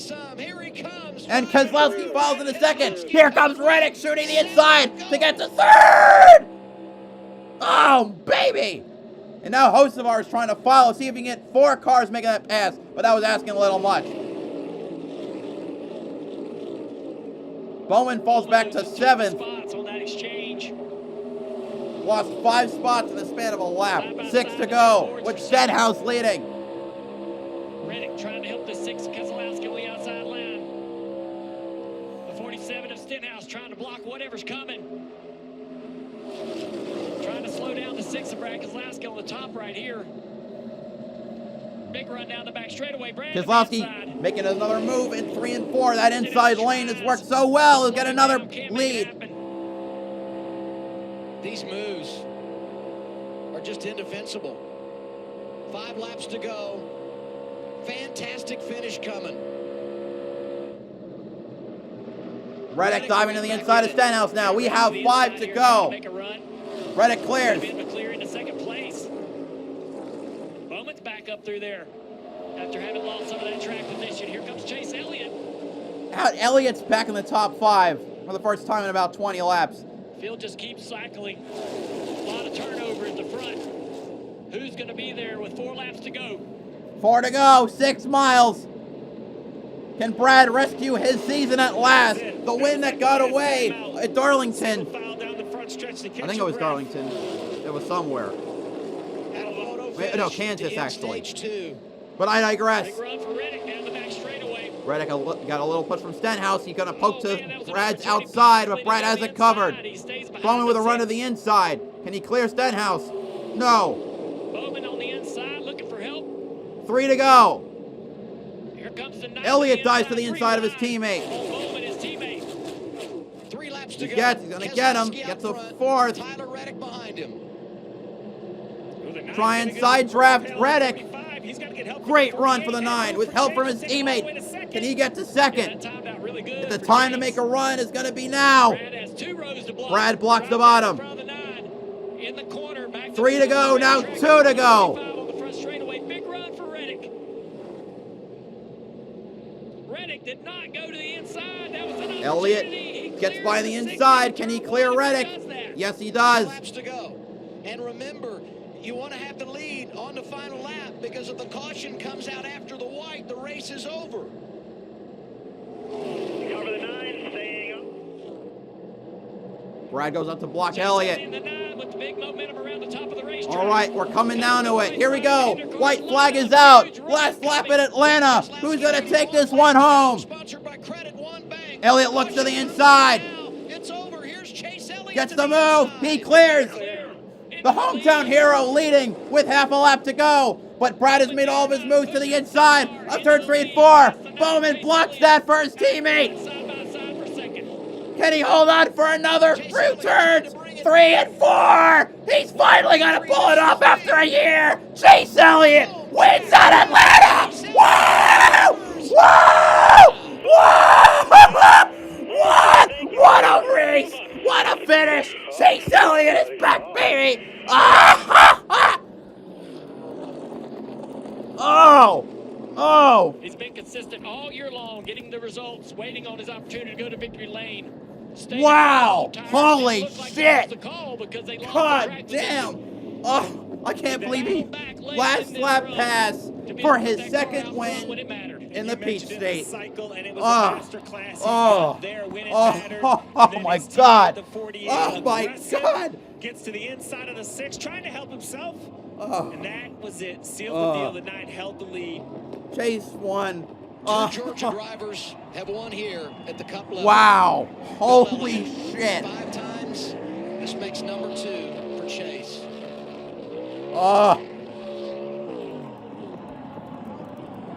And he had a huge advantage over the cut line. But the man who's already got a championship in his 20th career victory. God, holy crap. Chase Elliott gets it done. Oh my God. He's again a second win at Atlanta, his 20th career victory, and this ties him for 43rd all time with Speedy Thompson. Oh my Lord. I need my meds. Well, I don't take meds, but God. That was what an incredible race. A patient at Children's Healthcare of Atlanta. Oh my Lord.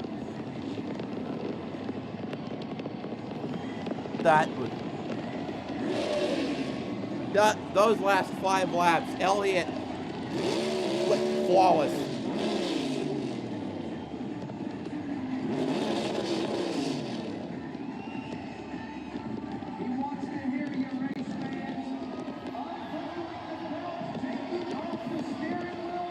Oh man, good God.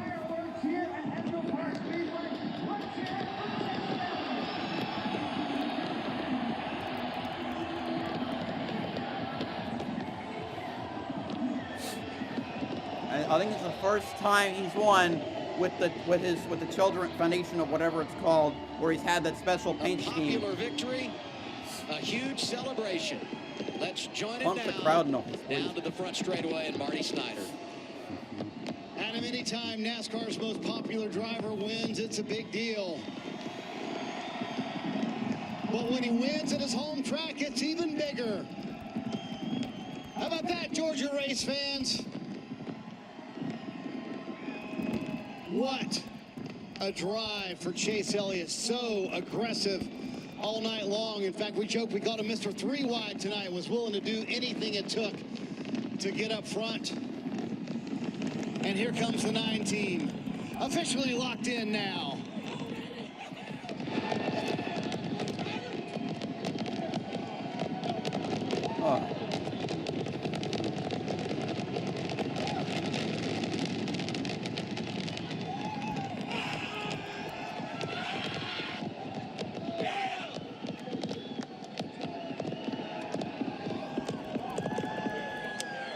No more talk about how they're consistent, getting solid finishes.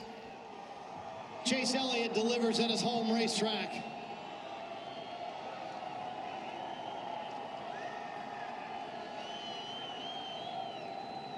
Chase, does it get any sweeter than winning in front of your hometown fans?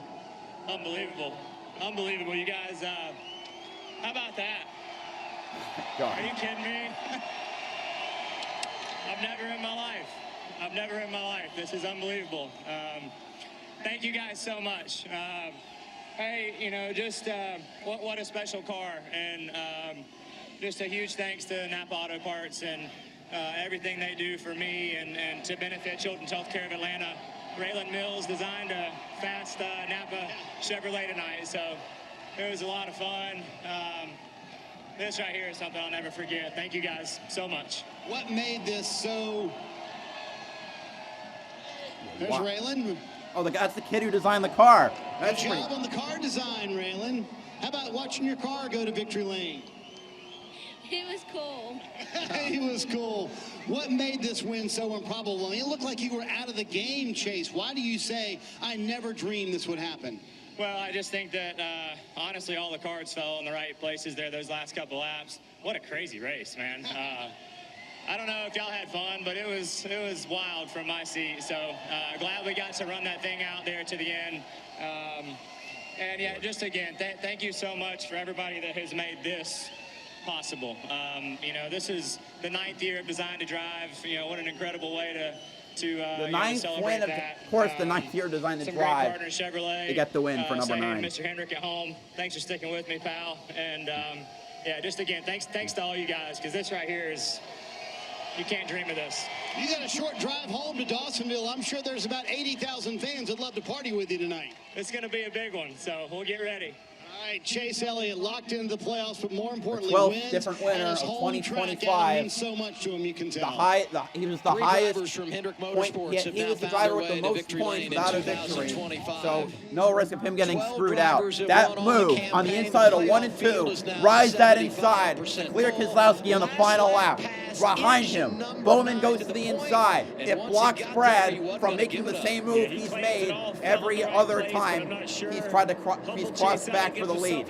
He also made all the right moves when they and preventing Brad from getting to him, getting to Chase Elliott, is what seals the deal for Elliott. At the end. Yeah, the man with the best average finish in All NASCAR. right, so Chase wins. Elliott, okay. Keselowski second, Bowman third, Reddick fourth, Jones fifth, Stenhouse sixth, Zane Smith seventh, Ty Dillon eighth, Chris Buster ninth, Carson Osavar in 10th. Bad situation coming off of turn 4, and then the help from the teammate. Not to push the 6, not to help the 6 rebound. Bowman goes for the position, doesn't get it, but that also was a good aid to his teammate Chase Elliott. A very normally reserved Chase Elliott shows emotion. You wonder what giant has been awoken here with a few races before the playoffs. And talk about momentum. Back-to-back top 5s coming in. Today, he takes it to the front. And talk radio going to be a buzz. Oh, yeah. Because they'll no longer be asking the question, when is Chase going back to victory lane? Okay. The answer tonight. Wait, I thought they were doing victory lane interviews. What the hell? Anyway, that was incredible. Tomorrow, there's a modified race at 2:30. I'll cover that. But next week, NASCAR Xfinity Series and Cup Series at Chicago. A race that maybe the best in like track experience I've ever had. What the heck? Okay, I didn't screw it up. Yeah, maybe the best at track experience I've ever had. Other ones, let's see, IndyCar at Mid-Ohio, F1 through F3 at Silverstone, DTM at Norris Ring, and that's it. Okay, thanks to everyone who showed up. See you tomorrow for the short event, and then Saturday, and then next week for Chicago. BowserJrXD signing off.